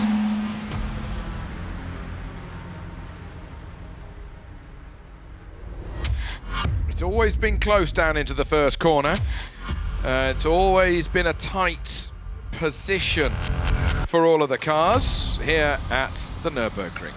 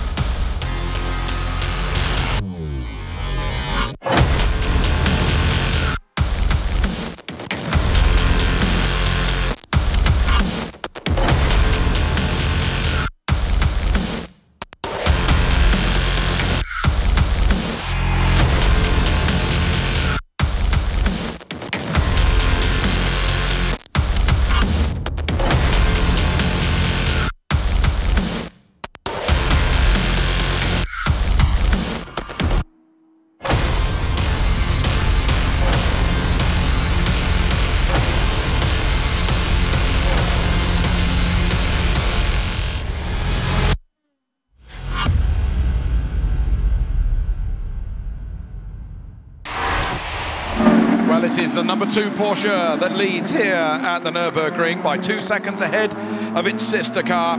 Earl Bamber leads, Nick Tandy second. The Toyota is still 45 seconds back of the number 2 Porsche. This is a pit stop for Daniel Serra with the number 97 Aston Martin. He comes down pit road. There he is. The yellow stripe on the top of the windscreen as he comes into position and stops bang in position. The earth goes on. The guy with the fire extinguisher just in case. Remember, there was a fire here last year with the Ford. It was a tie wrap that had come loose from inside the fuel tank that was holding together all of the balls to reduce the size and the capacity of the fuel tank, and it flowed out and it got itself jammed in the normally spring shutting valve. The breather. The breather on the breather right. side. So, of course, there was a gap for the fuel to come out, and did it come out? It did, but in the cockpit as well. Well, watching this pit stop, a few quick stats. I know the viewers love a few stats. The halfway mark in this race, the 29 car field had completed 2,900 laps of this 5.1 kilometre Nurburgring circuit together. 14,874 kilometres raced, 374 overtakes for position. That means 1,512 overtakes in total, and the driver with the most overtakes in this race at the halfway mark, Pechito Lopez, with 106 cars passed on track. It's busy, I think, is the shorthand for that lot. Another half hour has passed since that mark, so plenty more action in the books.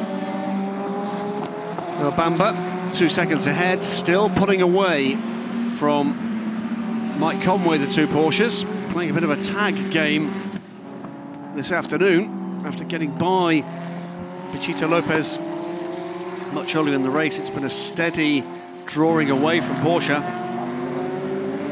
Porsche will know, though, that they need to make that count. They're aware that they will at some point have to use the harder rubber that they used in qualifying, to see whether or not that's got any kind of factor towards the end of this race. P2, well, 38 Jackie Chan DC Racing Team continue a highly impressive run. A very well matched crew, and Thomas Laurent as the silver driver is proving too hot to handle for several of the other teams here. It's a pass from Felipe Albuquerque, puts them 71 seconds back now from the leading car in the 31 Rebellion. Matt Rao holding third position in the 36-seater Tech Alpine, and I think his best run of the season so far. GT Pro, as Toby was saying a little earlier, we've got the two Jackie Chan DC Racing cars together on track, leading and in 5th position. So Thomas Laurent and David Cheng. And it is Laurent looking for a way past the boss. GT Pro has been, well, a dogfight, an absolute war all the way through. A couple of gaps emerging now, so some of that with pit stops. GTM as well, not short of entertainment there. The principal battlers have been the 77 Dempsey Proton Porsche team. The car leads now in the hands of Christian Reed. Paul Dall'Anna just 13 seconds back, but closing in the 98 Aston Martin. The 54 Spirit of Race Ferrari having got another great run. Thomas Fleur back at the wheel of the car. As well, you can hear on the throttle that he's not absolutely flat chat now. He gets out of the way. So Thomas Laurent is now unleashed to use everything that he's got underneath the throttle pedal of that number 38. Continues to lead the LMP2 class. Indeed, and 37, by the way, being told, David Chen being told by race control to switch off the rain light, that flashing high-vis rain light at the back of the car. Very bright it was into the eyes, not only of Laurent, but also the camera and you guys watching at home. Gives you an idea of actually how distracting that can be for the drivers in the following cars, doesn't it? So we've got two championship leaders that are leading their classes here at the moment with 2.5 hours remaining. The number 2 Porsche leads the race overall. It leads the championship in LMP1, leads overall. The LMP2 class is being led in the championship by the number 38 car. It's leading here. GTE Pro, the championship's been led by the Ford, Prio, Tinknell, and of course Durrani. Durrani no longer in the Ford, but that car is not leading its class. It is 4th in class at the moment with Harry Tinknell. GTE Am, the leader of the championship, Sawa, Griffin, and Mock, they are 4th in GTE Am at the moment. So the wind is certainly going in the right direction for the number 2 Porsche leading the class at the moment, and also the number 38 LMP2 Jackie Chan car. Here you have it, first and seconds in this race. The two Porsches.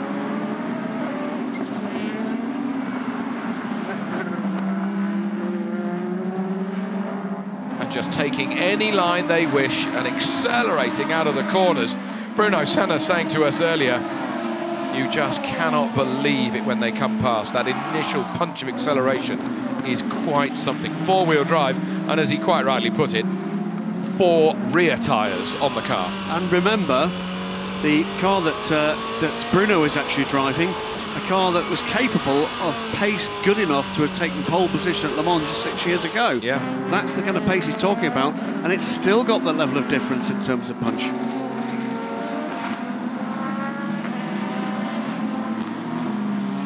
It's always impressive when you see a motor racing driver, a professional, going, wow.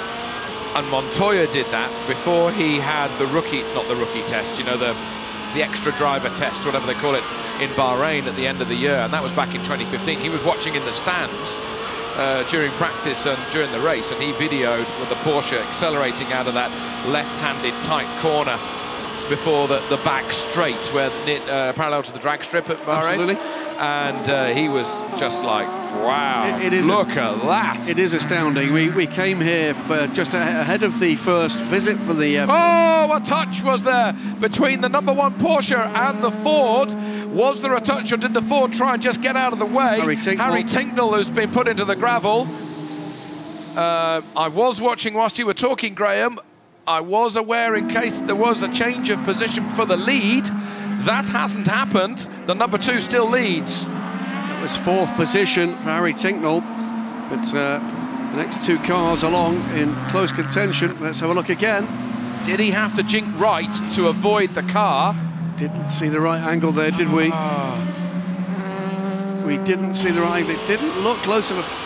Here we go, here we go, here we go, here we go. Look, look, look, look, look. There was definite contact. Yes, there was.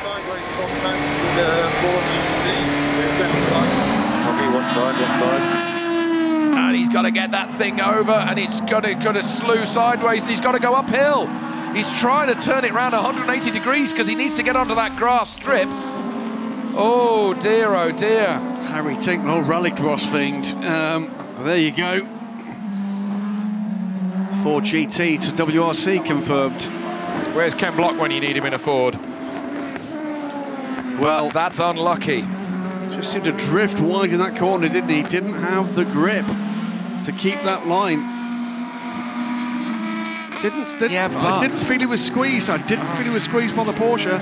It just looked as if the Ford was washing out to the left-hand side. I'd like to see it again from a different angle, but from that angle, that's what it looked like. Didn't Andy say to Louise they were on used tyres? No, he said he was. He was, yes. but not Harry. Okay. So Harry did not take a full set of tyres in the last stop, so at least parts. Okay, let's hear what Tandy's got to say. Right hand side, copy. Be back on the steering when you can. What's in the side, front, still okay. Copy. Okay, so there's no damage. He was just basically confirming which side he was hit. Let's have another look. This is... You see the Ford goes to the apex and just washes out. Yeah, but did he expect that car to leap around the outside so quickly? Oh. But as you said, this is the better view. This is the better view. Ford moves off the line. Ford moves off the line. Now, okay, I might point to the finger and say it's your fault. No, I'm not. It was a racing incident. But I did not see that Porsche squeeze the Ford.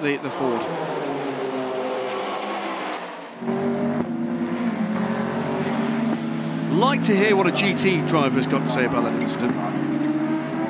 Yeah, good call, good call. Anyway, so these two continue to be first and second. Bamber and Tandy. Porsche. Mike Conway in the Toyota is now 52 seconds behind them. The pace that the Toyota had in qualifying, I think they admitted overnight it was not quite going to be be able to be replicated in the race. Porsche leading here at the Nurburgring.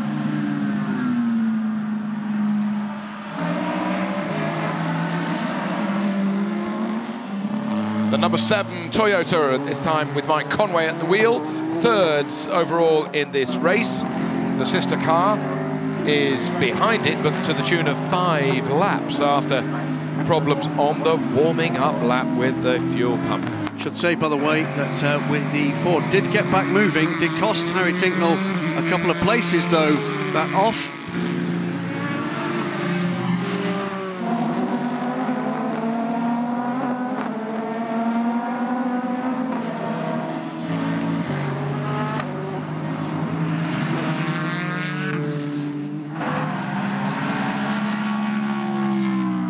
So 2 hours and 20 minutes remain of the 6 hours of Nurburgring. 2 seconds separate the two Porsches. 51 seconds further back from Nick Tandy in second place.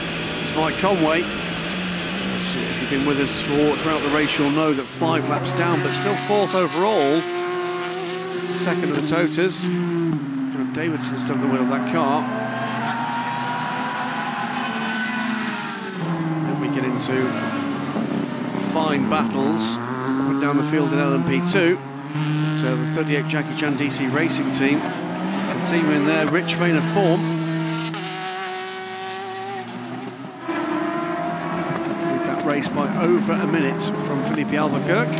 Super subbing this weekend for Violent Rebellion in the 31 car. Matt Rao, by the way, doing a fine job of keeping well in touch with Albuquerque in his 36 Signatek Alpine.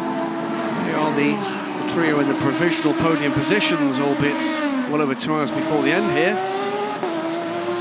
Top 3 in GTE Pro, meanwhile, separated by 30 seconds. Collado in the 51 Ferrari. That car's not won this year. Christensen, Michael in the 92 Porsche. That car's not won this year. And Fred Makoviecki in the 91 Porsche. That car has not won this year. Gathering fight in the GTE AM category still. There is the leader, just been overtaken by the 28 TDS Racing Orica, Christian Reed. And Paul Dall'Anna has been chipping away at the advantage there. It's about 8 seconds the gap at the moment. So that's not done either. 31 seconds further back is Thomas Fleur in the 54 Spirited Race Ferrari. Those 3 cars on the lead lap. The 4th car on the lead lap is the 61 Clearwater Racing car. Some little way down. It's the championship leading car in GTM, of course.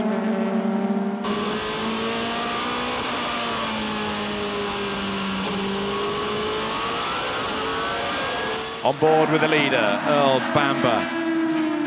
A little bit of fog inside the lens, unfortunately. It's warming up here at the Nürburgring, even though it's still leaden skies that we've got over our heads. Up behind, one of the Rebellions, one of the Manners. Should be able to get through. No, because the Rebellion is having its own race. Rather optimistic manoeuvre to see if it could get past that Manor. The 2 Porsches have a good road.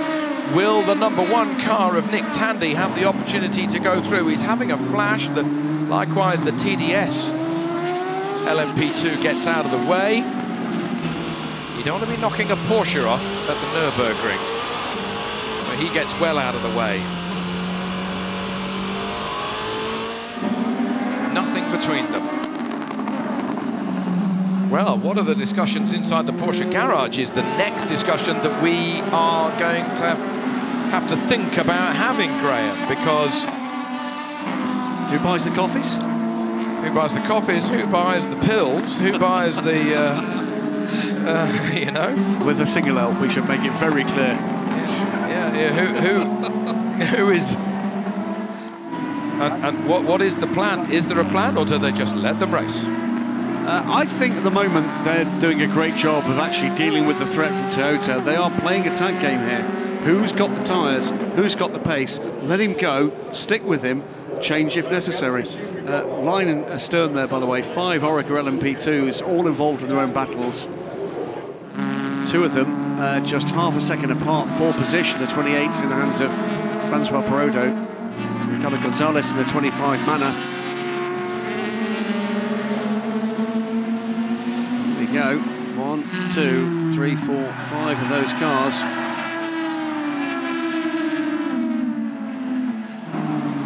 Pierre Thirier in the middle of that lot. The 26 car, having served that 3-minute stop-go. Second from the back in that shot. Indeed, and having started from the back of the grid, of course, after being penalised for a technical infringement in qualifying. So double bubble trouble for the number 26 car, but is not a million miles away from being back in the mix for a climb up a little further up the order. It needs to find a lap. Therefore, has found more than a lap over some of these cars so far in this race. Great run early in the race from Ben Hanley to storm back up through the field, deal with the GT cars ahead, getting stuck in amongst the LMP2s, just trying to claw back time wherever they can. Look at the pace of that GTE Porsche. You know, they're mixing it in with those LMP2 cars. Arguably, the GTE Pro car is more expensive than the LMP2 car, of course. It most certainly is. Certainly are. 100% is. Yeah. And at the moment, of course, there is no customer program yet announced in the 911 RSR. I can tell you that as soon as they do, I know of at least, well, several customers, one of whom would like to buy multiple cars. So to race? So absolutely to race. Absolutely to race. It is not unusual to wander up and down the paddocks of the WEC, the LMS and other series. And we're told by team managers they're just waiting for the moment when the order book opens for 911 RSR, the 4 GT. And then customer cars will be a reality. And we wait with bated breath to find out when that might happen. And they've got to have a longer strategy as well, the manufacturers, because what can sometimes happen is a manufacturer spend time developing a new car behind the scenes, a la BMW, you know, but whilst already racing, and then it affects their racing program. So that is current rather than a new model for the future. Well, the new model for the future we're going to see next year in the FIWC, the M8, known to have had its first rollouts in the last few days, which means that the M-Tech crew that will be here with us in the FIWC in 2018 can park the BMW M6 GT3 they've been doing practice on so far and now play with the real thing. So in rapid fire order we should start to see and hear about progress from that team on their journey towards the World Championship next year. 36 meanwhile, Hans and Matt Rao from 3rd position, Signatak Alpine, defending champions in the WEC LMP2 stakes, on pit road for the latest of their routine stops. It's going to be full service.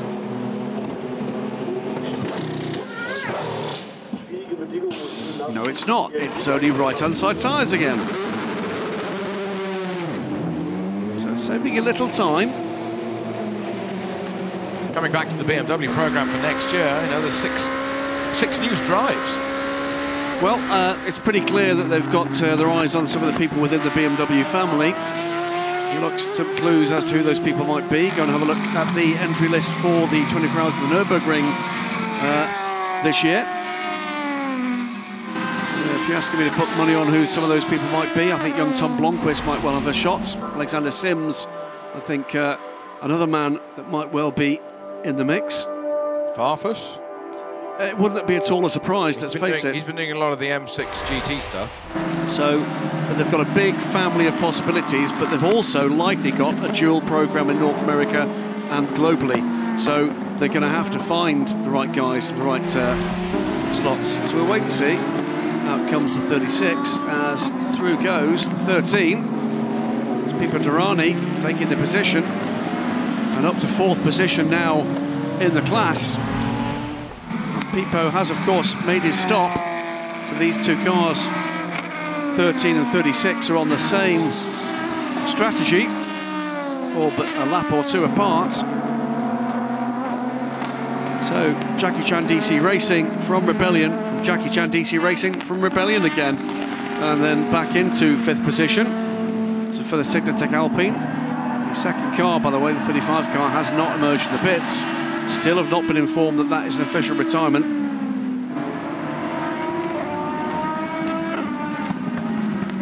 So technically at least, although the 34 car, by the way, is back in the garage,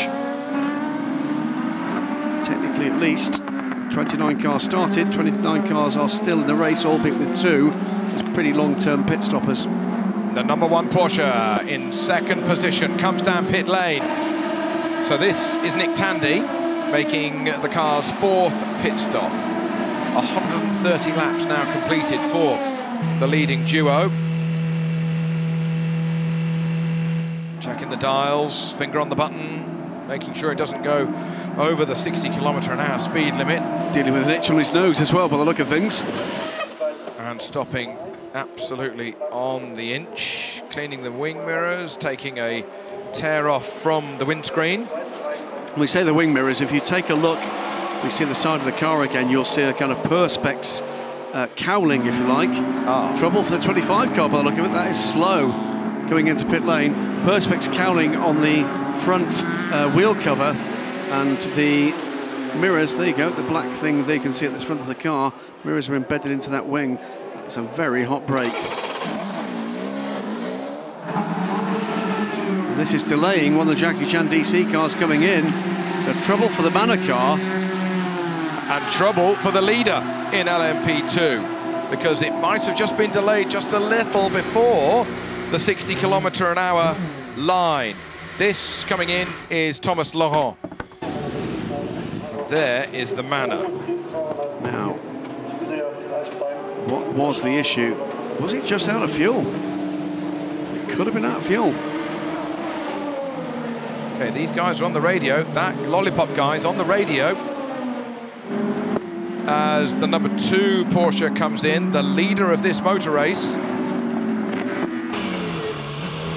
It's got to do a pit stop of 57 seconds, otherwise it's going to lose the lead of this motor race. Little black cabinets you saw the car come between, by the way, with the RFID readers for the tyres.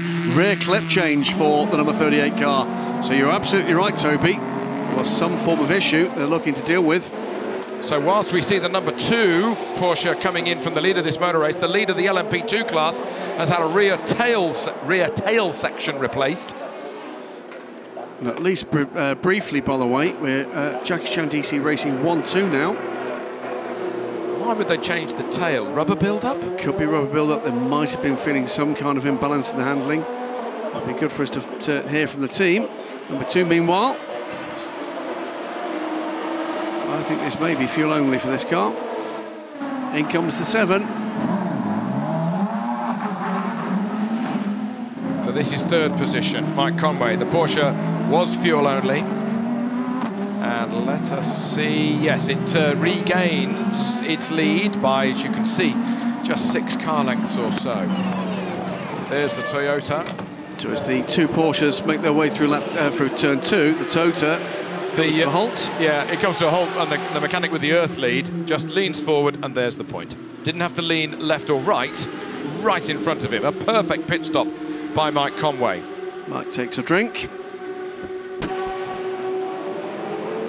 Fuel only, probably. No tyres that we can see in the background.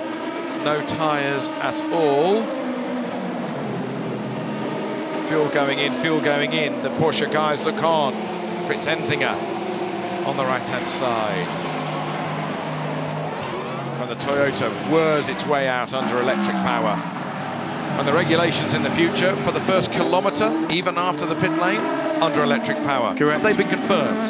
That is the intention. We've not seen the full regulations, but the intention is for a full kilometre under electric power that the cars will be effectively plugged in whilst being fuelled as well.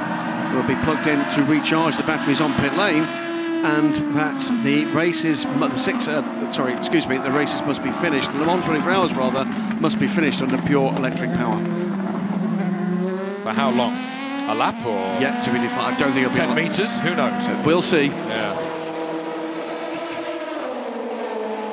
Well, the wet track was decided before this race got underway. It hasn't quite rained during this race. And doesn't look like doing so now. The weather forecast has improved through the day. It was worse than we expected this morning, better than we expected this afternoon. Bit of a lock up there from Matt Rao, the 36 car. He's still trying to keep on terms with Pipo Derani. Good run from Matt Rao here this afternoon. Taking him perhaps a little time to get used to these 2017 LMP2s, but a bit more in the groove now. Chasing down the number 13 as best he possibly can. They're just half a second apart. 26 G-Drive car is on the pit lane. Pierre Thirier brought that car in. Long afternoon for that team. And they're going to have to hold that G-Drive car because the Ford is coming in, and only now does the lollipop go up. So Ford's in one and then the other. Andy Priaulx climbing aboard the 67 car. Here comes the 37 of David Cheng. He pits the car.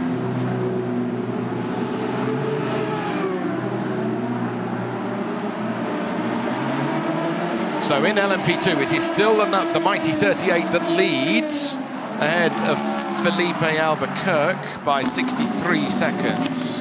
But that stop and the rear clip change for hearing from Louise down the pits for the same flickering lights at the rear problem they had at the Le Mans 24 Hours on the same car, that cost them around 20 seconds of that lead. There is the number 13, still in third position in LMP2. The Rebellion guys look on, taking the number 28 of Francois Perrodo. But that is a lap down, is Perrodo. Francois Perrodo has just interrupted that battle for a moment or two. Here comes Rao, wants to make sure that the French driver has seen him. Reigning GTM champion, of course. Out goes the 34 again, by the way. So two long stops for the Top With Motorsports crew, but the Ligier still in the race, albeit a long way down the order.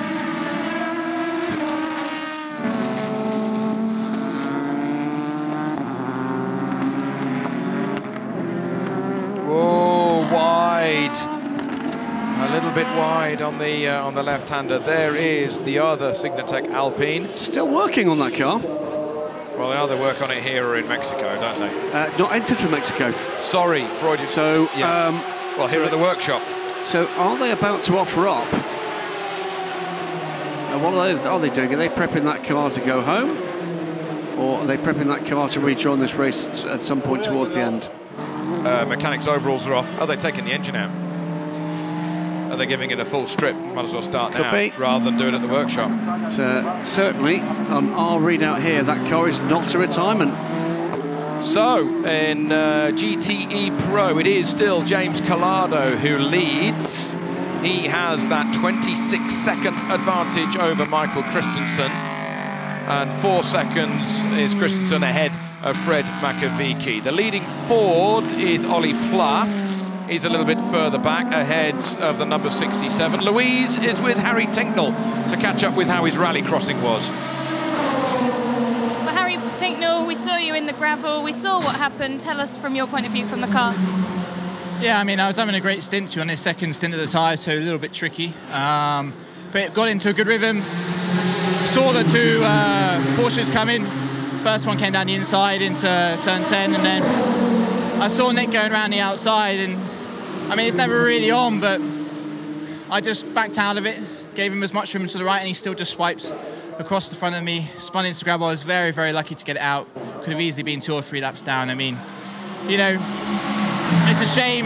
It's a little bit lack of respect, I think, between LMPs and GTs, but I mean, he didn't do it on purpose. He's not a bad guy at all. You know, I was on a beer with him a couple of weeks ago at Goodwood, so yeah, it's just an unfortunate thing, but obviously great shame for the team, shame for Goodrich, and look, we'll fight back, and I think we're only 16 seconds behind the sister car, so still plenty to play for, but obviously disappointing because I think Nick's one of the best drivers out there, and always a shame to have an incident like that, but really I gave him as much room as I could, nothing more I could do. Thanks, Harry. So yeah, And that put Harry into the gravel, and as he said, he was lucky to get away with it, lucky to get out without losing 2 or 3 laps. And unfortunately, that little bit of rally crossing, we may have joked at it at the time, but you know what our attitude was. It's bad luck, bad luck. I think it was a racing incident. I think you heard what Harry had to say. I tell you what, I bet there'd be a remarkably similar story if and when Lou catches up with Nick Tandy. Neither of the guys would have wanted that to actually happen in that way. Look, to me, I think, you know, Harry may have a degree there where he's right, that there was not room for the car at that part of the circuit. That's why I said I'd like to hear it from a GT driver as to what those cars are physically capable of at that point on the track, because they know that, and the LMP1 drivers need to be aware of that. Christian Reed under big pressure now from Paul Dall'Alana, the Porsche and the Aston Martin. Do they almost touch as they exit the complex, make their way down towards turn 5? Paul Howarth looks on behalf of Aston Martin as the Canadian chases down the hill, and Dall'Alana did a 2:01.8 on the last lap. That's about half a second quicker than Christian Reed in front of him, so that Porsche under big pressure. The other Aston Martin is in the GTE Pro category that he's, I think, keeping out of the way momentarily. Looks that way. It's a 97 car, so that is Daniel Serra, way down the order. And he wants to get through, but not disrupt. Correct. His other class teammate. Has done so now. Interrupts the battle then for just a short while, but now Christian Reed is going to have to deal with the Pro car coming through and the Manor Orica. So Dall'Alana can gather himself up. Paul, Canadian gentleman driver. Oh, and a spin for the 24. That's on the way into the chicane. That is Tor Graves. Look at the rubber that's off the racing line. Gets the car moving just as that battle starts to descend upon him. What happened here? And it was all by himself, I'm afraid, but in front of the Porsches. The Porsche had to take the straight, the cut through there. Now, has that made a difference? Tandy's in the lead. Tandy's in the lead, yeah. So the leader had to go round the chicane of the runoff area. So Earl Bamber now back to second position. As the battle goes on. And Dall'Alana looks as if he might be able to take the lead, but he's got to go around the outside of the blue sun-stripped Porsche. He's got it. I think he's got him. I think he's got the line here. Yeah, he's got the line into the right-hander coming up. And here he goes. Well. Busy turn 1 there with 2 LMP2 cars, the GTE Pro Aston Martin and the battling pair for the lead of GTM, but that was pretty good stuff there. Heads-up driving from Paul Dall'Alana. He saw the opportunity was there to get alongside, and it had been just slowly emerging in front of him, but the reality was that was going to give him the lead. Great stuff from Paul Dall'Alana. And the number 24 of Tor Graves has also spun at the hairpin at the bottom of the hill, so there's obviously some kind of problem going on with that Manor car. Here we have the 2 RSRs. This is Makovici and Christensen. Christensen getting ahead. Sorry, Christensen losing position to Makovici as they go through. Still the Ferrari leads from the 2 Porsches. All 4 factory Porsches in the same shot there. Yeah. The leading pair of LMP1 919 hybrids, the 2nd and 3rd place in GT Pro. In fact, all in the same turn as well as the Toyota. The 911 RSRs. Porsche will be hoping that their staff photographer was at turn 1 for that one. Lovely shots. Huge commitment for decades for international motorsport from Porsche. GT racing and latterly again, of course, now with these 919 hybrids.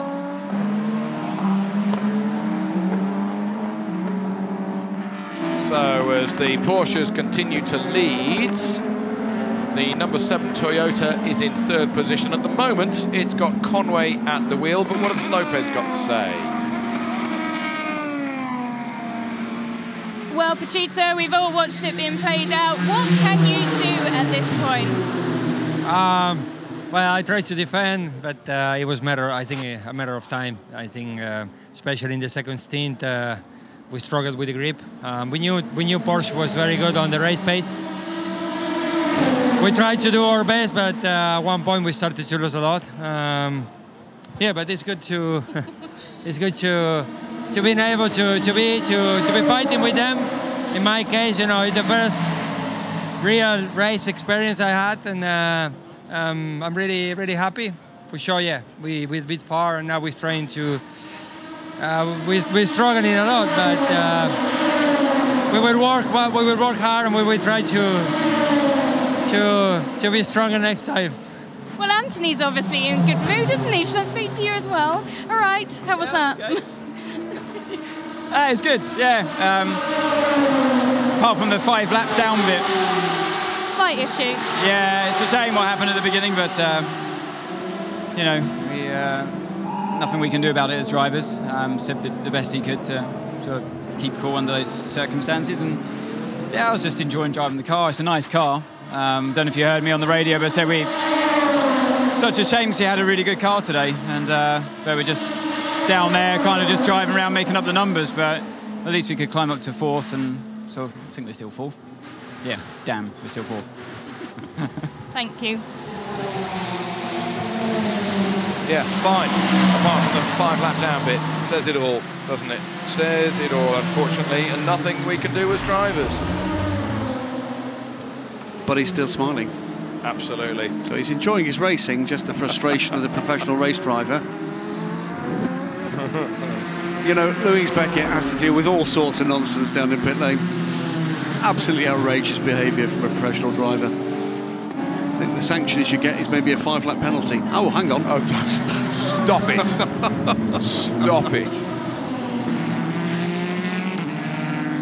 So the Porsche still 1 and 2, but it is the number 1 car that leads from the number 2 car after that that run on after a car, the Manor LMP2 car, got in the way, and the lead number 2 Porsche of Earl Bamber couldn't turn in because there was a spinning LMP2 car in the way.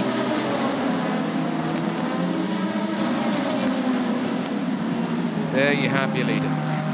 There you have it. Well, domination indeed. The number 7 Toyota now 63 seconds back in 3rd. Looking very much like it is Porsche's day. The Toyota there in the background. So this is the replay. Number 2 didn't know where to go. It only had to go one way, and it's slower through that run-on. Stay here, stay here. There you go. There's the lead change. It's slower through the run-on, the other chicane, than the tighter chicane that we use. But actually, that saved him time rather than actually trying to avoid the spinning Orica and taking the racing line.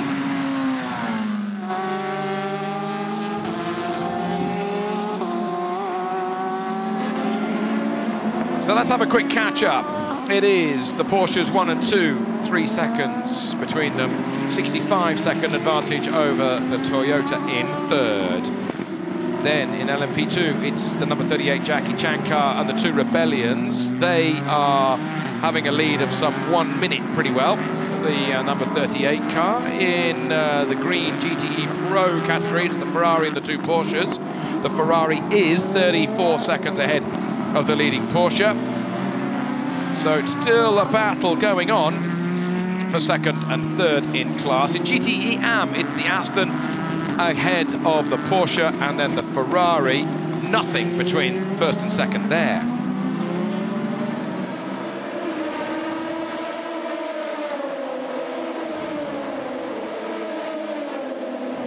Matthias Lauda returns to the helm of the Aston Martin.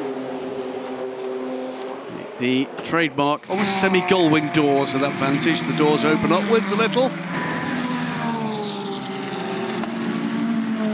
What will the next Aston Martin GT car sound like and sound like? Sorry, look like and sound like. 54, meanwhile, now back in the hands of Francesco Castellacci as the AMR crew install new Dunlops for the 98. emerges from the pits. Where is Castellacci? Still a little way from the end of the lap.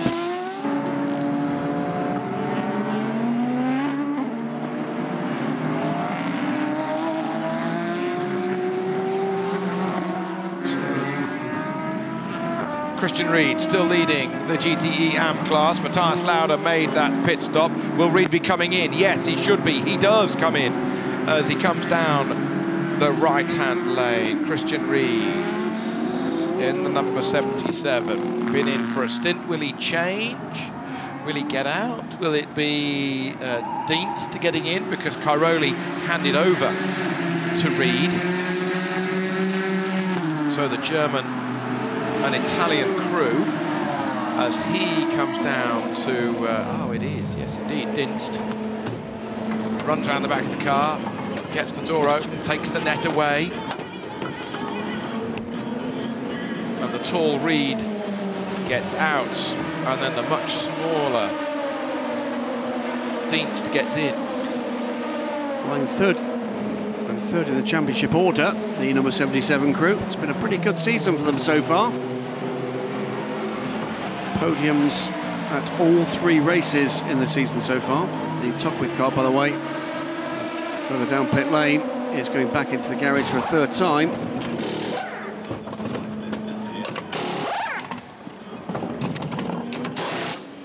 The well-drilled crew. And it's new Dunlops all round for the 77 again.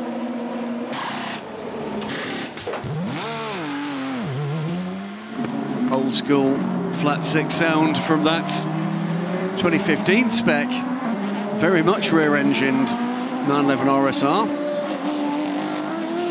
Its newer baby sister comes by. And that is Matthias Lauda. This is the battle for GTM lead. Whoa, and he looks... Matthias Lauda undertaking the factory Porsche in its pursuit of the Dempsey Proton car, not messing about there at all. On it like Sonic. Well. Now that was something. And now we've got a big gap here with the Porsche. Big gap. Why is that other Porsche going slower? Why is that other Porsche so far back on that long shot? All of a sudden it's 4 seconds back. There's the 8th Tota, just off to the right in avoidance of the Pro Aston Martin. It's one of the Porsches. That's the number 2 car. Gap should be 4 seconds. Well, it's 4 seconds as they cross the line.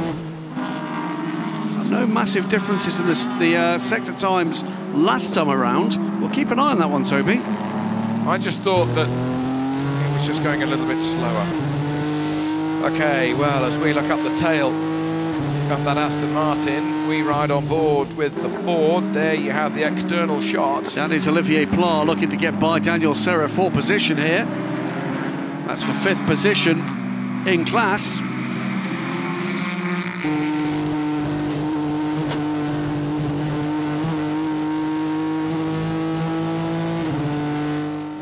And just behind them, I think is Marco Sorensen, looking to try to put a lap on the pair.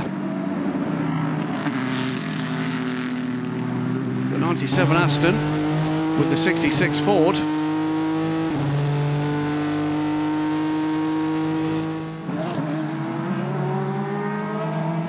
I love the mic from that camera, that forward-facing camera. It really does sound like the Le Mans film, doesn't it? It sounds really old school.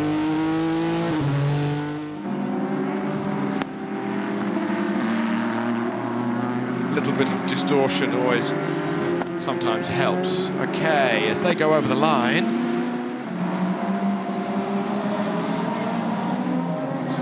The other Porsche 911 is in the pits. The number 92 Christensen car. As Johnny Adam looks on. Looking very chilled. Probably thinking about that last stint at Le Mans there.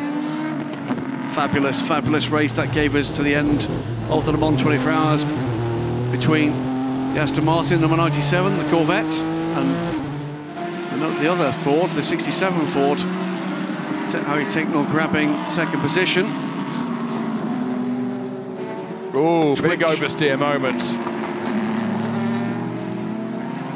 Will that give the Ford a little bit of a look through as Matthias Lauda closes in on Marvin Dienst? A good battle this has been throughout the race. Being caught now by the race leader, Nick Tandy, closing in. The Aston Martin sees him. For the Porsche has to take the line. Tandy waits, sensibly so. And the number 7 car.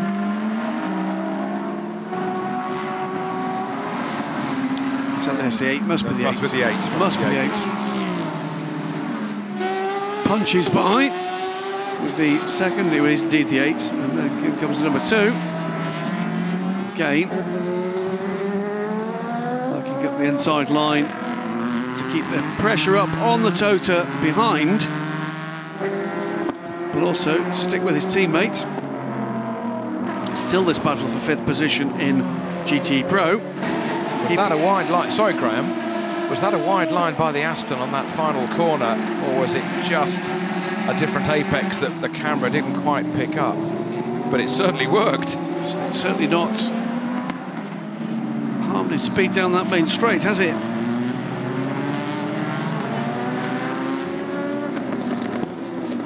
Ford seems to have just marginally better cornering speed there. Aston Martin, good traction out though. A very wide line indeed from the Ford, looking for any advantage they can grab. Now there, the Aston just pull wide. Got better acceleration out that turn again.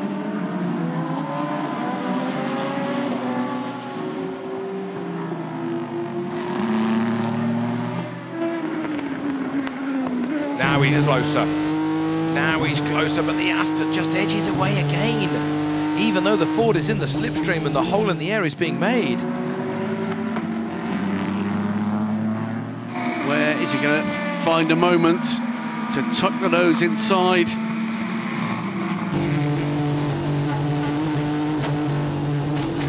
Oh, banging over the curves. That was slightly untidy by Pla through there.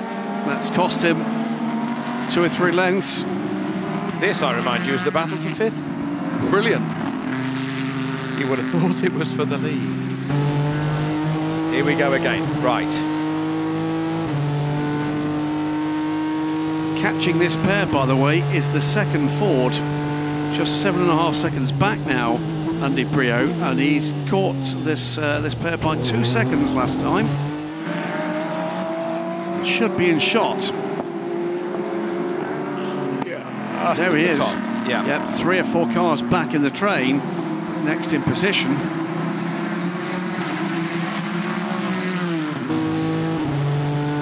So let's hear what's going on with Olivier Pla racing this Aston Martin. Fucking engine, this car is a fucking joke.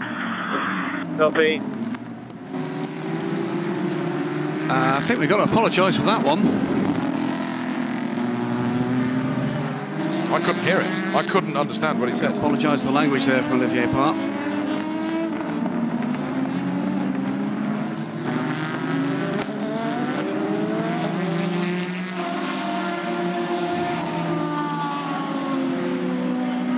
So as he gets frustrated, we can only apologise for that, as he lays the big rubber down on the racetrack as he accelerates out of the corner.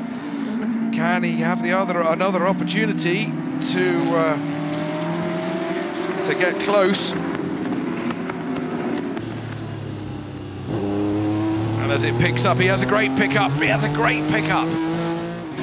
As he comes up the hill, as one of the Rebellion comes through.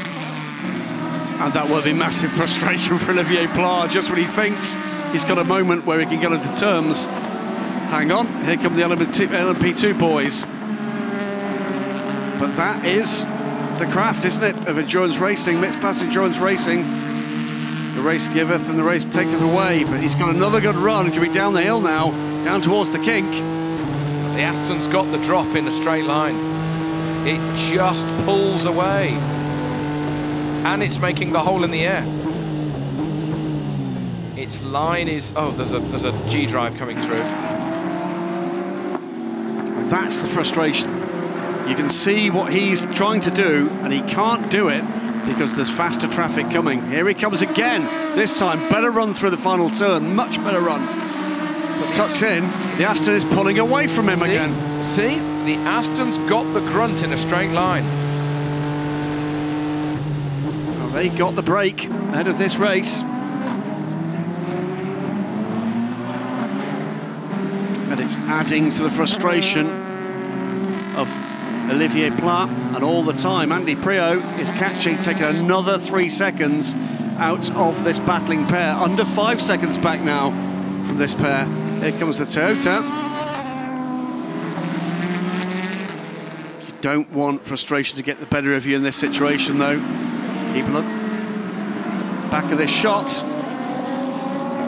because you're going to see the second Ford beginning to become a factor in this battle. Clearwater car, of course, the GTM car, running 5th in class. Just dropped behind the Gulf Racing Porsche. Ben Barker putting in some quick times at the moment in that car. 4th. Where is Priaulx? There's a car there, we didn't quite see what it was. I think it is the Ford, though. 4.3 seconds back. Yep, just at the top of your picture as he comes over the crest of the hill. It is indeed. Here comes Andy Priaulx. He will now see this battle ahead of him. He'll certainly be being told that this is for position.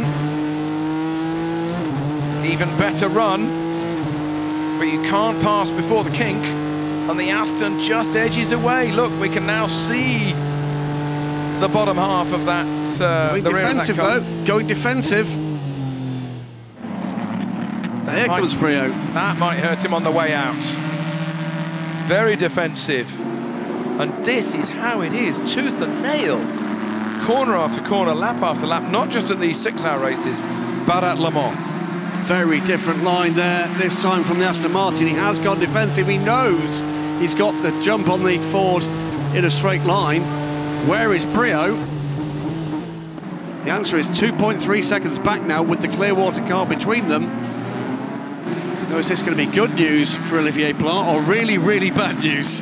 You know what the next BOP is? Not just on lap time, but on sector times. Because they do the lap at the same speed. Well, it's all... They do it in a different way. It's all automatic now. You know, at the end of the day, there's a new process. It's time. He's alongside the car now. But he's got to go around the outside because it's a left-hander coming up for these guys. And here comes the Bicolis, a quick car in a straight line. Priaulx is going to be with them within the lap.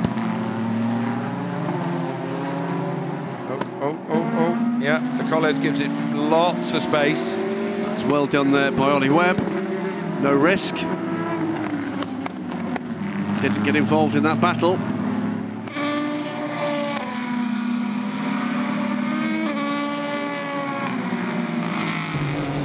Well, wherever you are watching around the world, this may be just for 5th, 6th position in GTE Pro between this Aston Martin in front of us and the Ford GT that we're riding with, but it is great racing. And it's for a World Championship. Let's not forget, points at stake here for a World Championship. Aston Martin will badly want to win this. Ford desperately want to win this. Looks up the inside again. And here comes Priaulx. Deals with the Clearwater car. It's a Manor LMP2 and one of the Porsches.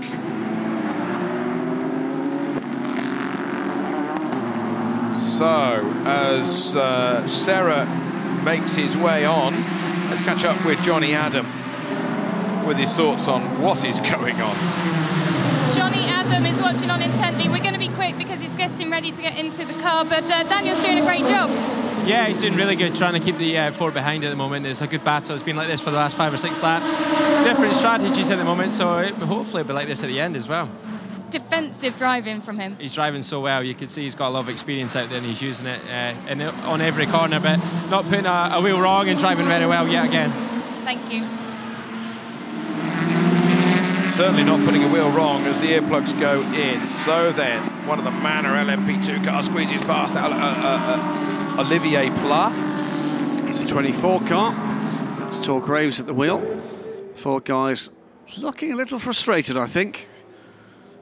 Here comes the Porsche. It's got a little bit of wide open space, gets by the Fords, deals with the Aston Martin as well, deals with the Manor in one short straight. And now we're back to battle resumed.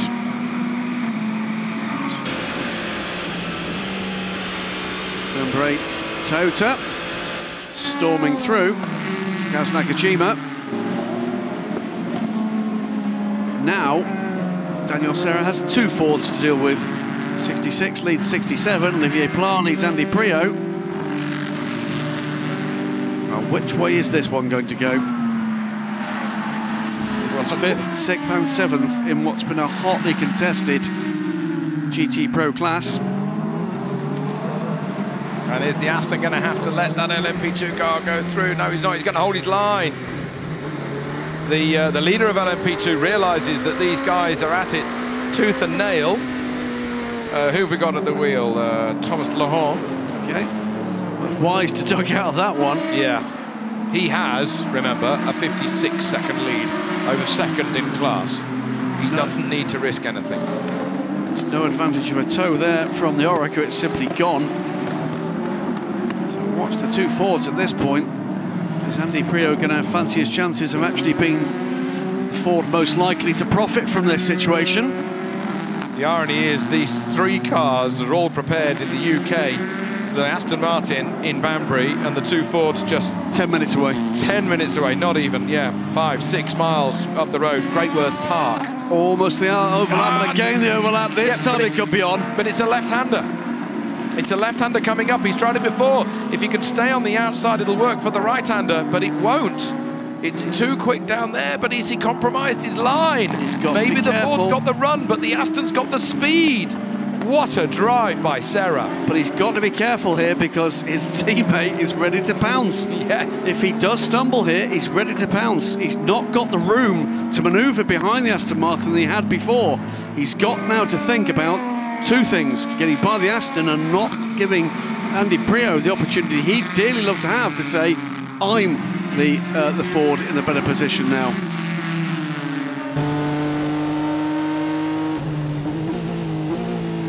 Great to see these battles in GTE getting the attention they're due. 97 on the power early, Graham, isn't he? Way better drive off the corner there.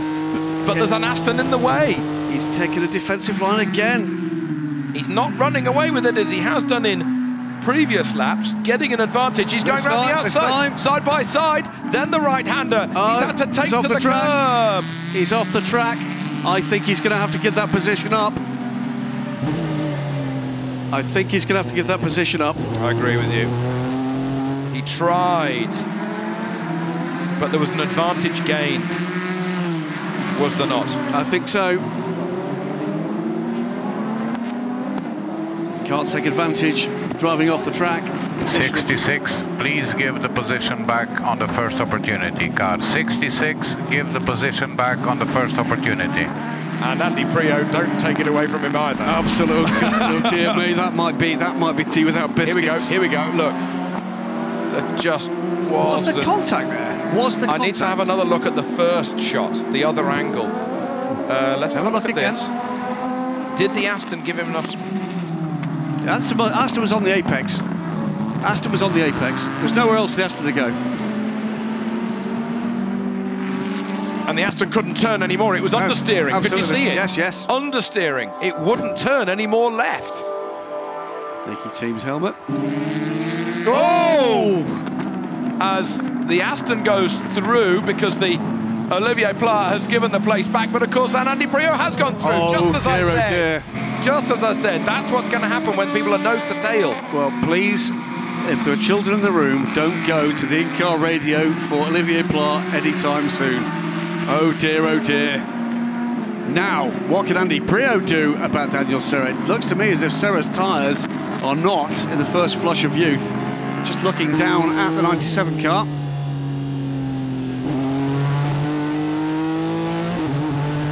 Well, of course, with Louise having just interviewed Johnny Adam, and then we saw him putting his earplugs in, that Aston Martin should be coming in very soon. Those Dunlops, as good as they are running out of life. But what a drive he's done. Even the LMP2 car has to go around. Well, he said the Ford did it last time, not a good idea. It's Francois Perraudot, GTM champion from last year, of course. Learning his trade now in LMP2. It's going to be at least one more lap for the Aston Martin.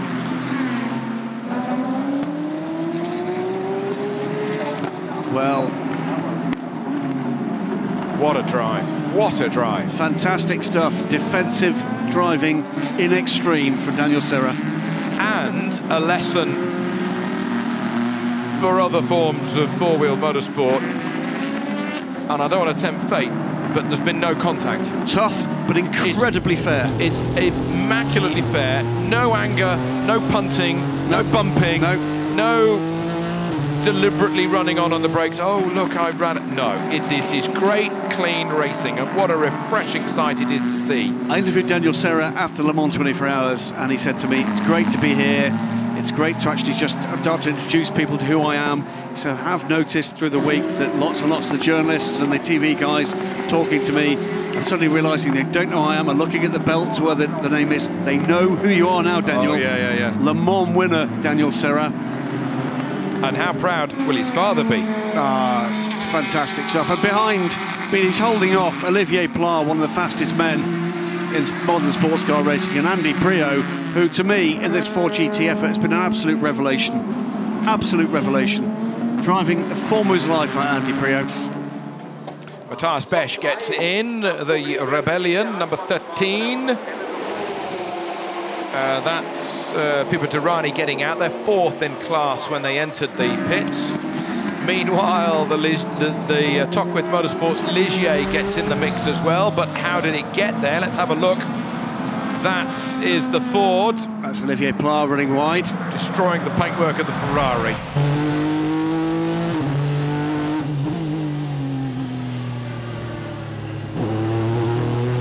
Hour and a half to go. It's getting darker here. It's getting darker. 5:30 in the evening local, so it's not sunset or anything close to it, as through comes the number 7 Toyota. Now, by the way, 1 minute and 8 seconds back from Earl Bamber. He gets through! So, Andy Priaulx in the Fords gets through ahead of Daniel Serra. Bit of a round of applause, and he's got a big work, and they touch! Oh, so Olivier Pla does touch the back of the diffuser of the Aston Martin. He was scrabbling under brakes, he was trying to keep it, hold it together, but he just got that little nudge, and I shouldn't have said what I said. Now, here is Priaulx going through, following the Toyota. That was a great move from Priaulx. Utilising the hole that was made by the LMP1 car. Then, let's go to this next one, and that's Daniel. That's a touch. Daniel running, but it was definitely a bit of a touch. He was pushed wide. Bit of a love tap there. Here we go, and that's going to get very close in about the next 3 seconds.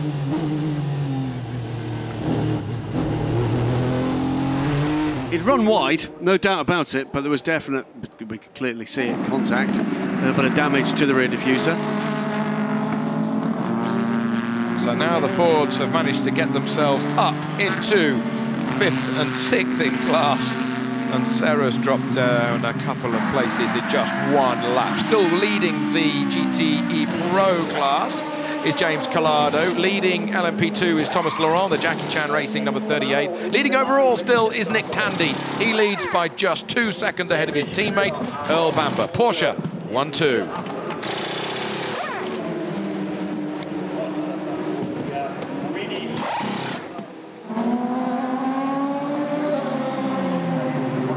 There you have, coming towards us, the GTE Pro Aston Martin. That is Nicky Thiem at the helm. That's the number 95 car. So the Fords are going to have to do it all over again to get past an Aston Martin. This time for 4th position. So Daniel Serra pits immediately, by the way, in the number 97 car. That's his mission control. That's the level of sophistication that it takes to run a team like this. TV timing, telemetry feeds. So what can Nicky Team do now? With under an hour and a half to go now. Serra out. Johnny Adam getting in. Hour and a half to go. Gaggle of P2 stops as well whilst we watch this Aston Martin stop underway, including the 2nd place car, the 31 Rebellion. It's got the gap to the leader under a minute. So a good old chase there from Felipe Albuquerque.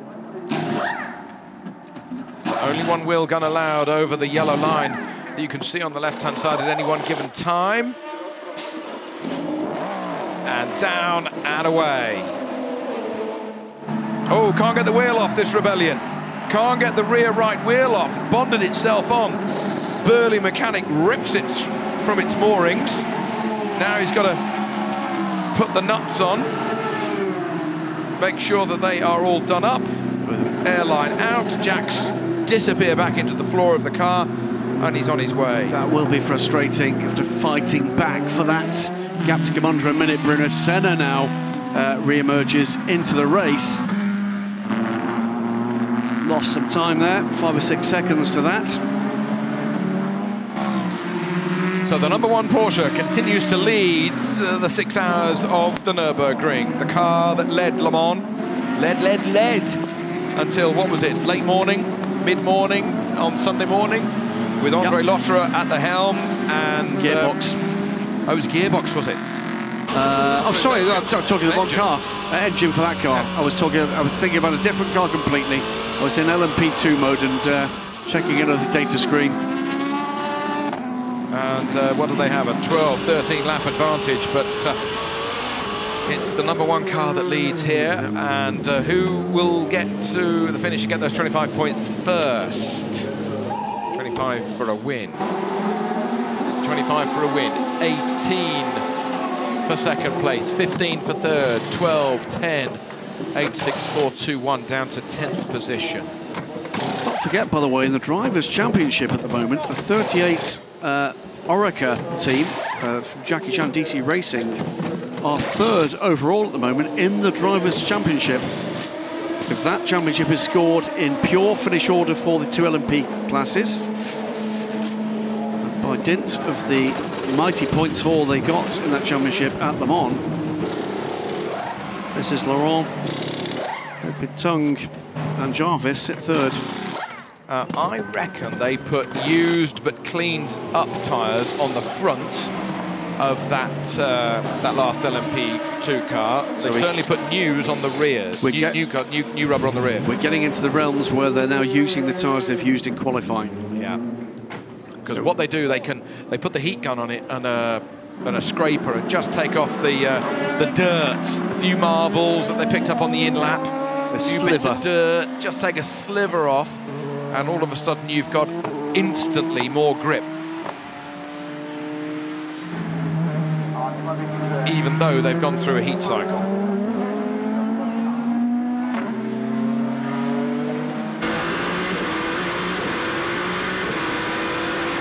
The rubber that has been thrown up on the top of the wheel arch, you can see bits of rubber still pinging past our camera. Bit of a coast into the left-hander, big G through there. The incident, by the way, between Olivier Pla and Daniel Serra, turn 2, is under investigation. We'll wait to see whether or not there's any further action there. So, Aston Martin was drifting wide. Undeniably, there was contact. Now, what are we looking at this for? This is the leader of the race, going wide. Oh, very wide. Lucky to keep that one on the island, Nick Tandy.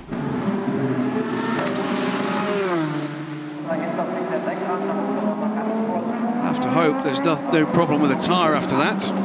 Any run through a gravel trap can have unintended consequences, particularly if you look concrete. Still that build-up of pickup on the right-hand side that we can clearly see.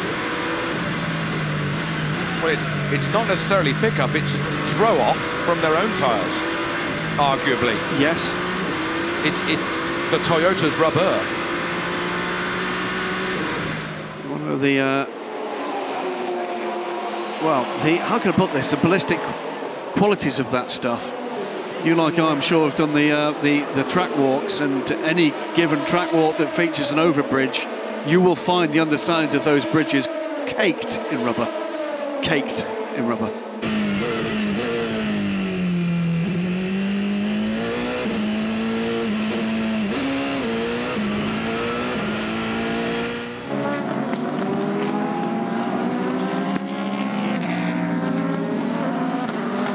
Bamba with his mirrors full of the number 8 Toyota. Still those, well, 5 laps down to this battle. Actually, I think may have lost a further lap. Oh, because of course they're out of sequence on the pit stops. So currently 6 laps down to the leader, 5 laps down on rotation. 37 car meanwhile pits from 5th position. David Cheng out of the car.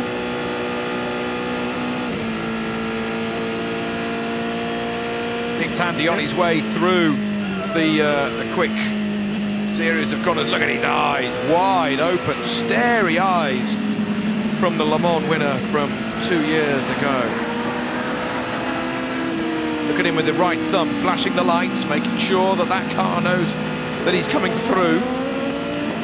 As he's hard on the brakes, his eyes go over to the left, then to the right, finding his way through the traffic, up the gears, now down with his left fingers.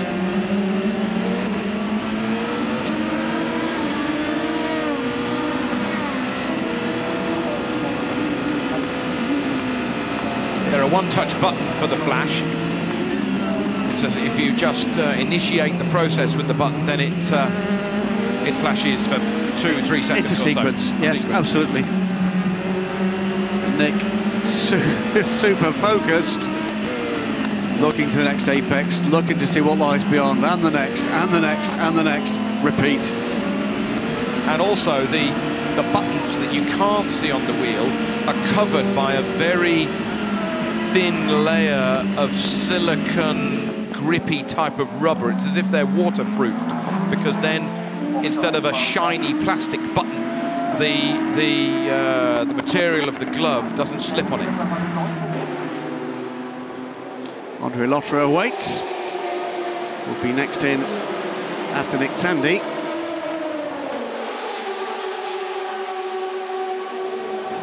And he would dearly like to add Porsche race wins to his racing record. Carried over from the Audi squad, of course. Years of huge success with Audi Sport Team Yost. And,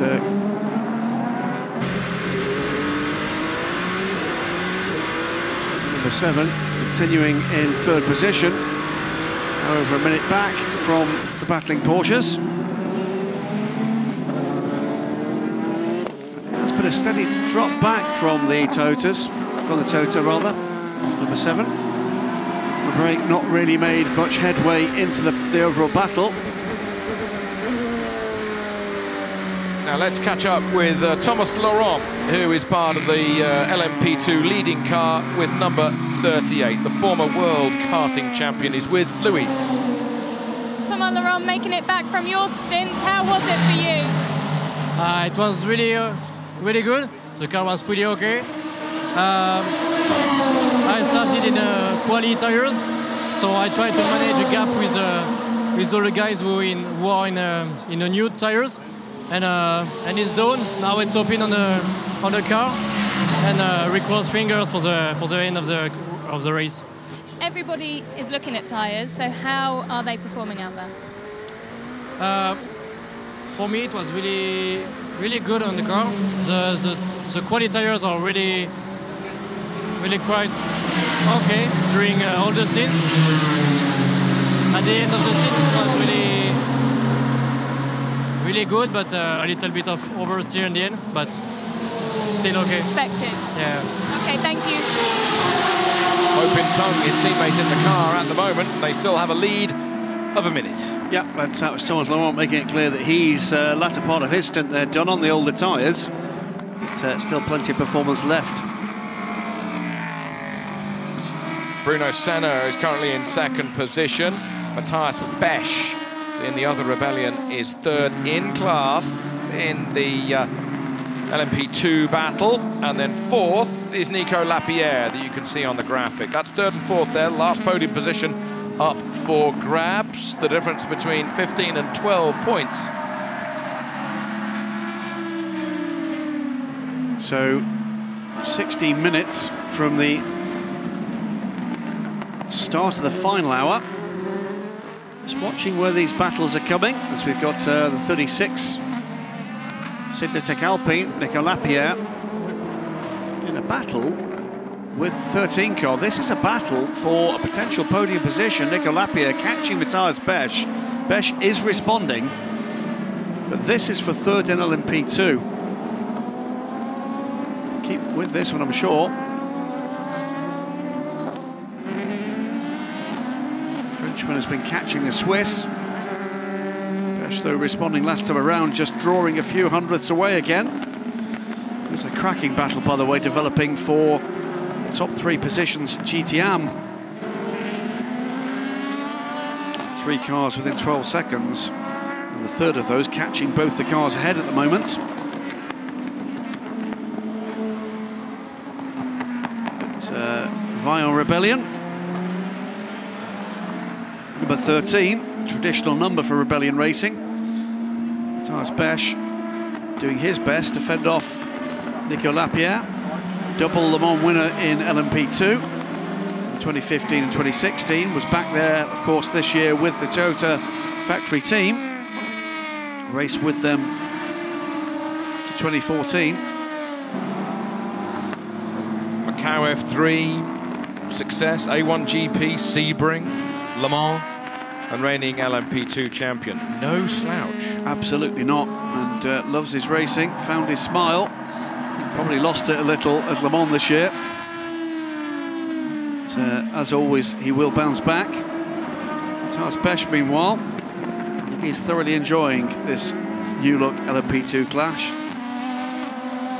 Enjoys a race, he's getting one.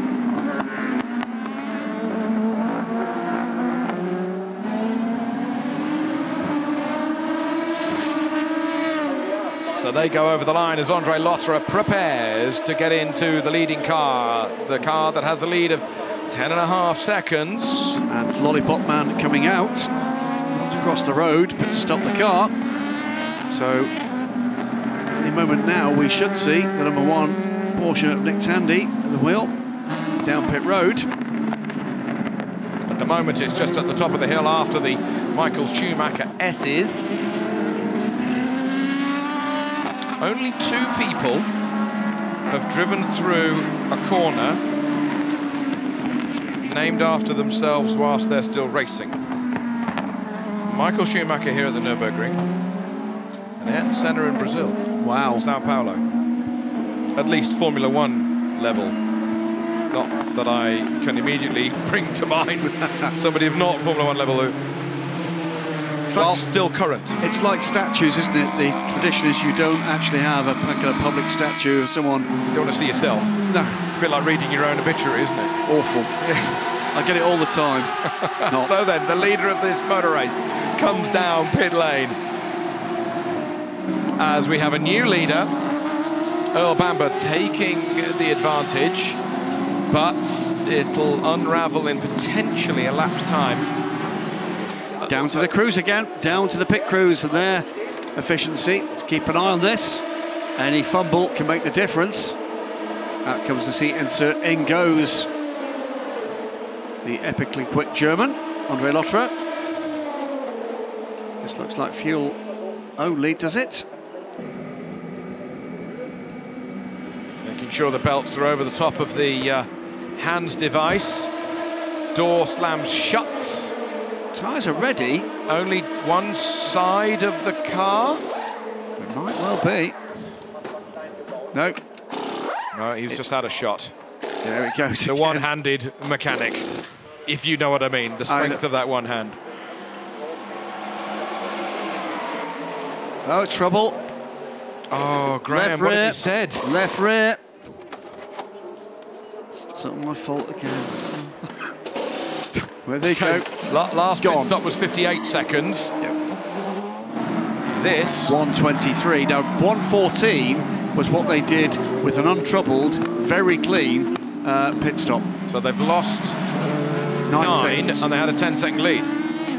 It's going to be mighty close, presuming the other car does a 14. Does an untroubled pit stop, correct? Yeah. Now the other car is just coming around the last corner, and it is coming into the pits. The other car is coming into the pits. So Timo Bernhard is ready. You are going to be in that car in the next 20, 30 seconds. An hour and 10 minutes to go.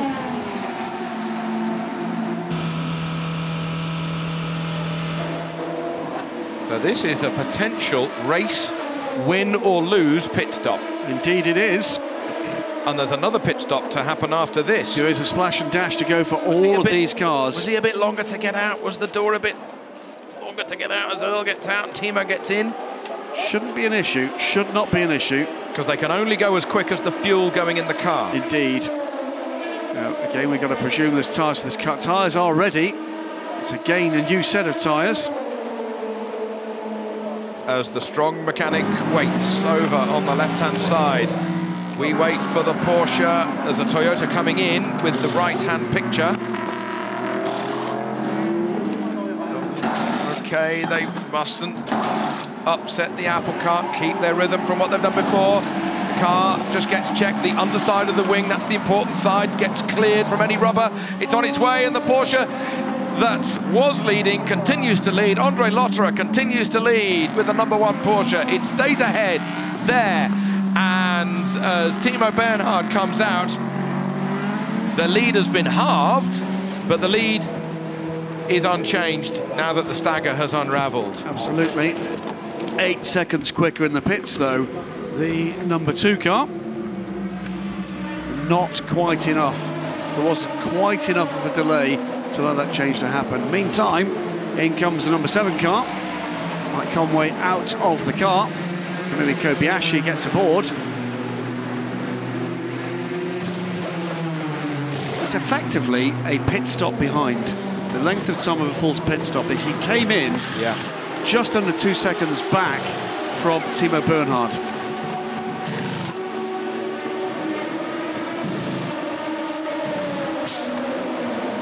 Away goes the Toyota. So that Toyota's on its way as the leader is already onto the back straight. And that is what a sort of 66-second gap is like. I would agree.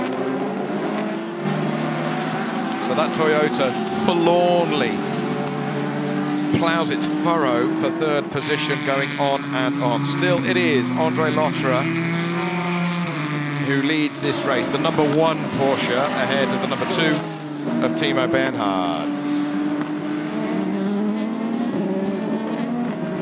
In LMP2, it is Ho Pin Tung in the #38 Jackie Chan racing car that leads ahead of Bruno Senna. Just under a minute between those two.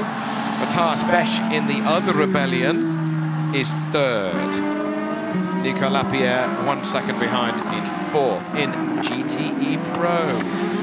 Pierre Guidi with the Ferrari looking to extend his advantage, withhold his advantage of about 37 seconds ahead of Richard Leeds in the Porsche. Kevin Estre in the other Porsche, the predominantly white 911, is third. The two Porsches, second and third in class, nose to tail in GTE Pro.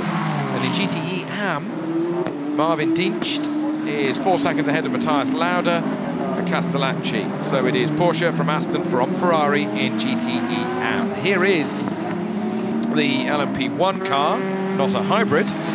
It's got the 3-litre V6 Nissan turbocharged engine in the back of it, rather than that engine being in the front of the GTRLM as it was in 2015. But the team has been struggling throughout this race meeting with vibration issues.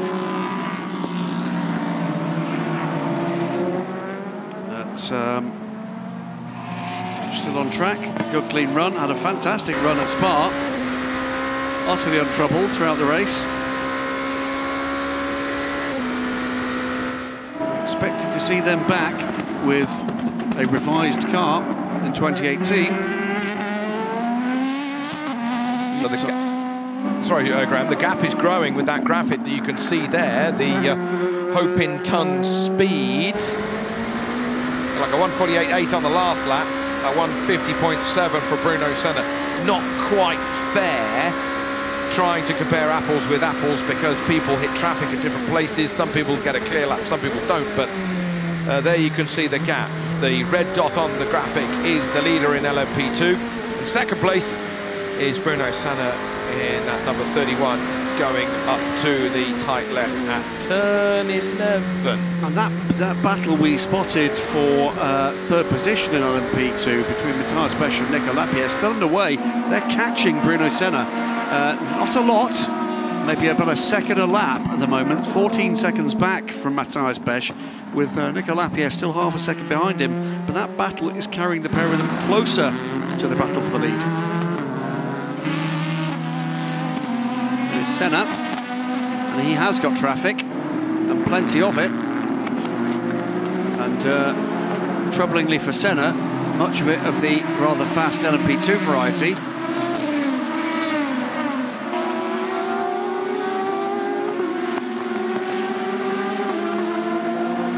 13 of Matthias Besch. There is Nico Lapierre in the background. Now this pair now 13, and in fact under 12 seconds back. Took 3 seconds out of Senna last time around. So the battle for second position in LMP2, 3 cars separated by 12 seconds. 64 minutes to go. It's not just a position that's up for grabs for the last podium position, as you say. Any one of those 3 cars could get second. Absolutely. In LMP2, so there's a lot to play for. A lot to play for, as always, in the closing laps of a 6-hour World Endurance Championship race. With a quick catch-up with the teams that actually had those penalties at the start of the race. 35, I'm afraid, has been in the pits for most of the afternoon with the gearbox problem, so it's not going to feature anywhere in the sharp end of these results. The 24 Manor car that had that 7-minute stop and go is in the overall order for LMP2, albeit laps down. The car at the moment in the hands of Roberto Meri is 9th in the order, and the 26 car that both started from the back of the grid and got a 3-minute stop-go penalty is currently in the hands of Ben Hanley, 8th in the order. And Ben, again, proving he can pedal this car as quickly as anybody out there at the moment. Under 10 seconds, Besch now back from Senna.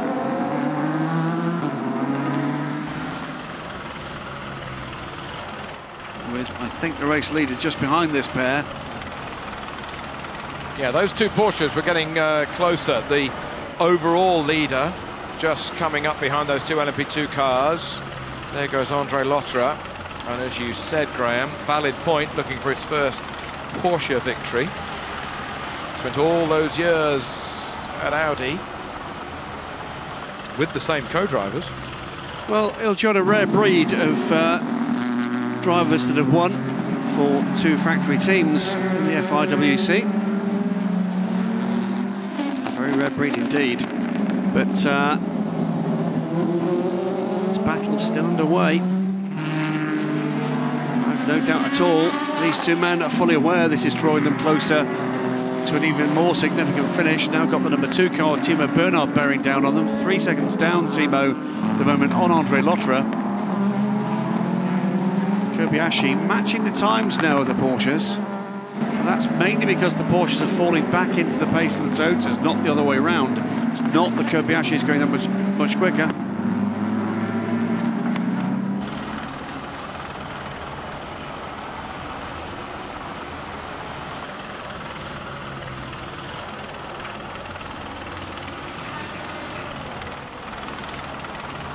almost alongside. So with a bit of traffic, Matthias Besch still fending off Nico Lapierre. Almost got the opportunity to get alongside as they dealt with the Ford. Closer and closer. Closer and closer as we come up to an hour to go. Ford's, by the way, Nicky team has seen that challenge coming and has pulled away a little from Andy Priaulx. It's a 6-second gap for the number 95 car. Sits in 4th position in GT Pro. Greg Greedy still leads for the 51 Ferrari, ahead of the 2 Porsches. Number 91, 38 seconds back. Kevin Estre in the 92. Got Leitz, by the way, in the 91. Kevin Estre in the 92, just half a second back. Matthias Lauda, meanwhile, pits from 2nd in GTM. But the on-track action at the moment is about some very significant positions indeed in LMP2. Bruno Senna just pulls out a little bit of a more of an advantage that time around. 9.8 seconds clear of Matthias Besch. Finds some clear air.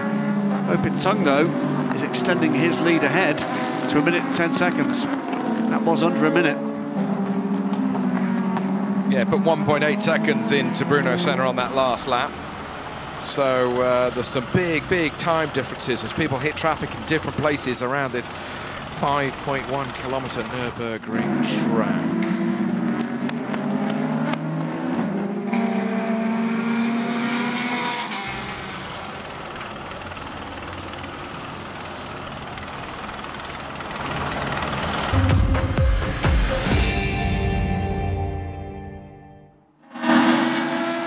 The last hour of running here for the World Endurance Championship race here at the Nurburgring. We've got some action between the leading 2 Porsches. It is Andre Lotterer leading from this, the number 2 Porsche of Timo Bernhard. Timo Bernhard quicker than his teammate on the last lap. Closing in on the leader is the German here in Germany.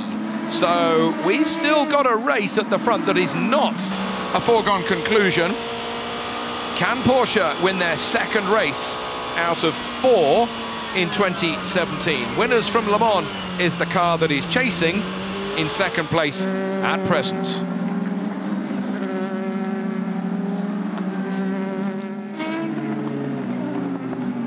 A lot of racing still to go also with the GTE AM class as well. But in the meantime, let's catch up with Earl Bamber, fresh out of the number 2 Porsche, battling for overall victory. Well, Earl Bamber, it's been close between you and the number 1 throughout. What are the teams saying? Because you do keep swapping over, so what are your team orders or not? I mean, in the end, we're fighting each other, and it's close because we've got the same equipment. So, but it's remarkable. I think we're within 1 second after 6 hours.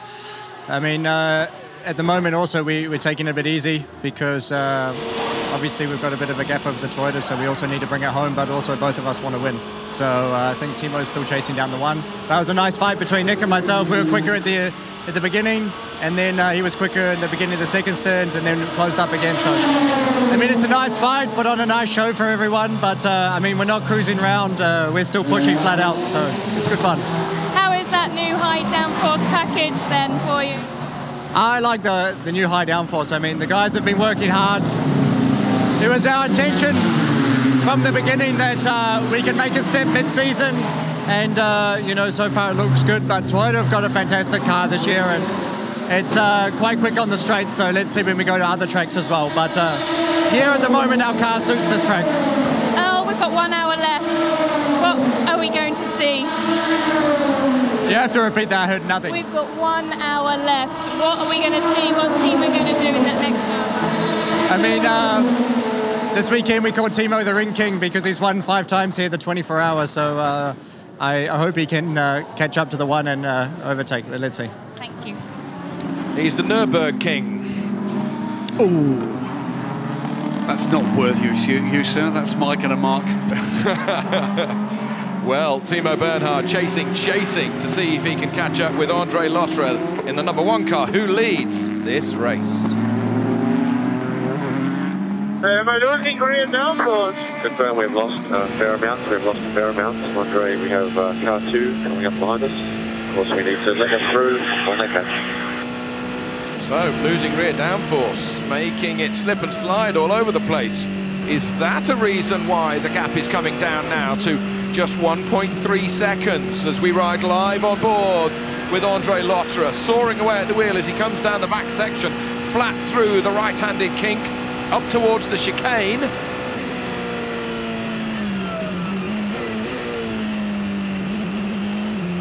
Over the curbs he goes, and on his way into the final corner. He's about to complete his 172nd lap. Well, at least the car is. Lost a chunk of time in Sector 1, gained some in Sector 2, but the 1.7 seconds is the gap. So we've heard from the number 1 what's going on with the number 2, Timo Bernhard. Let's listen in. Okay, Timo, all is okay. All is okay. Aero is looking stable. Aero looking stable. So he's getting more positive news. And is it easier to chase than to defend? I think we all know the answer to that question. But the carrot is there. He can see the prize. The championship leading car is in second position. There's the gap over the last couple of laps. Up, down, like a yo-yo. Back and forth. As this race comes into the last hour, nothing between the two Porsches. Less than 2 seconds after over 5 hours.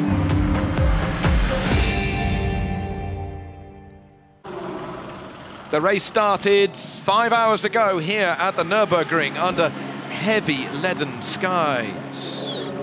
The big brass from Porsche were here, the big brass from the WEC looking on to round 4 in this championship. Fresh from Le Mans, it was a battle of the Toyotas against the Porsches once more, but even on the warming up lap, one of the Toyotas had a fuel pump problem and instantly it lost 5 laps. So it was 1 Toyota and 2 Porsches that charged down to the first corner. There was a touch between one of the Manners and the Alpines going into the grass. But in the first hour, what a battle it was in GTE Pro. No quarter given in any shape or form, likewise none on LMP2. But again, it was the number 38 that was going so well. And the 911 RSR had taken a pole position in GTE Pro, and it was trying to convert that to a victory as the race unfurled. Then the Toyota had to give second best to the Porsche, then he had to give second best to the second Porsche, so it went down to third. Difference of body language between the German and the Japanese garages. Then it was nose to tail, tail to nose between the two Porsche 919 hybrids as they romped ahead, leaving the Toyota just a little bit further back. How unlucky it was for the other Toyota to have that problem so early on. We were robbed of what was sure to be a very good race indeed. But the high downforce configuration of the aerodynamic package of the Porsches was certainly working well. There was a coming together between, though, Nick Tandy and Harry Tincknell, the Porsche and the Ford. Whose fault was it? Well, the Porsche was desperate to try and keep up with its counterpart, but then there was the parting of the Red Sea, and the lead Porsche number 2 decided to miss the spinning LMP2 car. It went through the slower run-on at the exit of the chicane, and therefore it had to give away the lead of the race. In GTE AM, it is still the number 77 Porsche of Matteo Caroli who leads in that class. In LMP2, it is still the number 38 car that leads there, just as it did at Le Mans. Number 1 leads overall by 2.5 seconds from its sister car. Quick mention, though, for Pierre Guidi in the number 51 Ferrari in GTE Pro. He leads ahead of the two Porsches by 39 seconds. The edit was rather quick, but let's not forget that that Ferrari is in charge in Pro. It is indeed, and it's been an impressive run all afternoon from the 51 car, getting ahead of what looked like a dominant Porsche display this afternoon and driving away from them in a pretty well-balanced GTE pack this afternoon. 40 seconds, a very good lead indeed. Two Porsches still separated, by the way, by under a second. They've been lapping in formation for much of the afternoon. Further down the order, Nicky Team appears for the time being at least to have dispensed with the threat from the two Fords. He sits ahead of Johnny Adam, who requires a pit stop to get back onto the same cycle as we've seen for the Fords. Harry Tinknell, currently Stefan Mucker, with the delayed, twice delayed in fact, Ferrari 71 Ferrari Tony Verlander some little way back. In GTM, meanwhile, watching the LMP2 battle in their classification, GTM still pretty well alive. Matteo Caroli back at the wheel of the 77 Porsche, Pedro Lamy back at the wheel of the 98 Aston Martin, and Miguel Molina at the wheel of the 54 Ferrari. Those three separated for the top three overall in class by 17 seconds with 51 minutes remaining. That is well alight as well. However, nose to tail battling continues for, well, third place at the moment in LMP2, but they are still making inroads into the advantage ahead of Bruno Senna. Not as much as they were, but the gap is under 10 seconds. 8.2 seconds back is Matthias Besch in the 13, the sister car. 8.7 seconds back is Nico Lapierre in the number 36, with Alex Brundle now well back after the earlier woes for David Cheng. A perfect example of hitting traffic at exactly the right point of the racetrack there, as the Rebellion and the Signatech Alpine make their way through past the number 77 Am Porsche and the Aston Martin. As they come over the line, they complete their 163rd lap. And even Lapierre can't get through, which is something you don't say very often.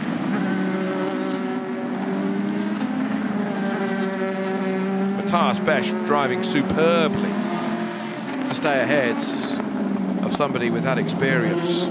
Both been in the car the same kind of time, both got the same number of laps underneath them in this stint at least. One more pit stop to go. We're into that phase of the race where two things are on everybody's mind. When do we pit for the final time? And what's achievable in these last 49 minutes? That's going to be what's on the minds of the drivers and the brains on the pit walls of each of these teams. The answer at the moment for Porsche appears to be, well, what order do these two 919 hybrids finish this race? Now the number 38 Jackie Chan Racing Orica continues to lead in LMP2. Let's catch up with what Ollie Jarvis has got to say. Well, into the final hour, Ollie Jarvis. That's a difficult tongue twister, isn't it? Thoughts going into this final hour? You've been dominant throughout this race. Yeah, it's been a great race for us so far. To be honest, keep it on the track and stay out of trouble. You know, I think we've got a minute lead. Hoping's pace is fantastic. So as long as we don't do anything stupid and there's no mechanical issues, fingers crossed we should make it to the finish and, you know, hopefully on top step of the podium. Thank you. Well, if they do, it's going to be a massive mountain to climb for the championship for any of these other runners. Remarkable to have a minute's advantage with these mechanically identical cars. Over 11 cars in this class started this race. 10 Oricas, including the two Alpines, and a solo Top with Motorsport Ligier. All powered by the same 600 horsepower Gibson engine. So, the battle at the moment, by the way, in GTM is this one. This is for second position. Miguel Molina troubling Pedro Lamy and asking politely whether or not Pedro would like him to move over and let him by. Pedro maybe surprisingly declined.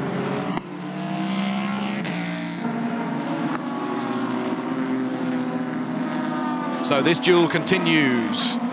The former Formula One driver, former Peugeot LMP1 driver with the diesel, and Molina right on his tail. And I think I'm right, equal record holding Nurburgring 24 Hours winner, Pedro Lamy, for both Viper and BMW. BMW, yes, with the V8 4-litre in the front of it. Yeah, not quite the E36, but it was 46. It was the initial iteration of the E90. So he's driven everything, as Pedro Lamy. I was talking about that with him yesterday.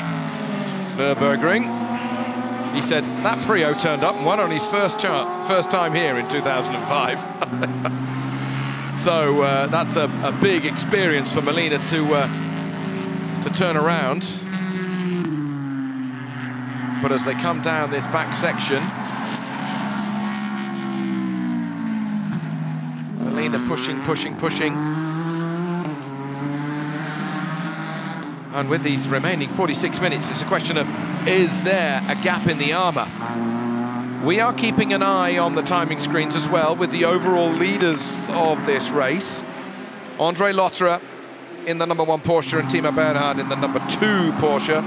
Sister cars split by 1.6 seconds. Timo Bernhard makes up time, then he loses it, then he makes up time, then he loses it. Traffic related, as he is hammering away to see if he can get his second win of the year for the number 2 car, the car that is leading the FIA World Endurance Championship standings at the moment.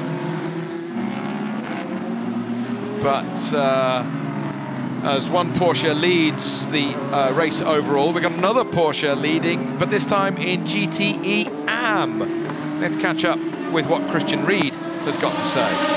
Well, Christian Ried, there's lots going on behind with the battles with the other cars, but that's all good for you in the 77 leading. Yeah, actually it's quite good if they lose some time on battling, but no, it's still 45 minutes to go, so it will be a hard race for us. Are you feeling threatened by them? Sorry? Are you feeling threatened by them? Yeah, it will be tough, and you know, for sure Matteo will be a lot of pressure, but he will do it. I hope so. I think so. Thank you. Well, as you were saying earlier, Graham, Matteo Cairoli, a star for today, let alone the future. And with this last 3/4 of an hour remaining, the pressure is on. There's a rebellion coming down pit lane. It's Matthias Besch in the number 13. Waiting to take its slot and stopping. Absolutely inch perfect. And if this GTM battle finishes the way it looks like it's going to at the moment on the current form we've got, it's going to really tighten up the championship race. There's damage there to the front of that car, the 13 car. A couple of the LMP2s have been a little bit in the wars. I think we're going to have at least 3 cars in the 90s for their points total. So it'll close up at the top of the championship table. Hugely. I mean, Dempsey Proton Racing, that 77 car, Lou just talking to Christian Ried there, has not finished off the podium this year. This would be its first win. It's had 2 second-place points hauls in GTE AM and a 3rd place. So there's the number 97 Aston Martin, Johnny Adam, 5th position for him. But he's got Harry Tinkler back with him now. And that is Molina getting through. It is indeed. On that last corner as well, so he's got through. And the last time through, 1/1000th of a second ahead of the Aston Martin. It's Pedro Lamy will get his head down, and this has been good news, by the way, for Matteo Cairoli, this battle for second place. He's taken the opportunity to pull away from that pair, 20 seconds up now.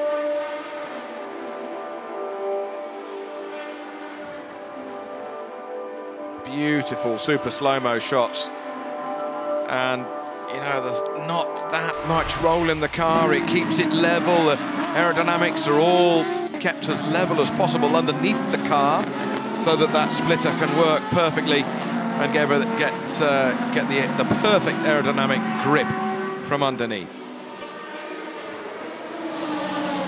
Let's catch up with James Collado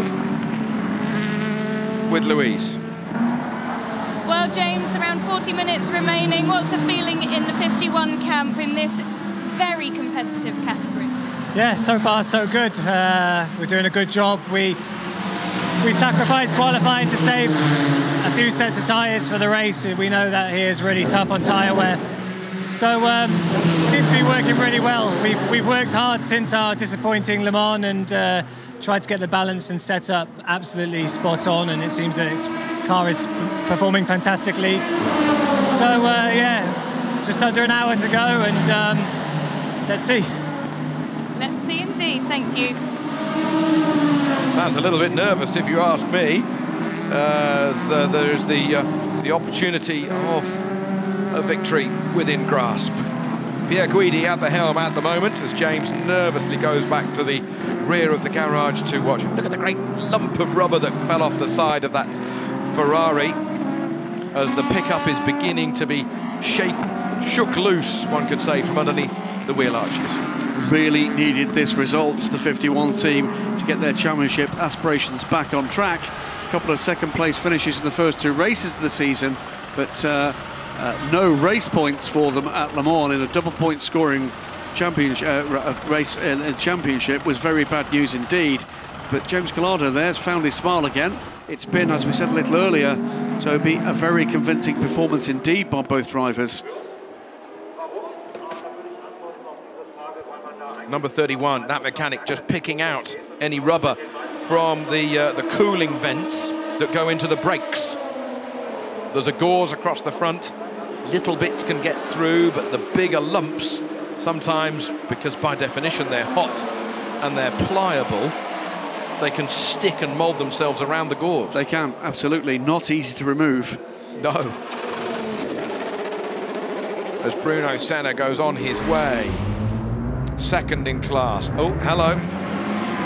Two LMP2 cars side by side, literally. A bit of a sideways kiss between the 37.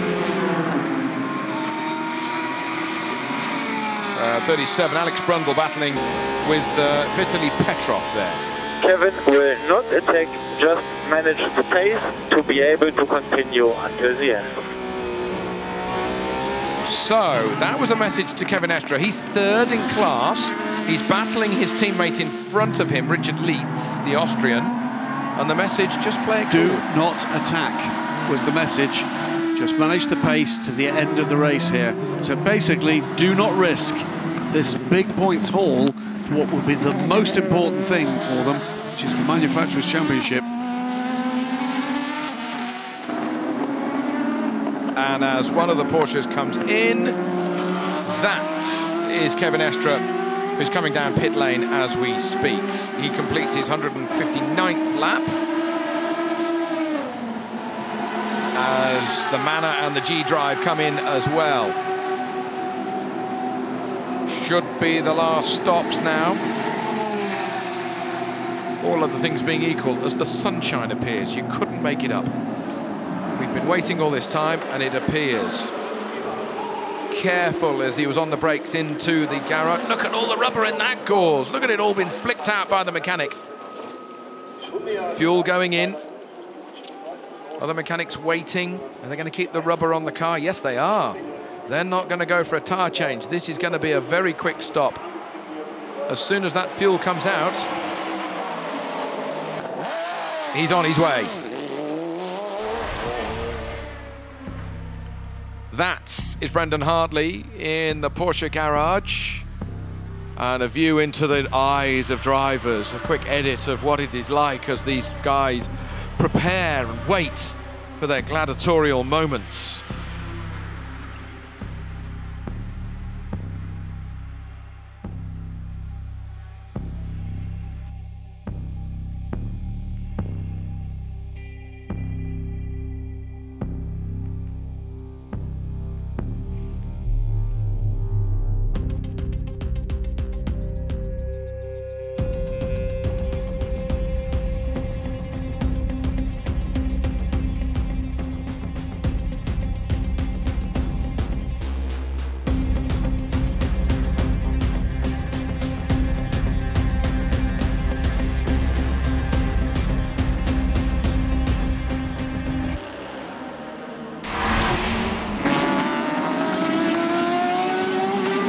Expensive stuff in the garages, but it's all tooth and nail once out on the racetrack.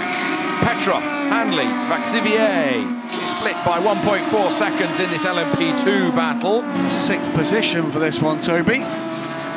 And, well, who's the man looking most likely here? Vaxivier just out of the pits. And that's Amana. That is the 24 car, Roberto Meri, rear clip, being changed. And it won't go on the bottom. It won't go on the bottom in the middle. Oh, big couple of number 11s being left down on the tarmac there by Ben Handley as he gets the power down out of the chicane up towards the final corner. The Porsche GT car is going to get overtaken. Well, just again proving that those GT cars are no slouches, with the LMP2 cars getting past only in the latter part of the straight. So any point here for the 26 crew is going to be a bonus after, well, frankly, disastrous lead up to this race for them. Already having that, carrying that 3-minute stop and hold penalty into the 6 hours of the Nurburgring after incidents at the Le Mans 24 Hours, and then being relieved of their pole position. And Ben Handley goes way, way wide. Can't take the position there, Ben, like that. Relieved of their pole position, made to start from the back of the grid, have fought back all afternoon, now sit in 7th position with every prospect. 6th might be within their grasp.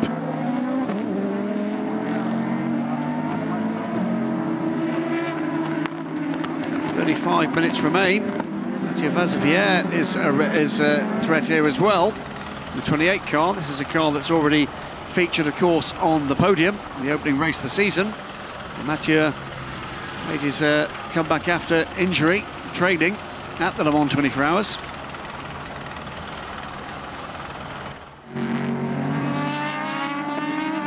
that's the overall classification in P2. So another good afternoon at the track for Jackie Chan DC Racing, the new Mighty 38. Car run under Jackie Chan DC Racing banner, with technical support from Jota Sports. Reigning ELMS champions, of course, with the previous car that carried that number for them, the Gibson, now in glorious retirement. 5th and 6th position here, the Aston Martin and the Ford GT. That is Johnny Adam and Harry Tinknell. A couple of young Brits doing battle here. Johnny Adam, Le Mans winner this year, of course. Harry Tinknell, previous Le Mans winner, oddly enough, in that Jota Sport 38. Little doubt in my mind that both of those young men have got a big future in sports car racing for a long time to come. Ben Handley, meanwhile, still looking for a way by Vitaly Petrov.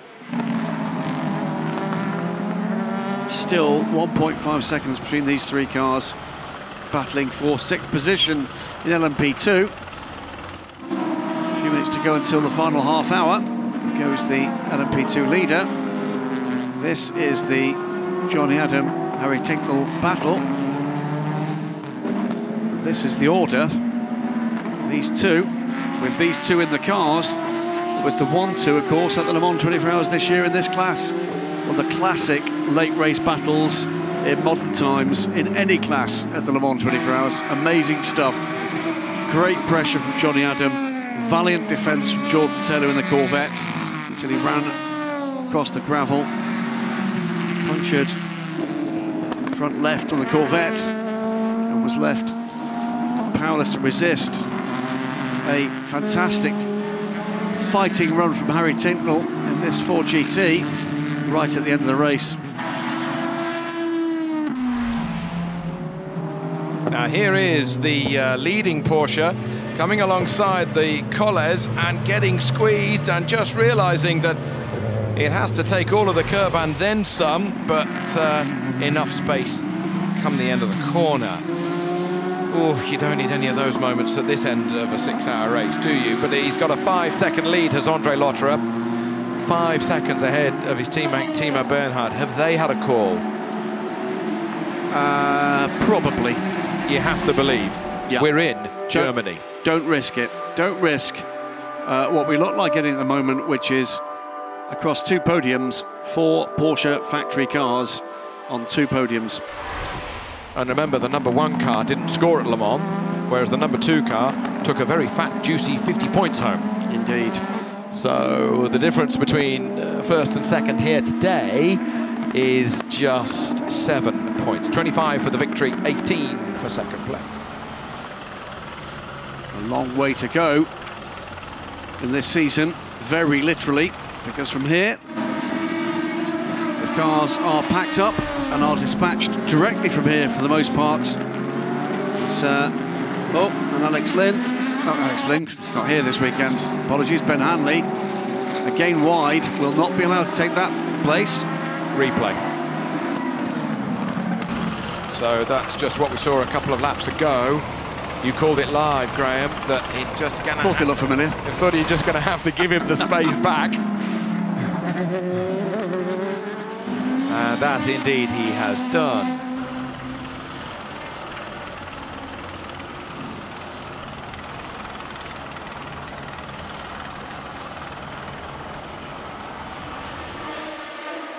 Graham Loudon looks on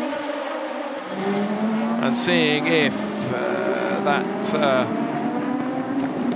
number 25 can be there. Well, with 30 minutes remaining, Toby, prepared to say that we're not going to see 30 minutes without positional change. This battle is well alight, without a shadow of a doubt. So is the LMP2 battle for 6th.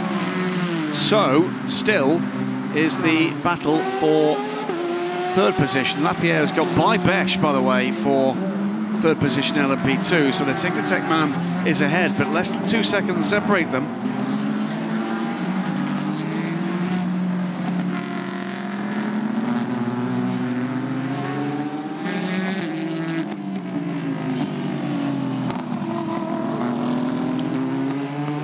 So 4.3 seconds in the lead of this race, which has not turned out to be Tota's afternoon. It started badly for them with the fuel pump issue as the cars left the grid. 4 the number 8s crawled around. Team turned it around remarkably quickly, but it still cost 5 laps. They are 5 laps that have not been clawed back. So effectively, they have managed to get the best result they possibly could in these circumstances without problems for the cars ahead of them. Made their way rapidly through the rest of the field. Good, consistent lappery from the number 8. The number 7, well, led the first hour and a quarter. Thereafter has dropped steadily back. The gap managed by the Porsches ahead. And here comes Ben Hanley, still looking for a way past Vitaly Petrov. Still looking, but if you look at the graphic, it's just appeared. The real mover from grid position is the number 51 Ferrari leading GTE Pro, up 7 positions. Sure, the number 26 of Ben Hanley has made up the most places because it started at the back behind all the GT cars, all of them. But within class, the Ferrari number 51, Pierre Guidi and Collado, have made up 7 places. They lead the class at the moment by 35.5 seconds. Under half an hour to go as they go down the hill. Fair to say, Pierre Guidi looked a little ragged in the early part of his first stint, but he's blown those cobwebs away. The Ford, Graham, getting very deep on the brakes. Thought it was going to tag the back of the Aston Martin. Sorry for jumping in, but Harry Tincknell, foot to the floor and through the bulkhead it was for a moment. He's looking, isn't he, for where this might happen. Mr. Tincknell is in end of Le Mans mode. No doubt.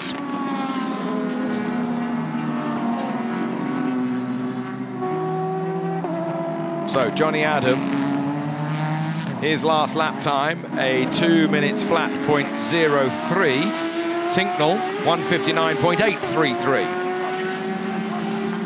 As the Colles comes up to to pass that duo. Should say, by the way, in GTM, Miguel Molina has pulled away from Pedro Lamy, now 15 seconds up the road from Lamy. It's one of the DC racing cars, gets out of the way of the approaching lead car. 5 seconds to the good now from Timo Bernhard is Andre Lotterer. Lotterer over the line here at the Nurburgring.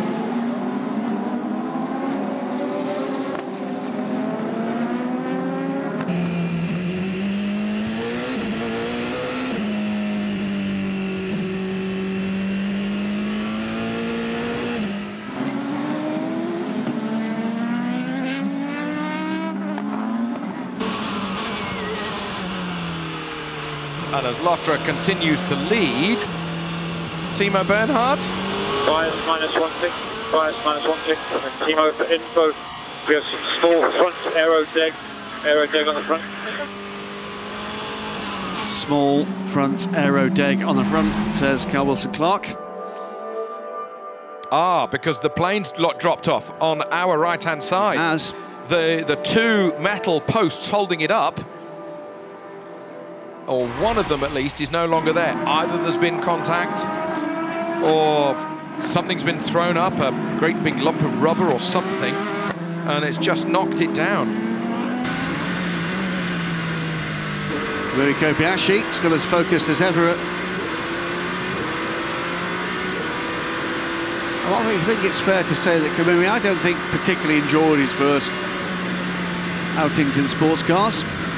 Remember, did a season with the AF Corsa team in GTE. Did not seem that happy with that experience.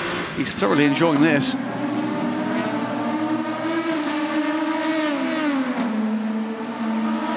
And how long will his lap record at the Le Mans 24 Hours stand for? My guess is a very long time indeed. So then, the number 91 Porsche comes in. Richard Leitz, second position in class. Perfect vision now being given to Leitz, who stays in the car. And it's just going to be fuel. Go, go, go, go, go, go, go. He's on his way. Important race in so many ways for Porsche.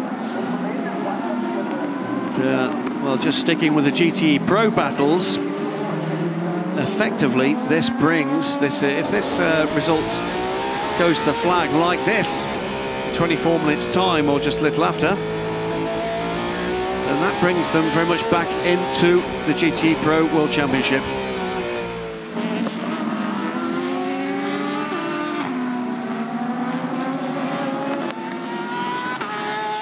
"24 minutes to go." Not 24 hours, that was a month ago. But this is the final 24 minutes of this Nürburgring 6 hours. There you have the Manor, Vitaly Petrov at the helm, and that is the number 26 of Ben Handley trying to get past into the right-hander. The familiar colours on the side of that crash helmet of Handley, they get split momentarily by the number 1 Porsche that leads this race. Andre Lotterer has a lead of 6 seconds, only 6 seconds after nearly 6 hours. Let us not underestimate or undersay how close this race has been. Yep, CEFC Manor TRS, the longer but importantly more commercial name for Manor this year in the WEC, and hanging on as best they can, as many points as they can get out of this. Still that battle goes on, still this battle goes on for 5th in GTE Pro.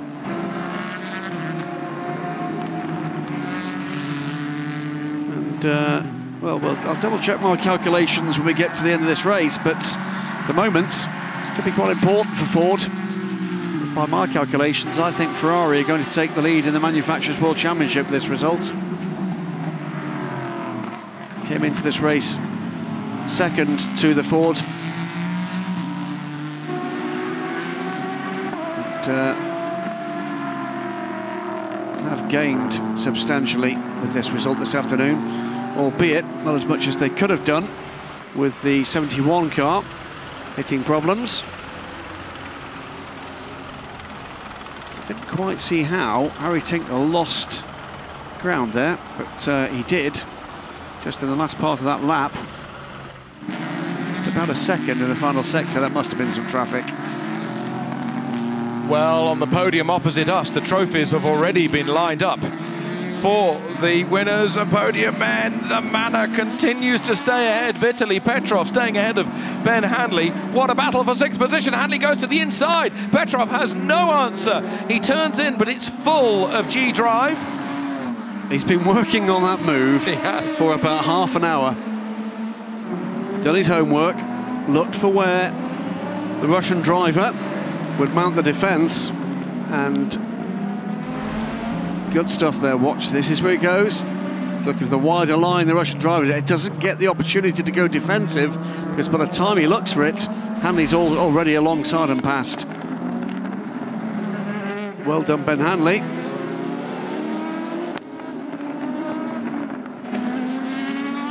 The Toyota coming up behind them to continue its progress. That is the number 8 car. It's the car that had the problem at the beginning of the race. It lost essentially its engine. It crept back with Sebastian Buemi on the warming up lap, left the grid and just didn't really fire into life. Took an age to do that warming up lap.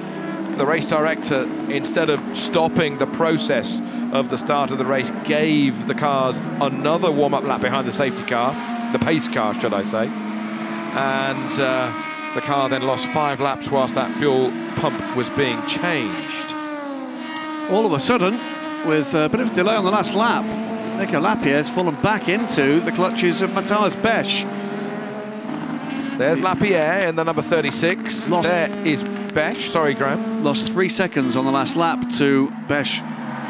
Lapierre did. You can't lose 3/10, not 3 seconds. And meantime, Miguel Molina is mounting a challenge as well. From 12 seconds back, just a couple of laps ago to Matteo Caroli. It's now under 9 seconds, still 20 minutes to go. And at the current rate of catching, that's going to be very close. There is the leader of the GTE AM class, number 77, with the familiar diamond triangular colour scheme with the Dempsey Proton squad. Nervously looking on, they know, oh yeah, big darkies being left down on the exit of turn 5. They mean business. Getting close to the window for the final splash and dash for the leading cars, the hybrids. It's 6/10 and something like 10 laps from memory. 6 stints, yes. 6, yes. So we're not a million miles away from that.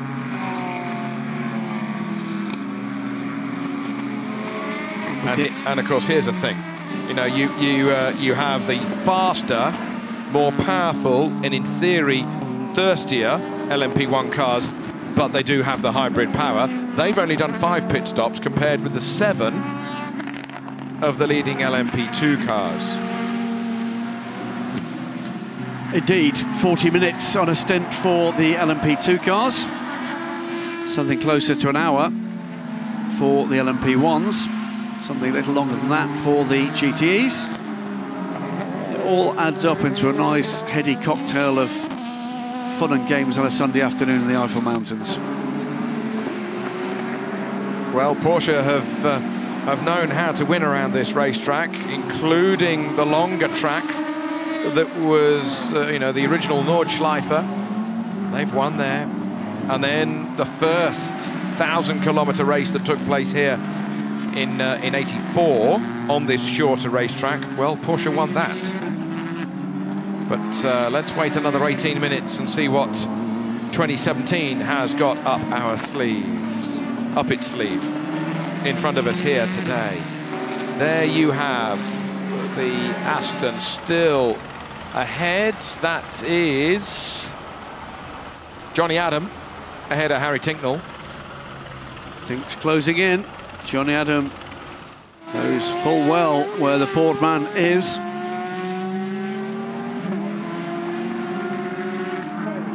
You have to take your hat off to that leading Ferrari in GTE Pro. It continues to romp ahead. Now, well, now we know the Porsches have effectively been told to hold station. It's been cracking stuff. That's a bit of a touch, is it? Tincknell getting so close. Is he getting through? So Tincknell gets through with the Ford ahead of the Aston Martin. And Tincknell takes 5th position in GTE Pro. Now, it'd be good to see the lead up to that move. That didn't look likely at that point, did it? Just a good run. A good run. And late on the brakes. I wonder if Johnny Adams' brakes are beginning to go away, or even the grip for the Dunlops. Let's have a look and see. Yeah, the Johnny nose took tyres last time, so that shouldn't be an issue at this stage. The nose went down at about the same time for the Aston Martin. He's coming in. So Johnny Adam, the last splash and dash.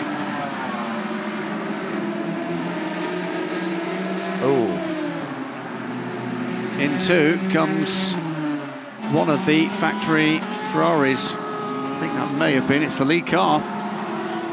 The 51 car is on pit road as well. So the leader has 90 seconds, essentially, of a lead over the Porsche. Splash and dash is 45, 50 seconds, give or take. The fuel line is in for the leading Ferrari in GTE Pro. Tyres are ready and will not be required. Good night, Vienna. Putting tyres out just in case they're needed, putting tyres out as a bluff as well. Yep, Pierre Guidi will finish this race, will complete this race aboard that car.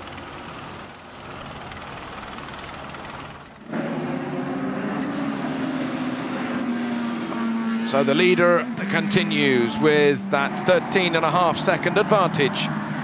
13.75 second advantage to be precise, ahead of its sister car, Timo Bernhard. What a show. What progress they have made with this new high downforce package, and he comes into the pits. So Andre Lotterer, the leader, coming in for a splash and dash, 6 stints plus 10 laps, or even less it's going to be, with 14.5 minutes to go. It's a long drive at just 36 miles an hour, 60 kilometers an hour down the home straight. We expect that car there, number 2, to come in a lap's time as Lotterer gets the fuel hose attached. And the mechanic can take his time to remove that tear off, or can he? A little bit of smoke that we've always seen from the rear brakes. Rear left smoking more than the rear right. Just a little bit more smoke coming from there. Fuel going in. Oh, it'll feel like an age for Andre Lotterer, but he knows the strategy. Andreas Seidel has worked out the strategy with the crew to know that that's the last time that it will have stopped in this motor race. And immediately back up to speed, by definition, straight up to full speed, because he is at the last point on the last garage in the pit lane. There's your leader of the race. That is Timo Bernhard.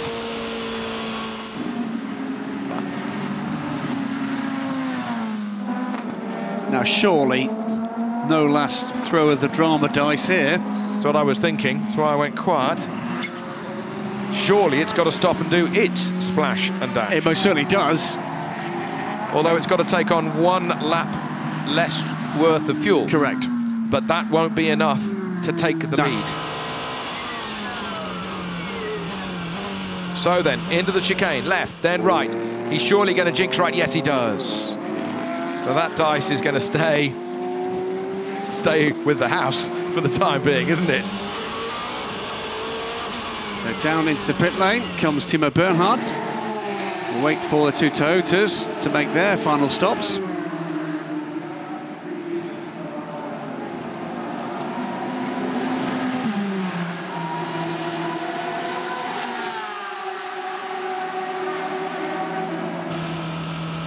Miguel Molina still catching Matteo Caroli, but not as quickly. 7.5 seconds, by the way, the gap. We'll watch this final stop from the leader. Oh, what we expect with this final stop. Tear off taken, fuel goes in, car is released. 56 seconds in the lane for teammate, 36 seconds for Timo Bernhard, way less fuel taken. I'm going to use the word insurance.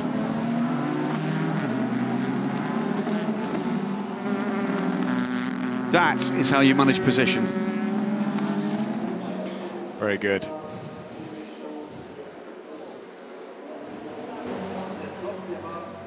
Very good indeed. So, number 2 car retains the lead of this race. Into the lane comes number 7 Toyota.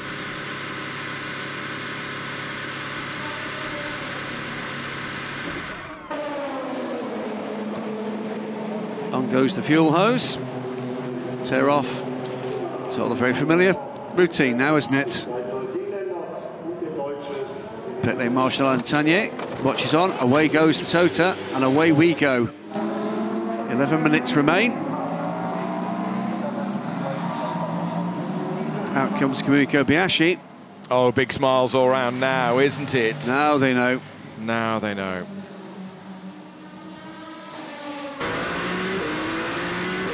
And there goes the number 8 car through. I think we'll make it back on the fuel they've currently got aboard the car. So Bernhard, Lotterer, Kobayashi, Nakajima is the order. Top 3 of those on the lead lap, 5 laps down for that early problem for the number 8 car. Well, again, the luck not going the way of the Toyota. Goodness me. What have they done in a previous life? What have they done in a previous life? All those Le Mans starts through all the different eras of racing. Group C, GT1, WEC, and even at a 6-hour race. So, we're looking for battles on pace. What's left in this last 10 minutes? Well, there's a battle for 3rd place in LMP2. Matthias Becher's not given that up. Takes a second out of Nico Lapierre last time around. That gap under 3 seconds. Mathieu Vazevière is still engaged in battle with Vitaly Petrov, a little further down the order. That is the battle for 7th in LMP2. Miguel Molina again takes time out of Matteo Caroli. That gap under, well, it's now 6.5 seconds. But we'll need to find a chunk of that very soon indeed. We never call foregone conclusions, but there's some big gaps in some significant positions, and unusually perhaps in GT Pro with the number 51 Ferrari. Taken that stop, still holds a 50-second lead. Yeah, that trophy's going south to Modena, isn't it? There goes one of the Jackie Chan DC cars. Bit of a wiggle of the hips as he passes. 3 classes in the same corner there as the Porsche 919 goes through too. It's the number 2 car. Goes through to start the 200th lap of this 2017 6 hours to Nurburgring. Am I correct? It was 194 laps last year. I think it was.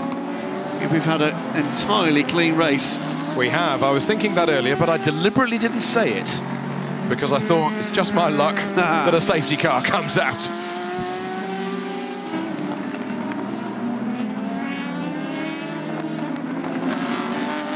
Well, the Porsche is in line to win this GTE AM class. Oh, 7 minutes to go, 6 seconds the lead of the blue and grey number 77. Cairoli valiantly keeping that lead intact. Look at him. Molina within sight, the Spaniard just is going to be coming over that horizon in a moment's time. 6 seconds back in his Ferrari, but try as he may, that Porsche still edges away.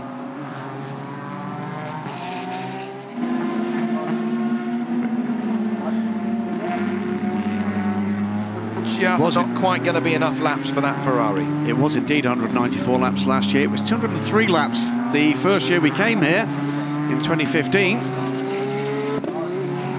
We lost time at the beginning because the clock started even before the pace car pulled off. Yeah, it's going to be mighty close to that. 200 laps now up for Timo Bernhard, 7 minutes to go. I think a record distance is within reach here.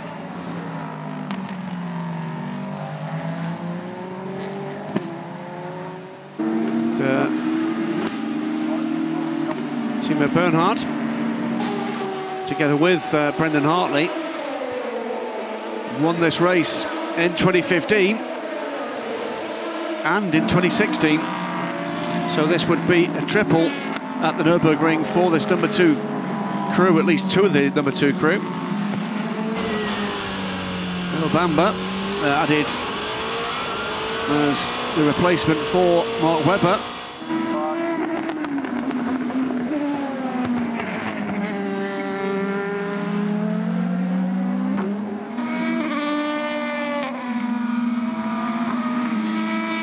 Well, that number 2 car continues on. It has that 3-second lead of Timo Bernhard. All just time ticking away. Meantime, by the way, GTE Pro, it will be a double win for James Collado, who won here last year with Jimmy Bruni.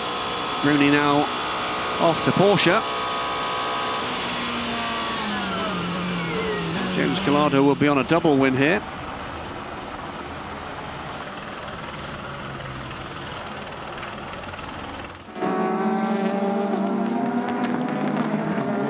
Well, what a job this car has done in this year. What a job it has done. A brand new team launched only a week before the opening race of the season at Silverstone back in the middle of April. And the number 38 has just dominated. So nearly won Le Mans, let us not forget.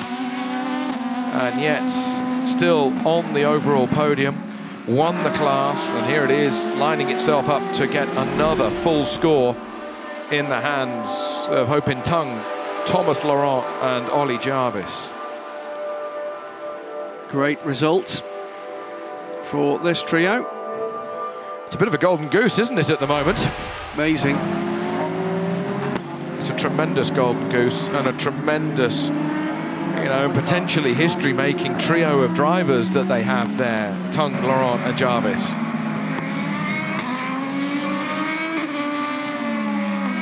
It will be, I think, a record-equaling 10th overall win in the WEC for Timo Bernhard and for Brendan Hartley. That record until now held by the infamous Audi trio of Treluet, Fessler and Andre Lotterer. They will equal that record.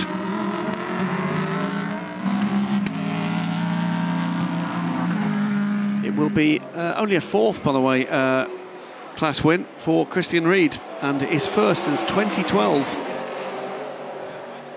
So that nervous time in a garage, they're just waiting for everything to go to plan. They don't want anything to go wrong.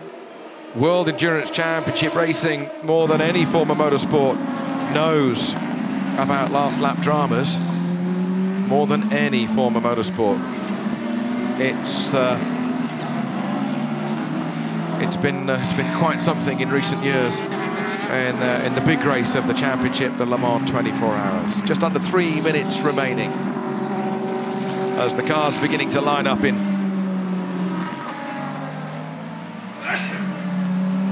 2.5 minutes remain. Timo Bernhard heading for home, 2.4 seconds the gap.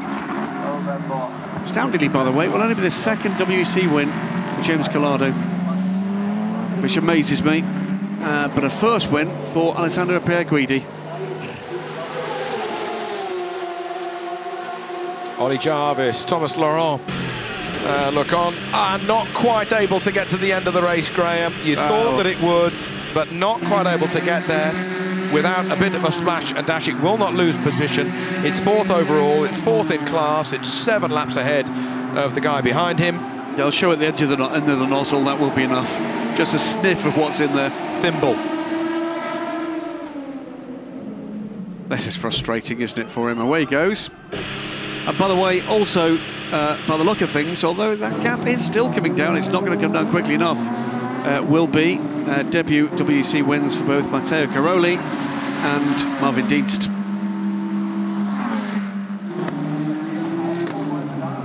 So then, the last lap now started for the 2 Porsches. It is Timo Bernhard, Earl Bamber and Brendan Hartley who have got their hands on the full score. The number 1 Porsche there, Andre Lotterer, together with Neil Jani and Nick Tandy. 2nd position for them it's going to be here in Germany. Well, since the debut of this car at the beginning of the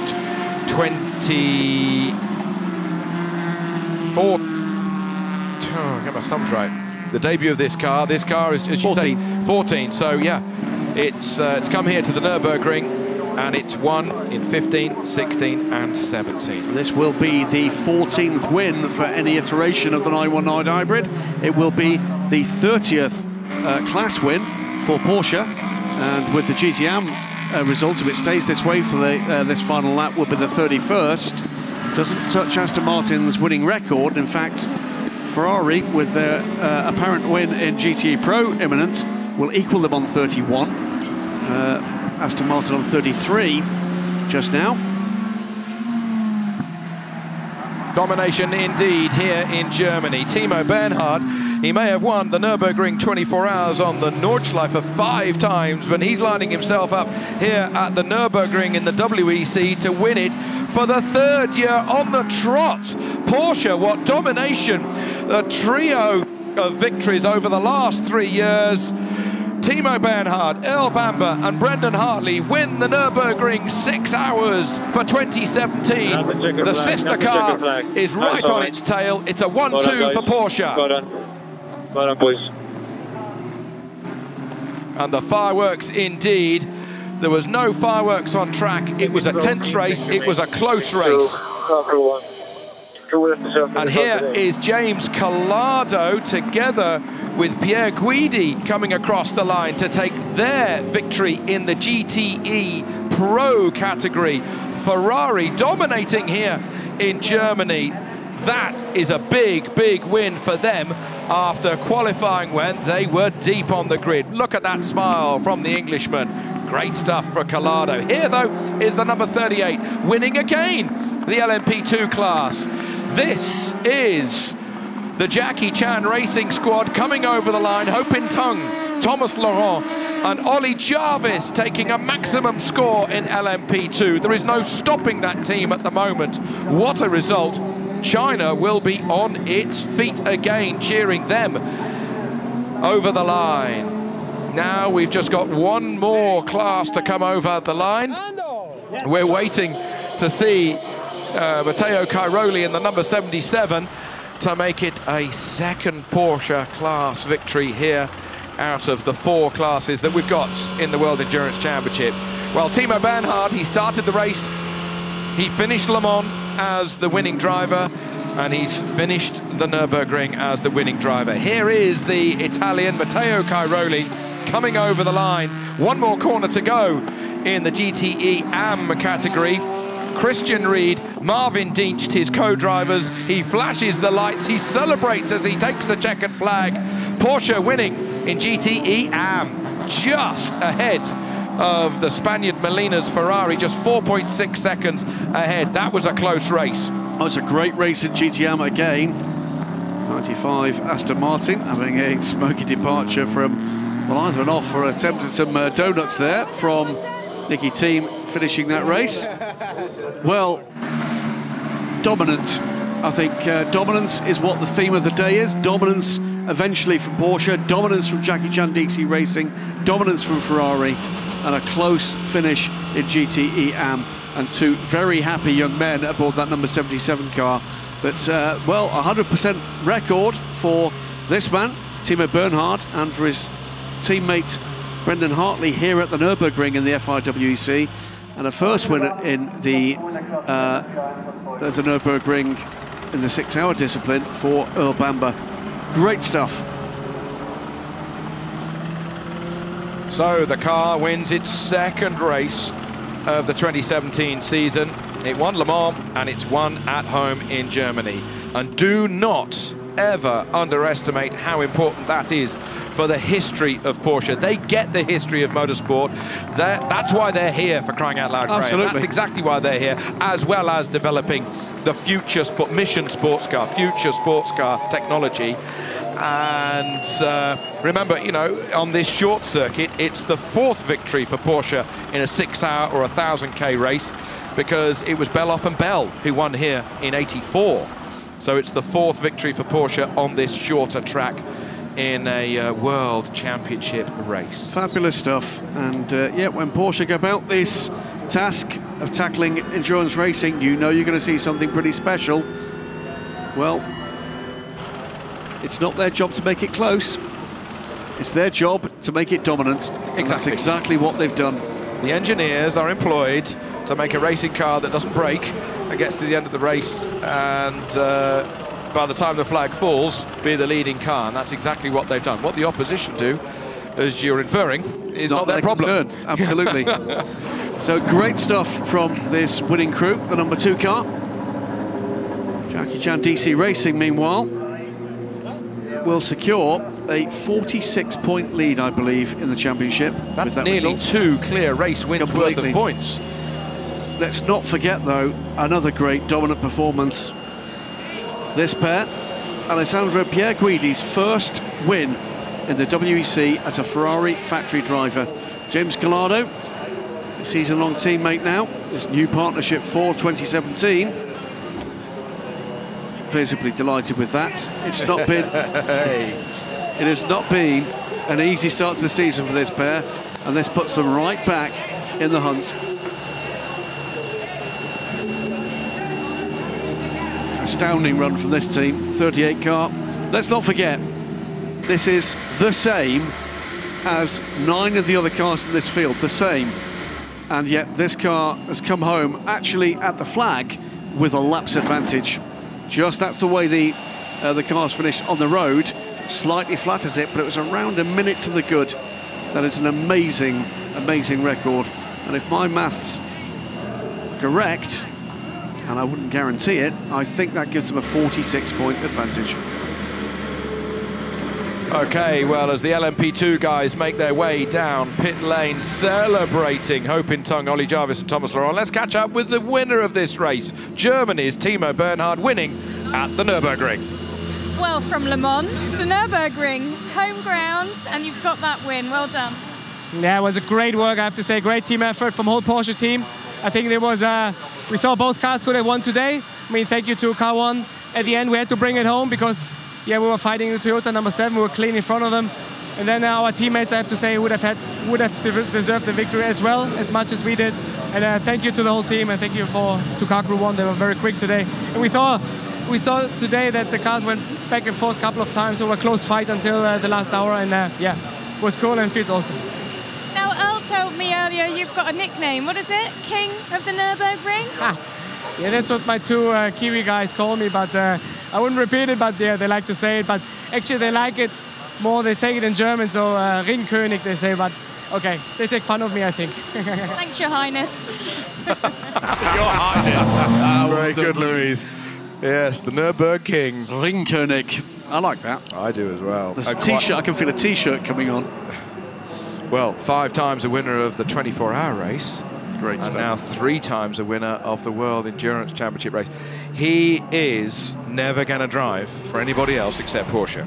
He is Porsche. You know?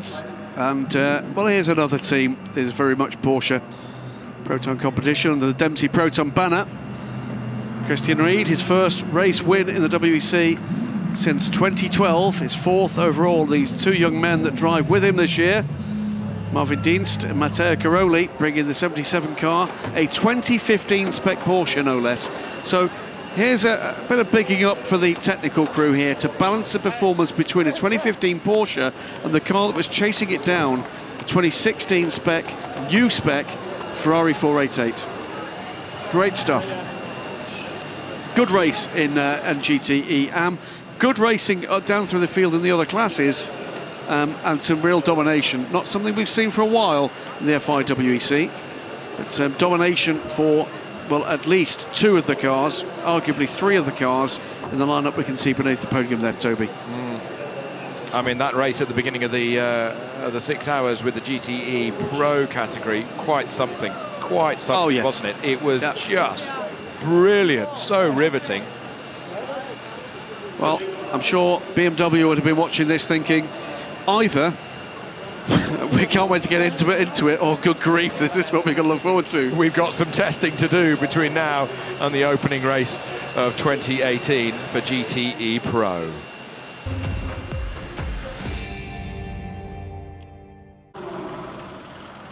The race started under heavy skies, and little did we know it was going to be so close. The big management from Porsche were here, and the fans were here as well to see the Toyota lead off the front row of the grid, but alas, only one Toyota, because the number 8 car had a fuel pump problem on the warming up lap. It immediately lost 5 laps, so it was one Toyota versus 2 Porsches. Everybody got through the first corner, but not the second, as the Alpine made contact with one of the Manners and was in the grass. The GTE Pro battle electrifying. So was the LMP2 fight in the early laps. Then the Porsche number 2 got ahead to take the lead of the Nurburgring 6 hours. The Toyota, try as it may, couldn't quite keep up with the newly spec'd Porsche with its new high downforce aerodynamic package. Then the sister Porsche got through. The Toyota was third, glum faces indeed, with the Japanese squad. GTE Pro saw the Ferrari cutting through, making progress, getting eventually up through to the leads with Pierre Guidi and James Calado. The 2 Porsches leading the race overall battled. It was one way, then the other way, then the other again. There was a touch between Nick Tandy and Harry Tincknell. Tinkers went into the gravel. He was aggrieved. It was a racing incident. Then there was a parting of the Red Sea as the battle for the lead went on, and the number 2 Porsche had to go through the slower run-on, and the sister car nipped ahead. Then, as they went towards the end of the race, the number 2 car was seeing if it could close in on the leading sister car, number 1. In the end, the Caroli Dempsey Porsche was knowing that it was under big pressure from behind, as all the other classes had a pretty easy run towards the finish. But come the flag, it was Timo Bernhard, Earl Bamber and Brendan Hartley who took the victory here at the Nürburgring and putting an almighty lead into their championship challenge. Nick Tandy, Andre Lotterer there looking on. Well, second place for us today. It's a team effort. It's a team effort, and it's one of the days where I'm afraid they're just going to bite the lip and just pat their teammates on the shoulder and say, well done, lads. They won't be feeling great about that, but you know what? Heck of a battle. What this racing gives, it takes away sometimes. They will have their days. Perhaps a slightly less happy crew.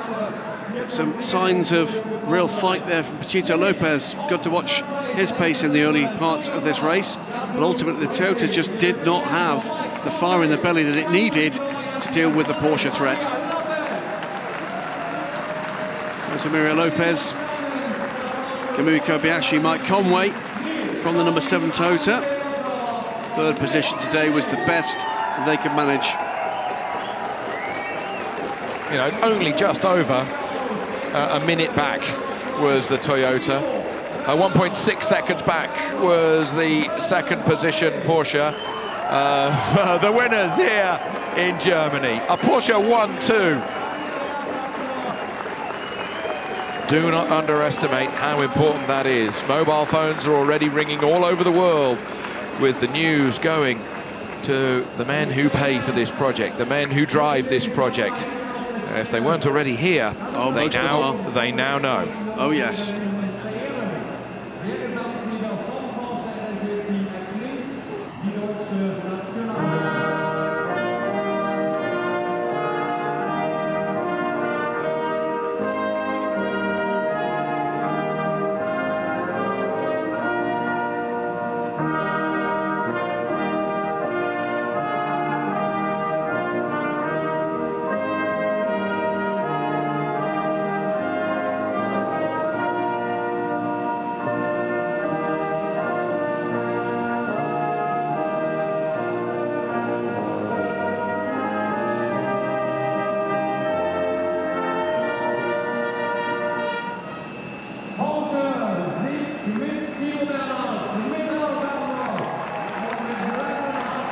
How proud must Timo Bernhard feel at the moment? Oh, yes. You know, you come out of Le Mans thinking you're going to lose it, then you win it, tears in his eyes. He said, Toby, I never before cry in a car, but he did at Le Mans this year. But he did. It matters so much. We saw it last year, didn't we? And, you know, there was some, frankly, ill-founded criticism of the scenes in the Porsche garage as that drama unfolded. But look for a moment, Mark Lieb, lifelong Porsche driver, had never had the opportunity to take that win, and for that to emerge in front of him, what was the emotion of being? It's the same for these guys to actually fight as hard as they did for as long as they did, back from what must have seemed an insurmountable barrier, for the cars to just fall their way. What a remarkable story. We come to these races, Graham, we see them, we follow their action and their stuff during the week, but essentially we dip in and out. These guys do it every single day. Absolutely. It's in their minds. It's in the forefront of their thought process of how they can be victorious. And it is another win for Porsche as the manufacturer's trophy gets given out. And a huge step towards Drivers' Championship for this trio. Massive, massive. They've taken full score in the last two races, but essentially it's 3 races worth of points. Well, 50 at Le Mans and 25 here. A full score and limiting their nearest rivals limited to 4.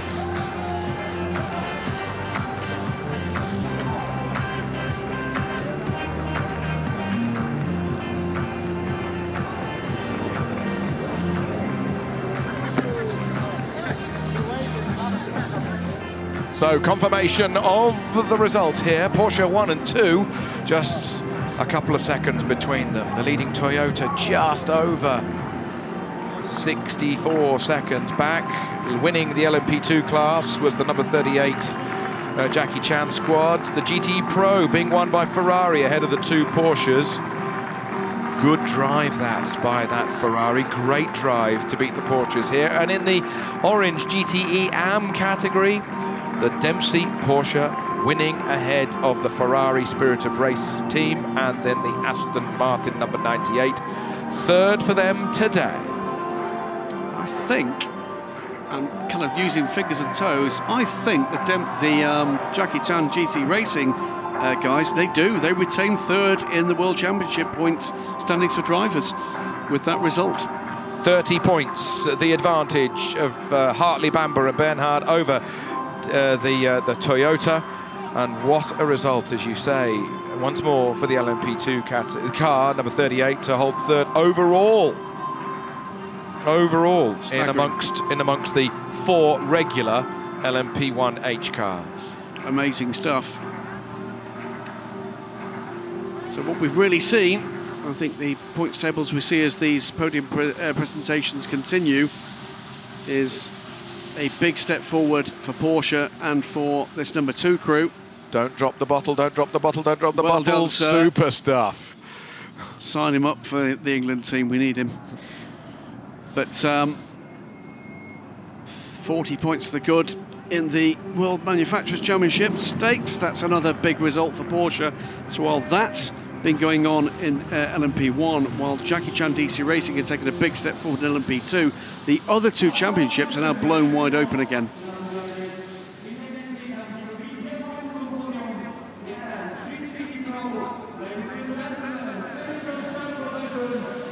GT Pro.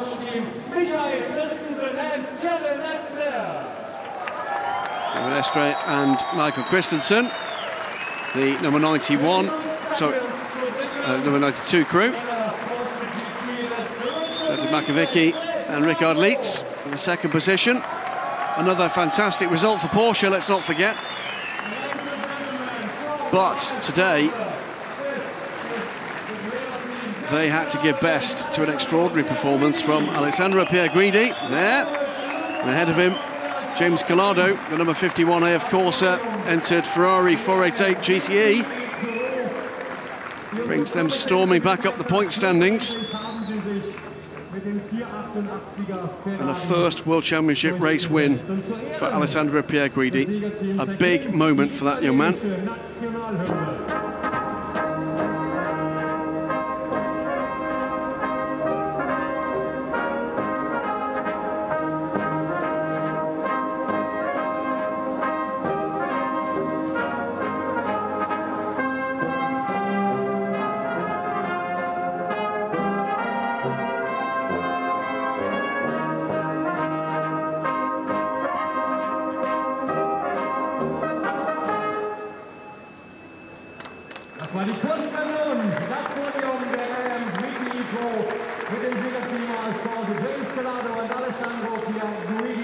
Big smiles for both the Ferrari men.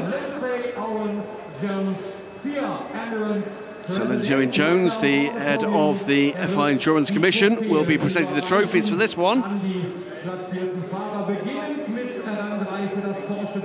Ex-endurance racer himself, back in the McLaren F1 days. Certainly was in the Golf car. I think they changed colours a few times, but how cool is that to say, yeah, I drove in the McLaren F1 GTR. Well, anyone that spends time with Sir Lindsay will know he gets it.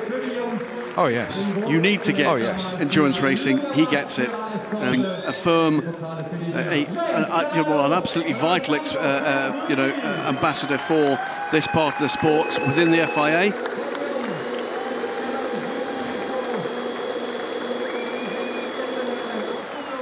And a hugely successful businessman. And a gentleman too there, you see, removing the lady from harm's way with the champagne incoming. I think he might have just trodden on a toe by accident, but he apologised profusely immediately as it's time for the bubbly. And the team boss gets in first. Well done, sir. And hey, James Calado, came through the karting, the whole single-seater thing, but he's come to endurance racing.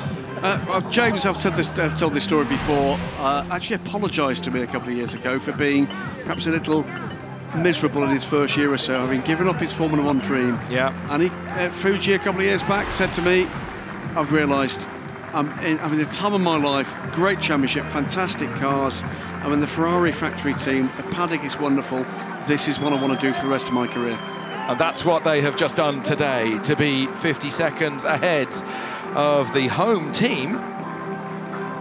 Porsche second and third, Aston Martin, then Ford, Aston Martin, and then Ferrari a little bit further back. The Ferrari had a problem with gear selection, gear shifting, and that meant that it had to lose those laps in the garage. But Andy Priaulx, Harry Tincknell continue to lead the GT World Endurance Championship, just 10 points ahead of Pipo Derani, who will play at the moment no further part. So the next in the order are the Makovic Lietz crew, 11 points behind. So yeah, they are on course, and don't forget that Andy Priaulx, already a 3-time world touring car champion and a 1-time European touring car champion, as well as Ford and Ferrari level on points in GT manufacturers.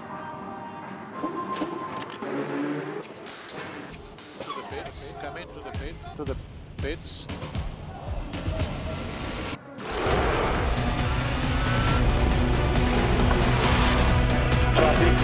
Keep pushing.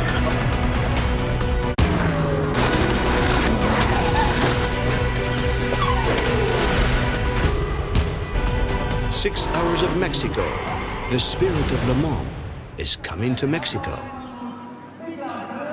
So just over a month and a half off before the 3rd of September and the 6 Hours of Mexico. And that'll be the halfway point of the season. Still a lot of racing still to go. Very hard-fought podium for the Cyclotech Alpine team, defending champions. Felipe Albuquerque helping the Vaillant Rebellion team to a morale-boosting second place with the 31 crew. Bruno Senna, Felipe Albuquerque. But who can stop the freight train that is the new Mighty 38? Hope in Tongue, Thomas Laurent, Oliver Jarvis. Absolutely astonishing stuff. It just seems sometimes there are lucky numbers in certain categories of sport. It's 100 on 2 wheels on the Dakar. That's a lucky number. 7 at Le Mans has often been the one. 7 at Le Mans, and this 38 is carving its own brilliant furrow.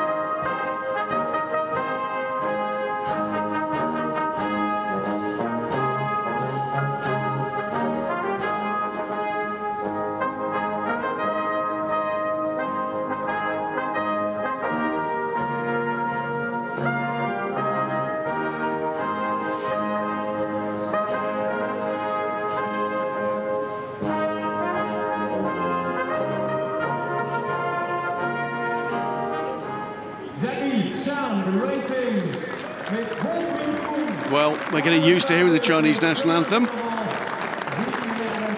David Cheng there.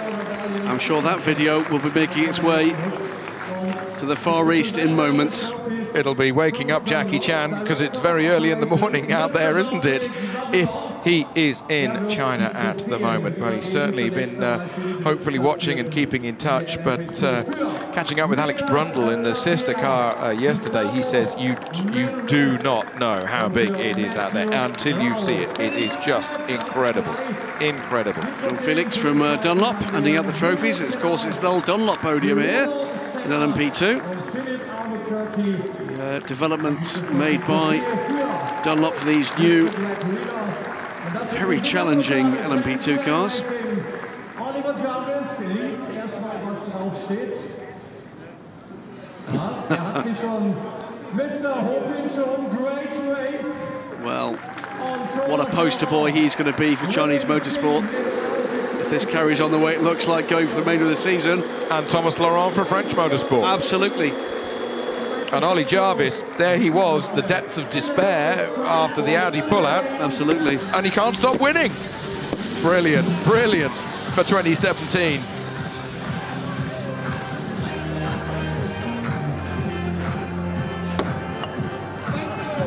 Now let's have a look and see how it finished. The number 38 winning by just over a minute ahead of the Rebellion. Another half a minute back then to the Alpine. And only 6 seconds ahead of the other Rebellion. But as Graham was saying earlier, those cars are all the same. Absolutely. Same chassis, same engine, and yet it is Hope in Tongue, Ollie Jarvis and Thomas Laurent who win today to extend their championship lead. 46 points confirmed. We both shake our heads in the commentary box here. Wow. And with 25 points available for a win, they're as good as going to be leading going into Fuji in the middle of October. To give you an idea of the domination there, as we see the similar position in the Teams Championship, they lead by the same amount as G-Drive have got.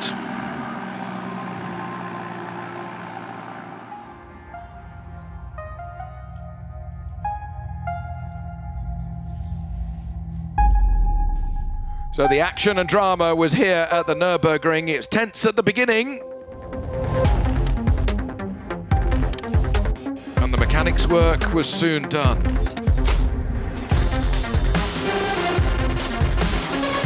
Everybody got on their way. The leading Toyota was running away with things as its sister car was already in the garage with a terrible bad luck. The drama was close as the heat was on. Another classic Nurburgring.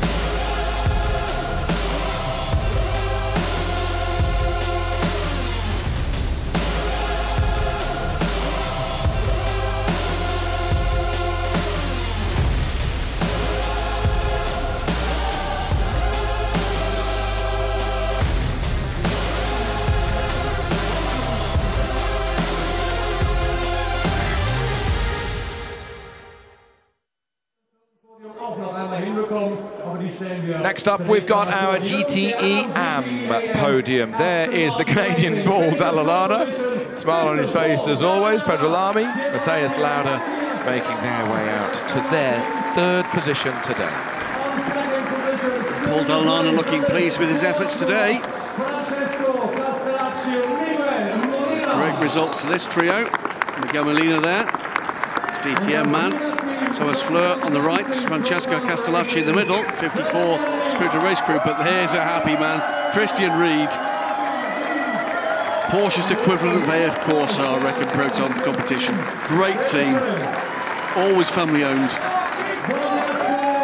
Gerald Ried and Christian Ried, a big part of this. And these two young men, Marvin Dienst, Matteo Caroli.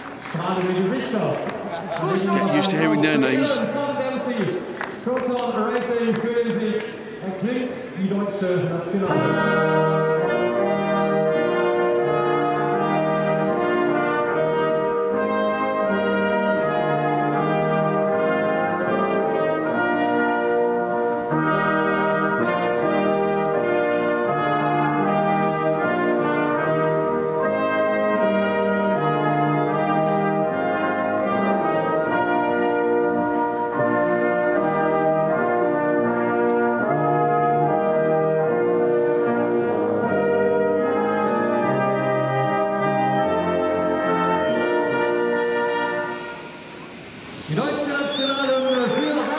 I've just seen the caps there, reminds me of something else. It is a tyre war in GTM, the Porsches and the Aston Martin on Dunlops this year. I believe that is the first Porsche win in the WEC on Dunlop rubber. I don't think that's happened before.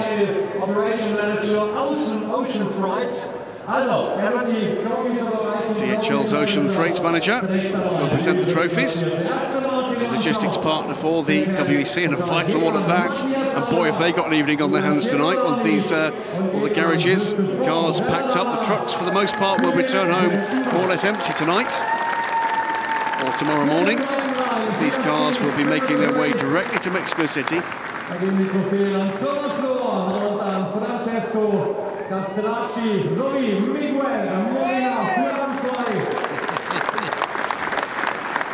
Well, try as he may, there weren't quite enough laps, not quite enough minutes left on the clock for that Ferrari to topple the number 77 Porsche. It was close. Under 5 seconds at the flag.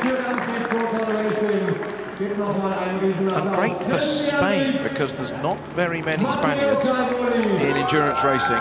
Full stop. At this level, full stop.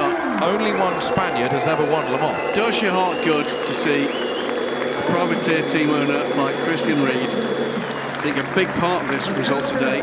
He's clearly absolutely delighted. Well, they're all grabbing the bubbly and they get stuck in. Just spotted in the crowd underneath the podium, actually on the track. So it might be a significant part of the WEC next year. But Paolo Catoni, who is one of the design team for the Ginetta LMP1 for next year, in the cheering crowd underneath the podium here.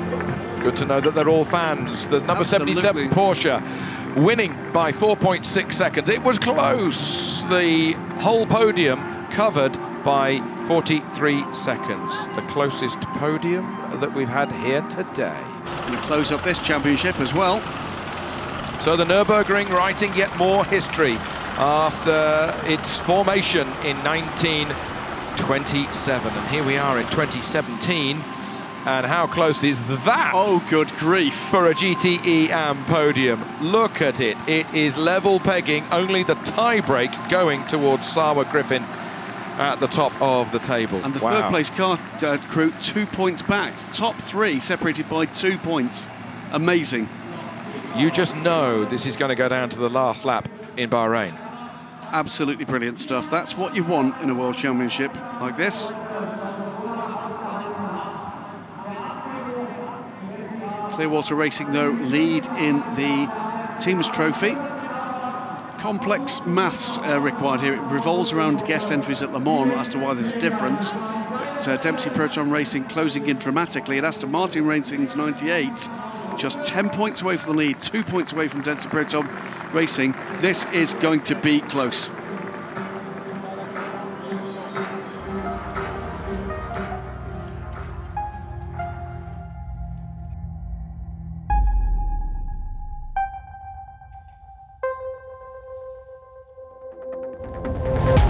The Nurburgring has been another fantastic destination for the FIA World Endurance Championship. But for Porsche, come the end of the 6 hours, it has been, well, truly fantastic. Out of the 3 classes in which they were entered, they won 2 of them. But most importantly, for the big bosses, it has been an outright victory for Porsche. In fact, it's been a 1-2. In the LMP1 class. Timo Bernhard, Earl Bamber and Brendan Hartley winning for the 3rd year on the trot the Nürburgring 6 hours. And Ferrari winning the GTE Pro category for the 2nd year on the trot as well. What a great result for them. From Graham Goodwin and myself, Toby Moody, it's been a pleasure to bring you the coverage. We look forward to Mexico on September the 3rd.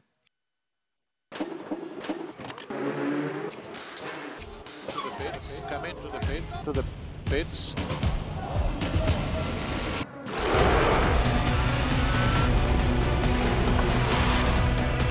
Keep pushing, keep pushing.